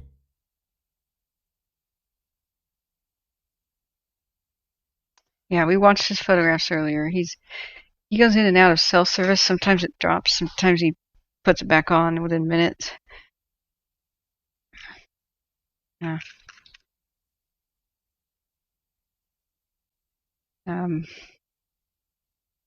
Yeah, but he'll be back when there's better cell service.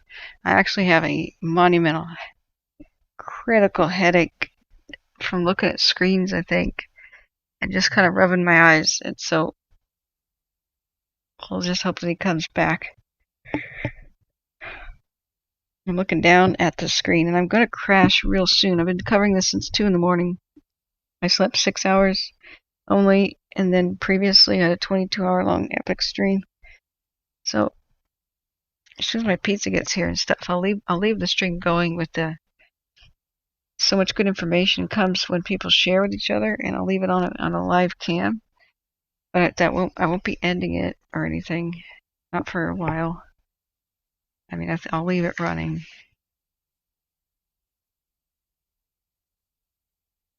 I just got low battery alarm on my headset. We don't get political like that, except you can take shots at all you want at corrupt Governor Newsom. But we don't blame Democrats or Republicans here. First, last, and only warning.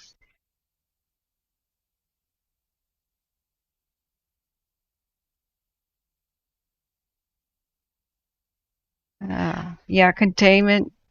I've been saying containment was nowhere near 35% when it breached all lines in the perimeter. Like, containment is a percentage of the perimeter that's supposed to have black line, which means the fire cannot pass, or only in a freak circumstances it could pass. And it was mostly black line where all the breaches occurred. Then towns started getting raced off the map. And then the perimeter increased by more than 65 miles. And they were still calling it the same percentage containment as they were the previous day. So percentage of a bigger circle when there's less black line and having the same percentage was just, I already called that out as being ridiculously stupid. Fake statistic. We're waiting for his stream to come back as soon as he gets in better cell phone range. I know some people are too afraid to watch my stream and actually just listen. That's why I constantly talk if we're not watching a video. But my voice does get shot after a while. Just never realized how doing like I don't know how DJs do this. You know, it's a bit hoarse. Yeah, you're correct, Fevered Bike. The fire is probably going to run until we get a good rains or run out of fuel. But it's true containment. It's just looking more impossible by the day.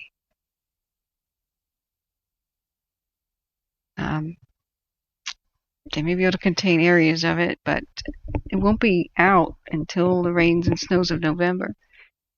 Or if there's a freak early rain and snow of like October. But October is when we have the start of Santa Ana wind season. I'm terrified this fire is still going, and the Santa Ana winds blow it back down to the valley, and we have huge towns erased, or huge swaths of the area erased, or just it could devastate the same area as the Bear Fire or the Paradise Fire, and just go for Chico and go for Orville. We almost lost those before.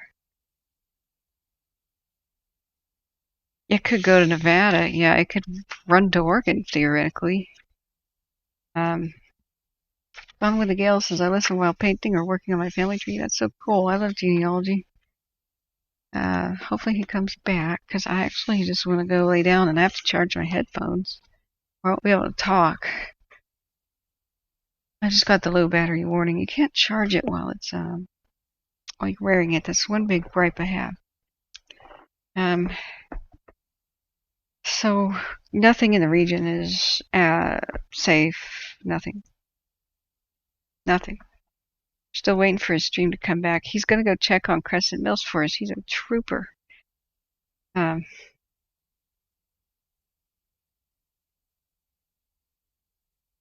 I know the Middle East is trying to do cloud seeding because they are desperate to have, it's the Middle East, and that'd be neat if they could perfect the so far miserable failures that everybody's experienced with the concept.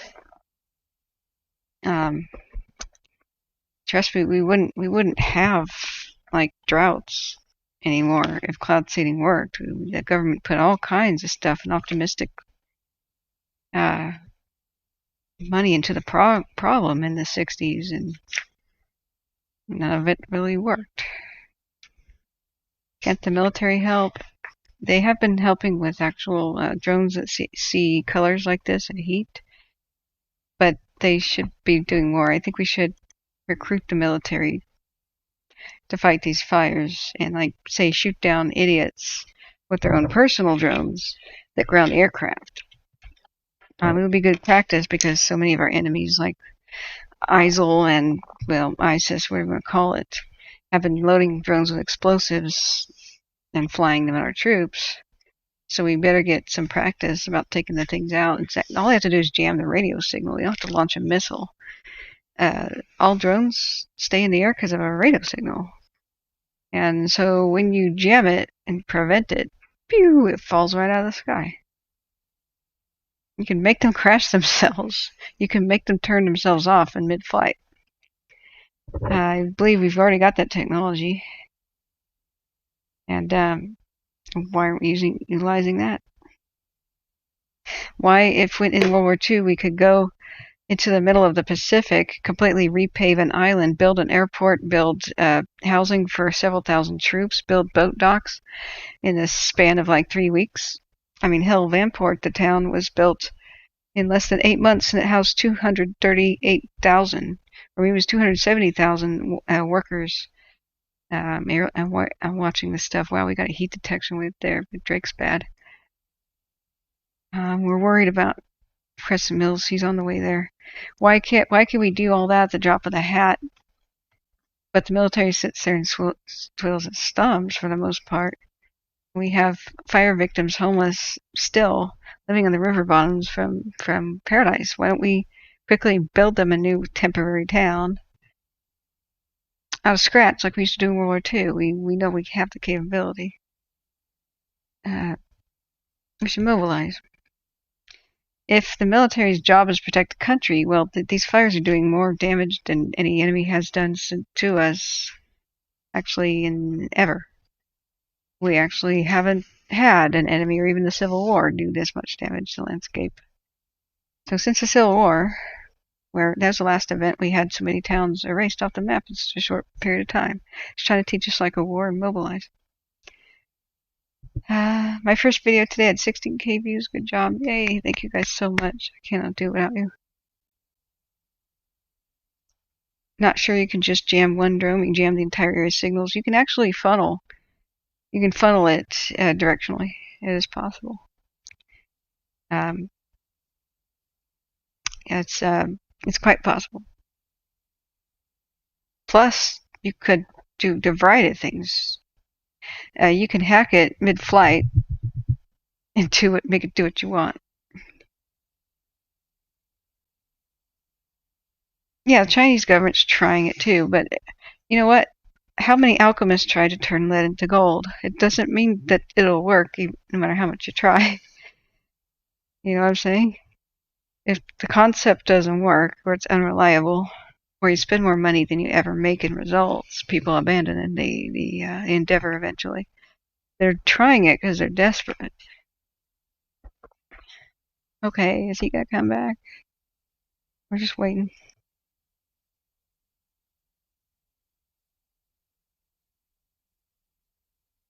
You have earned yourself a ban, Mr. Conspiracy theorist. Okay. Yeah, evergreen trees in general burn a lot more intense than grass and sparse trees, of course, but depends on the evergreen. Redwoods, cedars, those have fire-resistant bark, and oak. They all resist fire. They're fire-adapted specialists to survive in those environments, while pines and firs try to promote fire, and eucalyptus and other weeds. So you get a healthier forest if you intermix species, because different species won't be prone to the same diseases and won't die in mass. You monoculture like this, especially the pines and firs, which were the ones the lumber companies replanted. In general, like ignorant forestry management, just replanted just one species of tree.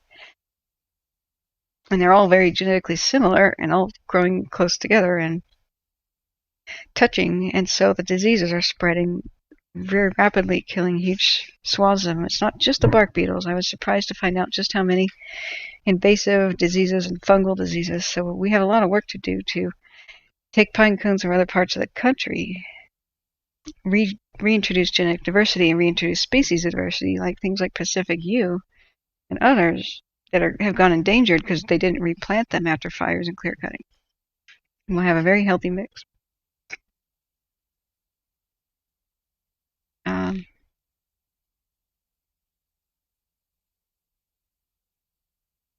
Smitty 560, in about 10 days it's done as much damage as 25 kilogram nuke. It's true. I'm in the Midwest now, and the fallout has hit us 8 days ago. It's very true. It's like SAR Bomba, it just keeps randomly getting dropped on us. This is lightning season. We can't have these optional Pacific Gas and Electric Power Company fires. They light on average of one per day. They've lit more than they've caused through negligence and poor maintenance and criminal negligence, which they've been convicted of in the court of law. They've caused more than 1,500 fires in California. And the corruption from the governor and others are keeping them afloat. Once they caused the most expensive and most deadly fire ever, the Paradise Fire, he signed legislation to keep them afloat and bail them out that limited their liability, meaning they didn't have to pay out the victims as much as they normally should to keep them afloat. And then he allowed them to raise the rates on victims so that they don't actually suffer any losses, just the victims do. Hi, I'm playing Russian roulette with your life. Click, click, click, boom. Oh, you have medical bills? And I'm liable for them? Well, I just raised your rates, so you handed me the money. I hand it to you back. Have a good day. It's just the most awful, awful situation. All of this has been caused by a power company. And when, so it's the PG&E caused the Paradise Fire, the Cascade Fire, the Zog Fire. They've caused 23 out of 27 deadly fires in a single year. It's just, enough is enough. They neglected vegetation trimming, and, getting vegetation away from their lines. They let it grow up, and then they failed to maintain their lines for more than 45 years. So they're so rickety now because some of their equipment is 94 years old. In the Federal Canyon, it is. It's still original equipment from the World War I era. Never being replaced. The law says you'd have to do that every 25 to 35 years. Steel at a point just gets weak after so many harsh winters and so many Santa Ana winds with hurricane forces and rust and all other factors. It just doesn't last more than 100 years. And they're just gambling with people's lives. Instead of replacing and doing maintenance, we could just wait till the equipment fails and then replace it. That would be most cost effective.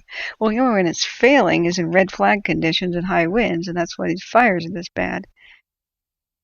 They also have been neglectful, and they didn't even tell CAL FIRE for 5 hours that they had a fire in the canyon. And they knew it. And then they got up on a podium and explained themselves. It's just infuriating.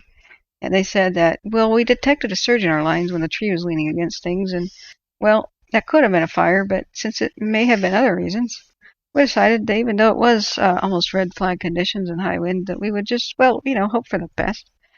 And we didn't turn off the power because, well, it may not have been a fire. It's like, holy God, err on the side of caution, turn it off, send somebody out to look at it, then turn it back on. It's just unreal.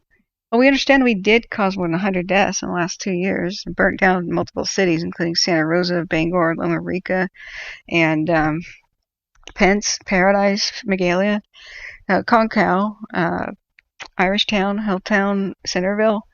Almost took out Orville and Cherokee. Hung on by the skin of their teeth. We understand we've made more than 20,000 people homeless.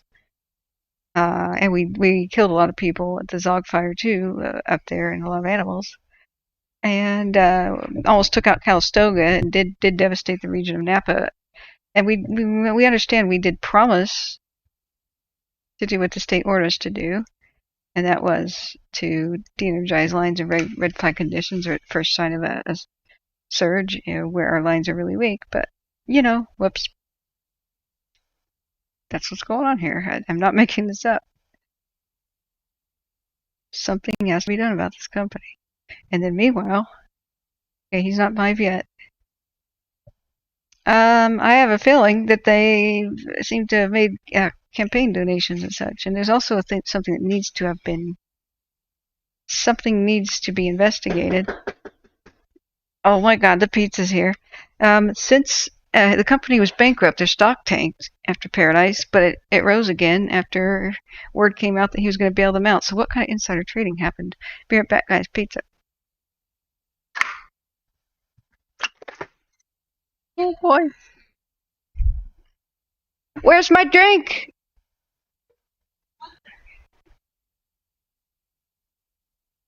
Sorry, guys.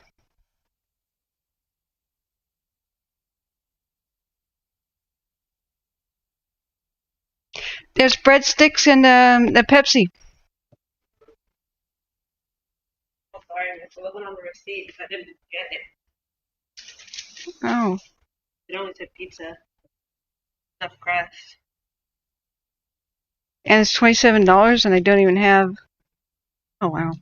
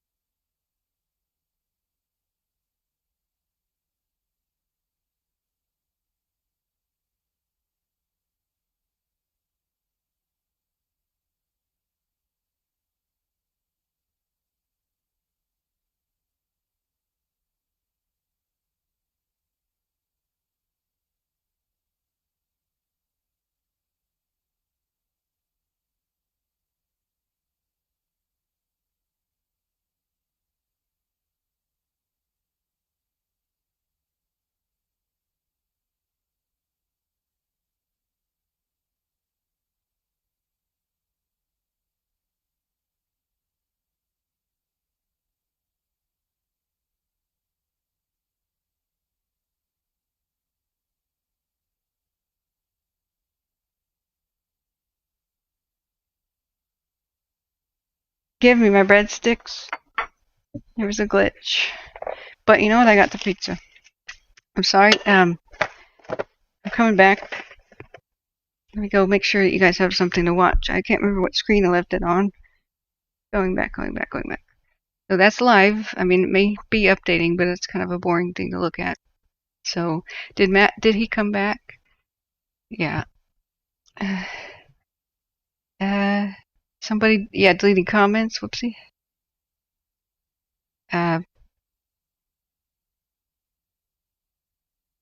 Okay, so I'll just show that. Did he come back? Is Matthew Henderson back? He should be reaching Crescent Mills any moment, really. I think he's going to have cell phone service over there. I know that some of the... Hang on a second, I got an incoming call.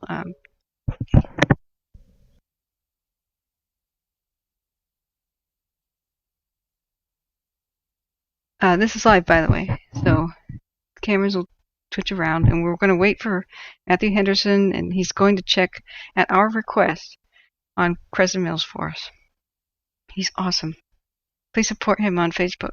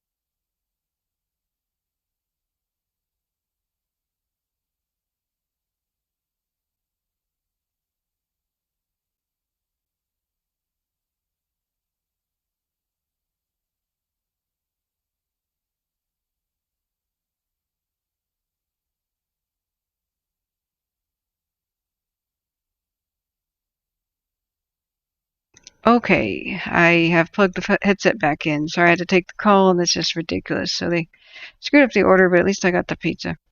And I guess I'm going to have water with it.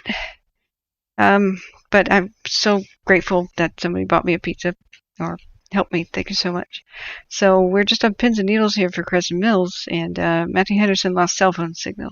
He's live there on the ground. I just linked you guys in the chat. Please go to his Facebook page, and I just refresh pretty often to see if he's gone live again.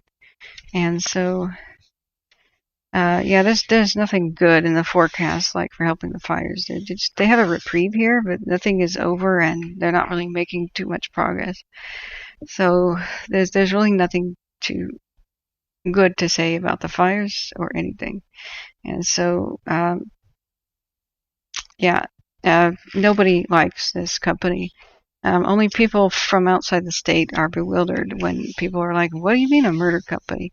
Yeah, in the 70s, they started poisoning well water and groundwater with chemicals leaking in that were very toxic, meant for transformers or some sort of a purpose.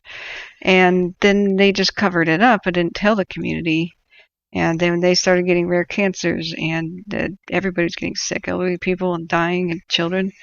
And so Aaron Brockovich, the attorney, stood up for them and won in the court of law, stood up to the big guy, like Little Smith Goes to Washington. And even though they had, millions of dollars to throw at it, she won the legal battle, and it became a Julia Roberts movie, I believe. Everybody should check it out, but it's based on a true story. You would have thought that a company caught doing that would have been shut down and they would make it a public utility, but no, it gets worse. There's a whole bunch of layers of political corruption. I don't like this. It's kind of in the same spot as we saw before, but it's really active. Susanville really could be impacted within days or whenever from two different sides. And then it's now been discovered that they start an average of one fire per day in the state. Since 2014, more than 1,500, according to New York Times and others that have investigated them. They've been hand-slapped, and they've caused California's deadliest and most expensive wildfires, including the Paradise Fire, including this one. And even when they were about to get a handle on this Dixie fire, more of their power equipment started another fire, and basically near red flag conditions. So they had to stop their containment efforts and try to save Quincy and Taylorsville and Crescent Mills. And then the fire got out of hand. They had to split their focus, and now it's completely out of control. Rampagingly out of control. California's second biggest wildfire ever. And there is really nothing to stop it now, period, except the rains in November and snow. So it could be that they never really get containment of it. There's a possibility of that, since it's just so wide and so big. And more than 25% of the country's resources are already, the country's firefighting resources are already on it. And yet we are in lightning season, and as lightning is starting other new fires, they can't pull people off of this. They already did to fight some of the lightning fires, and all it did was make the Dixie fire bigger, and the other ones are getting bigger too. This is lightning season. So this is a repeat. The same thing happened last year when the Zog fire and other things started up by the power company. They had to pull resources off of the lightning fires on the coast to help people in Redding, and people died anyway. This company is just psychopathic, and they get a hand slap, and every time they kill people, it's the taxpayer that fits the bill, and FEMA, and they're allowed to raise the rates constantly for the damage that they caused to pay for it. So they're hurting the victims, killing them, and burning down homes, more than like 20,000 homes at a time, and causing a rental crisis in the entire area, and back to back, just cascading domino effect, causing homelessness to increase, crime, and everything from suicides to people losing everything. And whenever the victims say, hey, I need you to pay me, they're authorized by the governor and others to just raise the rates on the victims so that they don't actually suffer losses. It's just absolutely unreal. That's the situation here. So there's a lot of instinct for people to defend the power company, but I don't tolerate This has been going on way too long. Yeah, it's really getting hard on homeowners in Truckee too. We dropped this year and had to scramble to find another insurer. Yeah, they almost killed my brother, and they did kill my family friend in the Cascade Fire. And there's a lot of stories like that. They should have handcuffs on them and be slapped, and not just hand slapped. Have their assets liquidated. You and I would go to prison if we did that same kind of negligence and caused deaths. We would be in prison, and that's that. But nobody's seen jail time or even really had been personally affected. They haven't even really had taken any personal financial losses. These CEOs run around their jets. They don't have to deal with the smoke. They can get in their jet and go to Hawaii. Well, there's no incentive for them to try to prevent these losses because there's no. Wow, look at the sun. Because there's no consequence. So even these days, they just go, "Oh yeah, that was us." They've all but taken responsibility for all these fires. Just said it was our equipment, it was us.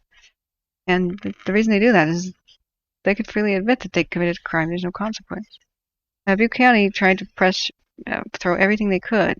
The Butte County District Attorney's Office, because they're a corporation and not an individual that could be charged with a crime.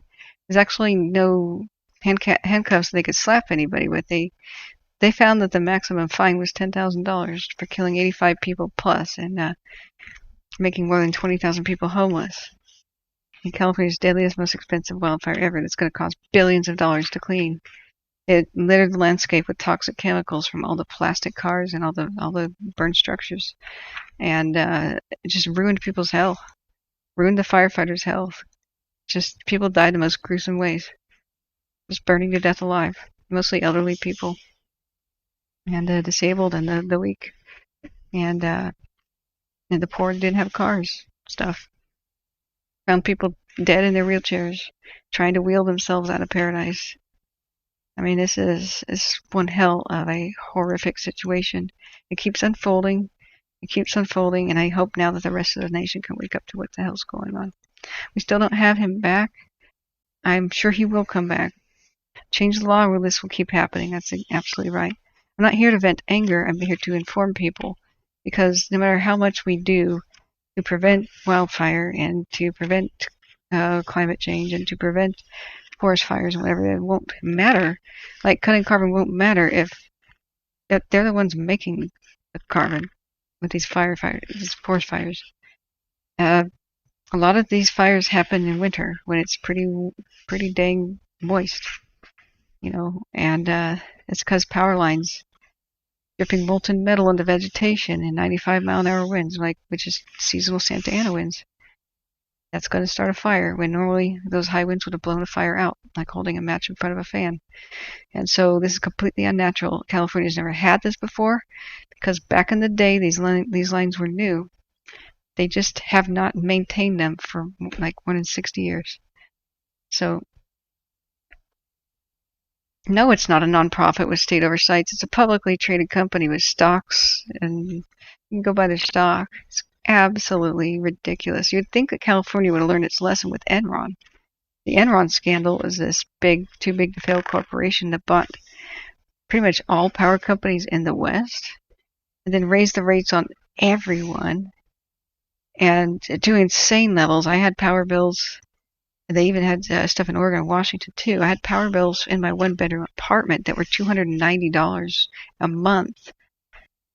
And that was to just heat a one-bedroom apartment. They were allowed to do whatever rate hikes they wanted.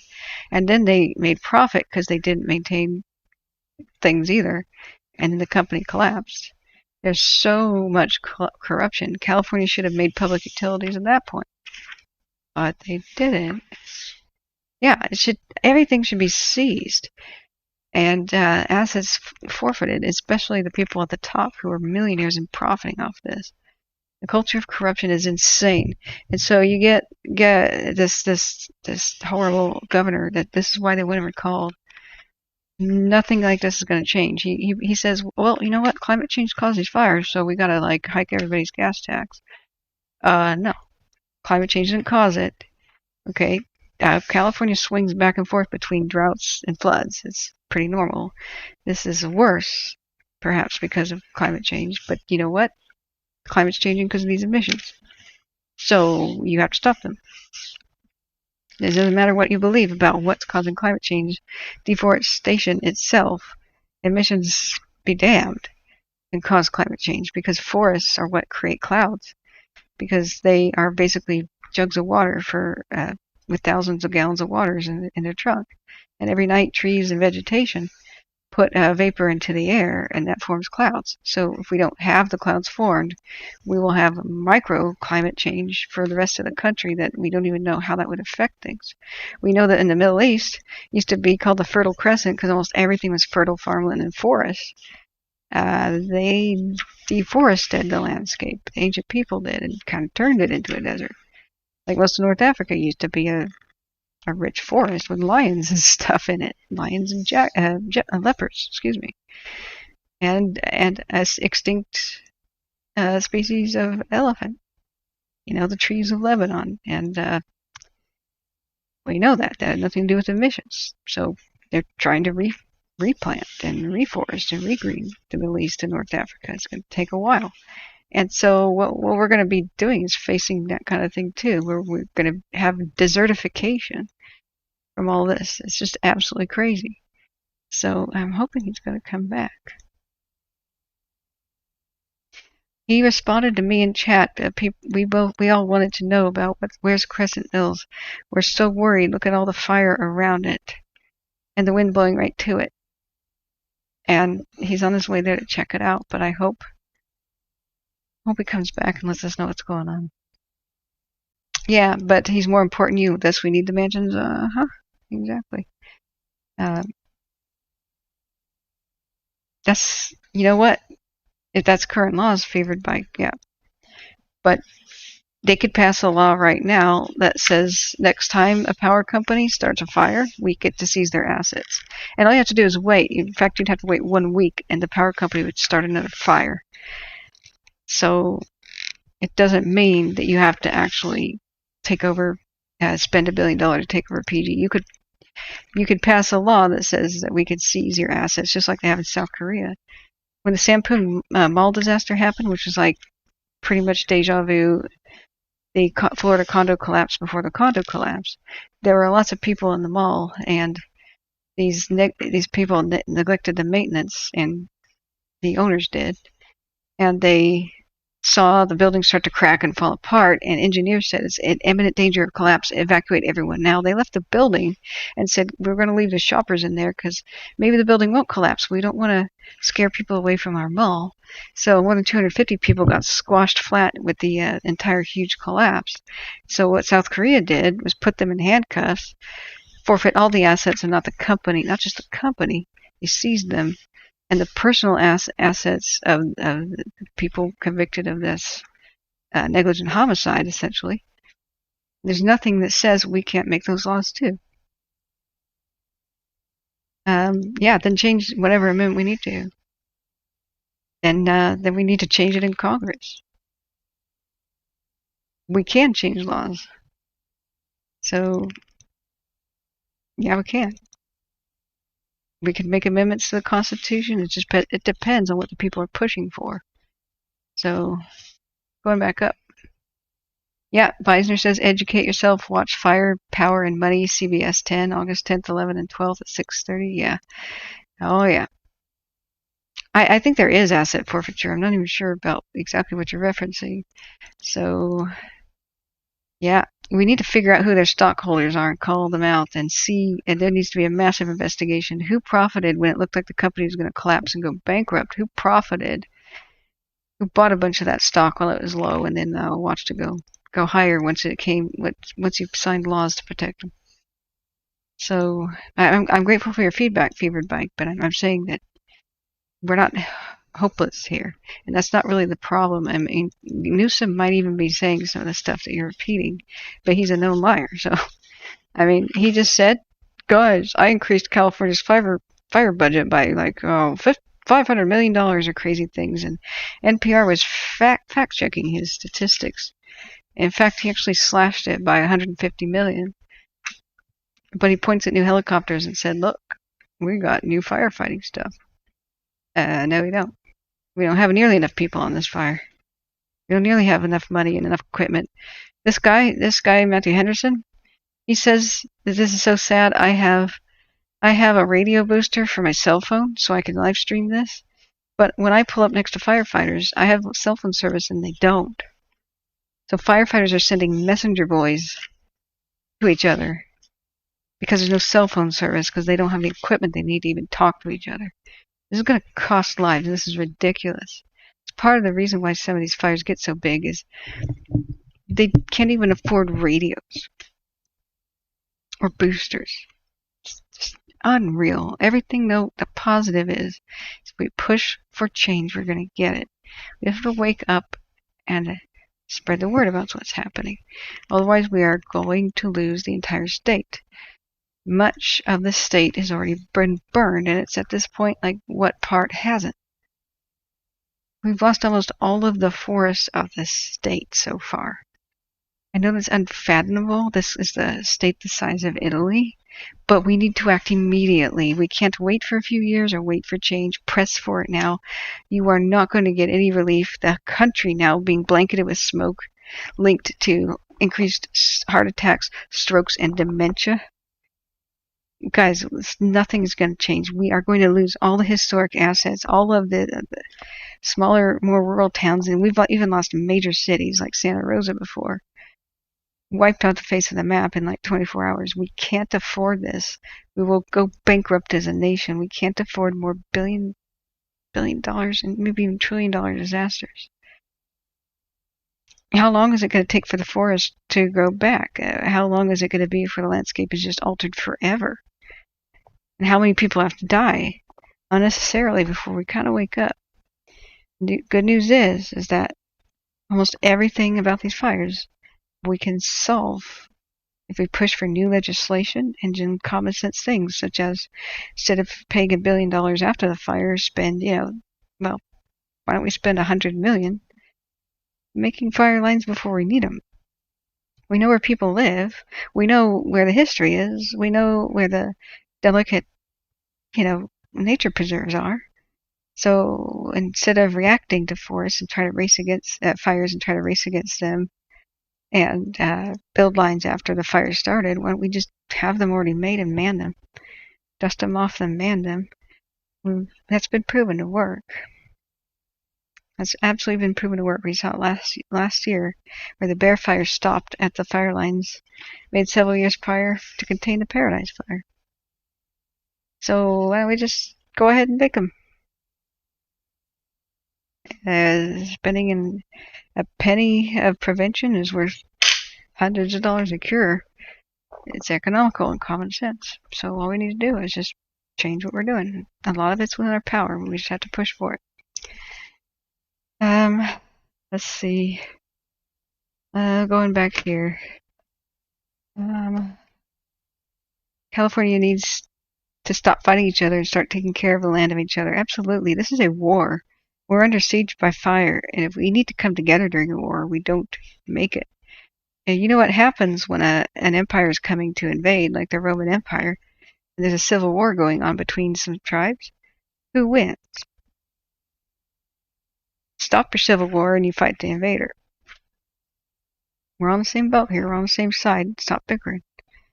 Jeff Foster III in Old Station, there's hundreds of dead trees laying on the forest floor. We need management. Absolutely. And we need to ask the Indians. So, guys, we're ready to listen now. Sorry we didn't for like 200 years. How did you guys do this? When we arrived, you had managed the land really well, and you guys had 600-year-old trees and massive old growth forests because of your fine, caretaking of the land. We're ready to listen. We're going to shut our yaps, pretend we know everything, and we're ready to listen. Tell us how it worked for 10,000 years, please. We're ready. So, bugs. No, what I'm saying, though, is, yeah, California has only 33 million acres of forest and 4.2 million burned last year. Yeah, but a lot of it's already dead because of things like invasive bark beetles and mismanagement. But that isn't really the Forest Service's fault. But like the pioneers only replanted fire-promoting pines and firs. That's why we have such a crisis with endangered species, is they didn't replant things like Pacific yew and redwoods and sequoias and cedars that resist fire, and oaks. Instead, they got convinced by Australian scammers that we needed eucalyptus, which are called gasoline trees. And if you ever seen Australia fire, holy living God, eucalyptus promote fire as the most crazy fire promoting plant on earth. It's just absolutely crazy. So, yeah, and the ABC 10's those specials are on YouTube. You can watch them anytime you want. There's I really want to do that. Maybe I should do that live and watch it with you guys. Please come back, Matthew. I hope that he's okay. I hope he didn't roll up on Crescent Mills and be like, oh my God. He almost got killed in Indian Falls and had to evacuate and run for his life with the rest of the firefighters. He's a brave soul. Yeah, exactly. There's so many factors. CAL FIRE and the feds have such a rivalry and dick-sizing contests that nothing gets done. Well put. You know, all the agencies have to shut up and work together too. Lucy, Catherine, I'm in Sonoma County. Girl, your mention of Santa Rosa, spot on. Yeah, PG&E burned it down twice. Coming home from vacation, haven't been down Porter Creek Road since the horrible disaster. I couldn't recognize it. Yeah. I didn't recognize Paradise, a place that I grew up and took horse riding lessons in. I mean, I didn't live in the town, but I went there frequently. I looked at my GPS and I said, where did I miss the turn for Paradise? Am I in some other little town? And wept because I looked around and said, oh my God, that is this place. So Chester is still okay at the present as far as we know. No news is good news. We've got a little webcam there. I have a raging headache. I was hoping he'd come back and I could just go lay down, as I just had videos to show. This is the first time I've seen him go this long. But a lot of Chester we lost in the periphery. We lost the golden bear. That corner is just gone. We were just weeping over it.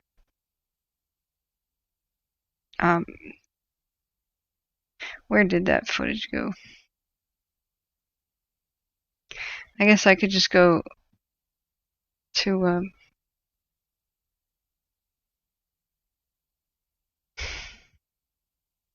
yeah, the barn I think was saved by the firefighters. Historic barn. Oh, it's making me sick to scroll. I'm really collapsing, guys. I don't know that I can stream what's going on. Didn't I retweet it? No. I thought I did. Let me see. Yeah, here it is. So this guy, Craig Philpott, I'm putting this in chat. It was amazing driving around. He doesn't do live very much, but he's been driving around Prattville, Almanor West, Lotus Pines Resort, Almanor. And I've been weeping to see with joy with some things that have survived, but just crying at others. And please, I've already featured this on the stream. It was crazy. He showed this tree burning, which does look like a redwood or a sequoia. Look at the bark. It's a very different kind of a bark. And the poor thing would have survived the fire, but it looked like it had already been injured and had lost its bark in the front. And so when the fire hit it, that's one of the few ways you can get a redwood to burn, unless it's some sort of a mega thing. And then later, Matthew Henderson drives by. We saw that tree was laying down on the ground. He goes, wow, what a huge tree. It's so sad to lose one of those big old redwoods or sequoias. I can't tell. And he's documenting how this fire's just gone to sleep. It's not out in all these places. They're scrambling right now to put these out in the area because whenever wind comes again, it's going to devastate the area. This is just nuts. This was around Chester. 89 just south of Lake Elmer West, sorry. Yesterday. So don't think anything is over, guys. The fire's just, there was more humidity today and less activity than prior days, but don't expect things to be okay. They're not okay. In mortal danger are Chester and all these places I'm showing you. Yeah, he drove through Greenville. We already saw this. Looks like a war happened. I'm sorry I'm scrolling fast. It's because I'm looking here. That's what remains of everything near the Golden Bear and the Welcome to Chester sign. Just, yeah. We could do EBL, environmentally beneficial logging, where the point isn't profit with timber, and it's an added bonus, but it's to restore the land to healthiness. Otherwise, we'll keep having these unnatural mega fires. And just pay the loggers to do kind of like the things that Indians did, groom the landscape to health again. And then a lot of taxpayer stuff should fund this stuff. And because we can't afford not to fix things. Like I said, spending millions, and that would create jobs, stuff too. Spending millions to prevent megafires will save us many billions to trillions of dollars. And we can't afford to lose what can't be replaced. This is the fate of many towns. It's not just Greenville. This happened to so many. Santa Rosa and parts of Redding and Igo and Ono. Yes, those are two different towns. Shasta was erased off the map. Pretty much Bangor, Loma Rica, Santa Rosa twice. Areas near Calistoga, up in Napa. This is just the last couple of years. Like, many of these towns just don't frankly exist anymore. Their businesses or districts are gone. We just lost Rich Bar, Indian Falls. This is insane. So I'm sorry, I'm collapsing, and I do need to go. So that doesn't mean my stream is gonna end. Yeah, I used to eat at the Bear too. Yeah, it's just, guys, nothing is out of the woods. We could lose West Fur and Susanville, and we lost Canyon Dam. There's too many of these towns to name that were lost. So yeah, maybe I would love to hear about that, Darren, and everybody else.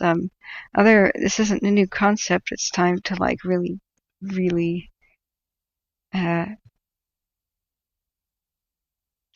put into action. I've been streaming since 2 in the morning. I had 6 hours of sleep, and then I streamed for 22 hours straight the day prior. If I'm going to continue to do this, I have to get my rest. So what I'm going to do is I'm going to keep this on. Wow, beehives. Historical charcoal cans. Wow. Yeah. Looks like he's a history lover too, just made by this stuff. I really wish Matt would come back, or I had a way to autoplay him.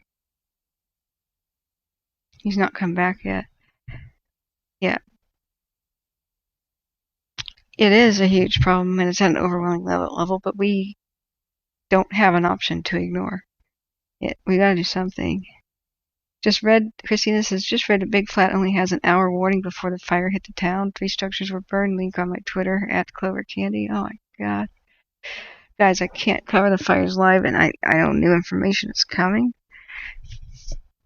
But yeah, I've been giving people advanced warning about where the fires are going. I have extreme fear for Chester, West for Hamilton Branch, the peninsula, west shore of Almanor, the entire Indian Valley, the Walker Mine area, the Moonlight Fire Burn Scar, everything south of Susanville, everything north towards Drake's Bad. I don't see cooperative weather that would give them enough time or enough favor to do anything to contain these things. It would take many, many, many more weeks. Everything has been set back. All progress has mostly been lost. And as we were talking, they had an evacuation warning for Concal because they think embers might go all the way to Concal, which is right by Paradise, which is an incredible amount of distance. Okay, the headset battery's dying. Yeah, we've been screwing over people since a long time. A lot of the firefighters are loggers. almost every logger is a volunteer firefighter. So it's time to stop the hate machine. They're not in control of what the company execs do. And even a lot of company execs that want to do more environmentally sensitive logging can't compete with companies that don't. So don't demonize people. When we pass laws, then they can breathe a sigh of relief and go, whew, now I can do EBL and be sensitive and not be outcompeted. Great. It's horrible. How do I send a PDF? Okay, my coverage has been amazing. I'm sorry I'm collapsing, guys. Davidson.wildfires@gmail.com. Send me stories, links, everything, and then I can get to things tomorrow when I've woken up. Yeah, there's a lot of private ownership of forests too, and a lot of questionable things. We have to rethink everything from the ground up, and we'll be better for it. So what I'm going to do is restart the stream, and a lot of my moderators and people in chat can. Yeah, there's a lot of crooked companies. Yeah, we acknowledged. Acknowledged. So love what you do. Please get some rest and feel better. Yeah, I'm going to restart this stream because I'll probably sleep for longer. YouTube doesn't save the videos unless I pass 12 hours, and sometimes it deletes the entire thing. So I'm going to, in 30 seconds, restart the stream, pretty much. Get the sleep I need, and please, moderators, hold down the fort. I'm going to leave you with live footage from the FLIR camera, because this will keep going. And you guys can at least see what's going on here. And support each other. Be happy with each other. Oh, you're correcting me, saying most of the local Indians were Concow, not Maidu. Not many Maidu people left. In reality, I know they were almost considered an extinct tribe. What? This was their territory up at Plumas. I think the Concow were more down into the valley, but more of the Concow survived for sure. I'm just not up to date on the info I used to learn about the region. But yeah, thank you for that. So, yeah. Good night. We'll be here talking conspiracy. Guys, judiciously give people like one warning or one chance. But if they're especially nasty, don't give them a warning. Punt them out of here. The Concow and the Miwok, you sound very knowledgeable. Yeah, in grade school we studied Ishi, and everywhere I've been, where Ishi was found, my uncle knows the exact location, and I filmed that sort of out the window. That's a story for another day.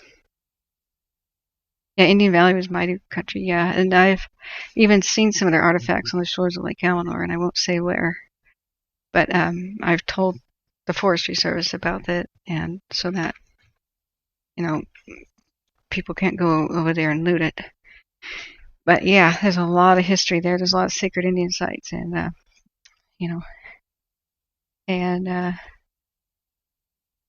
fake news, 8 deaths in the car fire, not 9. I don't know, guys. Try not to use harsh language with each other. The car fire was just something insane. That was when a fire tornado tore apart a house, and a guy watched his wife and granddaughter die inside, as far as I have heard. Very few people live to witness a fire tornado and talk about it. So, Cali girl, born and raised, my people are Concow band of the Maidu tribe. Oh. Okay, yeah, I really need to brush up on things. So, very cool, very cool. Everyone has my email to keep in touch with me. Taylorsville Museum has tons of Maidu pine needle baskets. Oh, yeah, I may have seen that before as a kid. I have a Maidu knife that I bought. It was handcrafted by tribespersons, and I still carry it around and show people. And it's pine pitch obsidian, finely crafted obsidian with a pine pitch, a resin that holds it to a it's a really cool wood. It almost looks like a cedar haft. It's really cool. My great X2 grandmother was born in Concow Valley in 1845. That is so cool. Sterling City is good with no worries yet, but ultimately I'm very worried for it. So I'm thinking long term about what the fire will do. Everybody should now consider in the entire region doing things like taking cell phone pictures of your photos and getting online backup, cloud storage, being ready to leave at a moment's notice, even if fire isn't at your doorstep yet, because it can come at your doorstep. Any power line can go down at your doorstep, and in these conditions, it can flare up to crazy town in no time. So I'm going to lose headset on my batteries. Lightning strikes, car accidents could start a fire near you, and the most dangerous fires, I think, are the new ones that can strike without warning, and you won't get an evacuation warning. So please, what about Westwood? It's okay for now, but it's still a mortal danger. This is still spreading out here, spotting to the west, and then wind will blow it to the north. So Susanville may be attacked from the south. The fire may ring the entire lake. And as many and others do get in touch with me. I want to travel the area and interview people. You sound really awesome to talk to. It is definitely time to start listening to the natives, for God's sake. They knew what they were doing.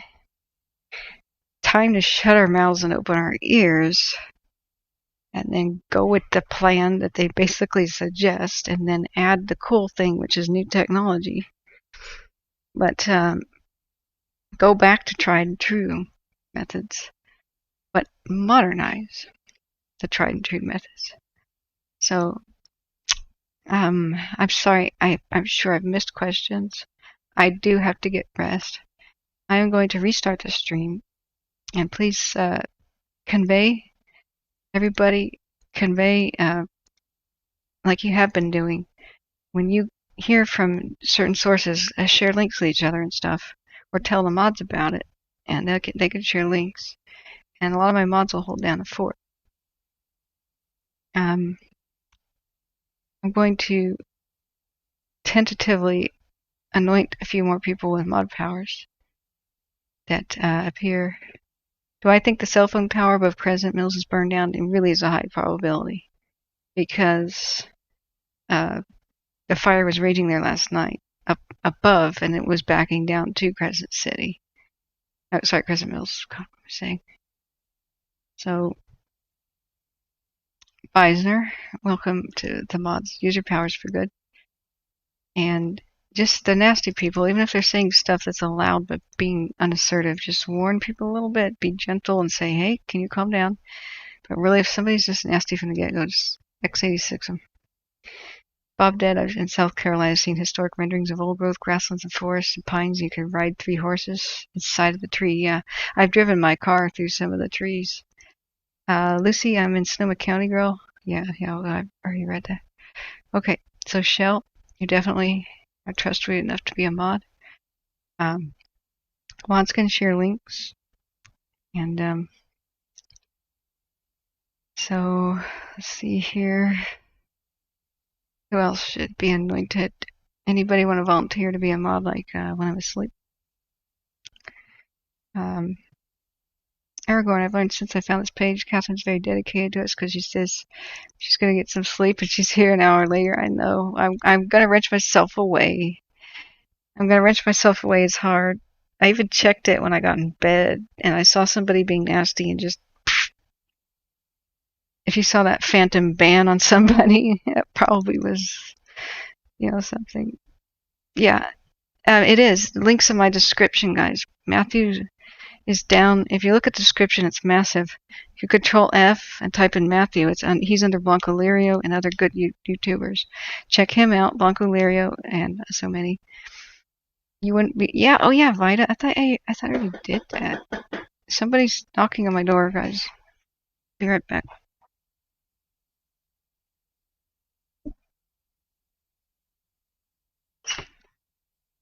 Oh, you came back. Thank you. Yeah, I thought it wasn't coming. Here, let me give you the monies. I know. I'm kind of a dickhead, so. Oh, the previous one was really nice. Here, let me give you the money.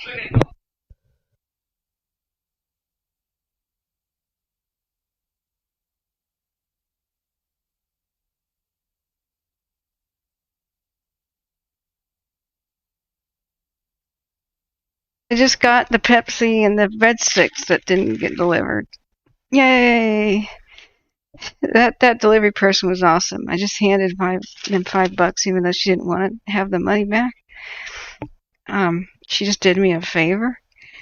And yeah, everybody have breadsticks on me. I wish I could share it with you. So cool. And Havoc, you're definitely awesome. You have proven yourself to be good. And let's see, any others? Any others that want to volunteer? I run the risk and stuff. We had a rogue mod earlier, but I think he might have been hacked. As far as the new Chester's okay. Let's see, one more time if Matthew Henderson has come back. No, he hasn't. I hope he is okay. This is not a sprint, it's a marathon. You're so right. I do have to pace myself. Westwood is super smoky, and they have had their power back on. Praise God. Yeah, look out, guys. This is another person who's a weather person. I almost skipped past him. He said, where's my Twitter? There's Zeke. Definitely listen to Zeke and his stuff. Wasn't Craig? There was a weather person, you know what, who said Westwood is in for a bumpy ride, and that was yesterday. It was true. Westwood survived by the fact that the wind didn't blow its way, but we saw 600-foot tall flames spawning 3 tornadoes on the camera at once. This one that I'm about to show you.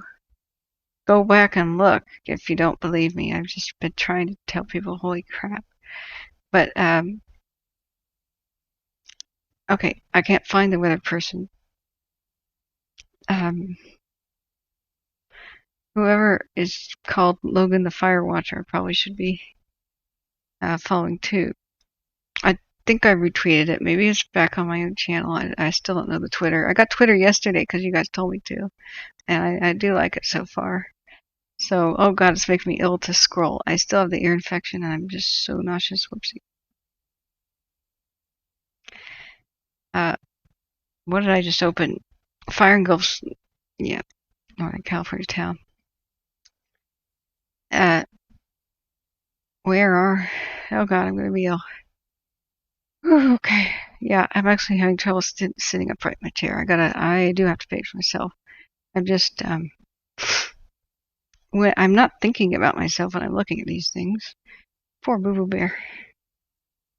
I can't do it right now. I'm sorry, but I'm gonna leave you guys with this. I'm gonna restart the channel. I was hoping. Yeah, we sent Matthew on a mission. He went to look at Crescent City. Sorry, Crescent Mills. What am I doing? Taurus. And heard about things. Zeke and his philosophy of prevention versus damage control. Exactly. We should be proactive, not reactive. Serene Catherine, we don't want you ill. Yeah. I think we got enough mods. Yeah. Yeah. Thank you. PLC doesn't like the new mods. Well, here, have a donut. Tony, have heard great things about him. Yeah. Please get sleep, brave, lovely. Thank you for eating. Thank you guys. Share with me the most. That's the best way to help me, and so I can help others. And throw me pocket change after you've helped the victims. And even 75 cents gets me 75 cents closer to a camera, and I will go and do what Matthew does. You know what? Even if we could team up, I could be on one side of the lake and he could be on the other. And we could be a dream team in some respects. Although I'm not really a photographer, I'm interested in video. But you get the point. Hell, even if I went out there with a cell phone, you guys would appreciate that, I think. So take care, friend. Thank you, Donko and all. Yeah, don't forget to like and subscribe. I'm going to restart the stream and recall it Battle for Chester thing, Part 7 or whatever. So what you should do right now is hit the bell icon with subscribe, and that if it's ringing, you'll know when I go live. But really, just click on my name to go to my channel right now, refresh a few times, come back. I'm going to leave you in the hands of my mods and leave this image up, and then I'm going to crash. Yeah, we sometimes have a lot of firefighters in here. They're really cool. Yeah, thank you, everybody. Be right back.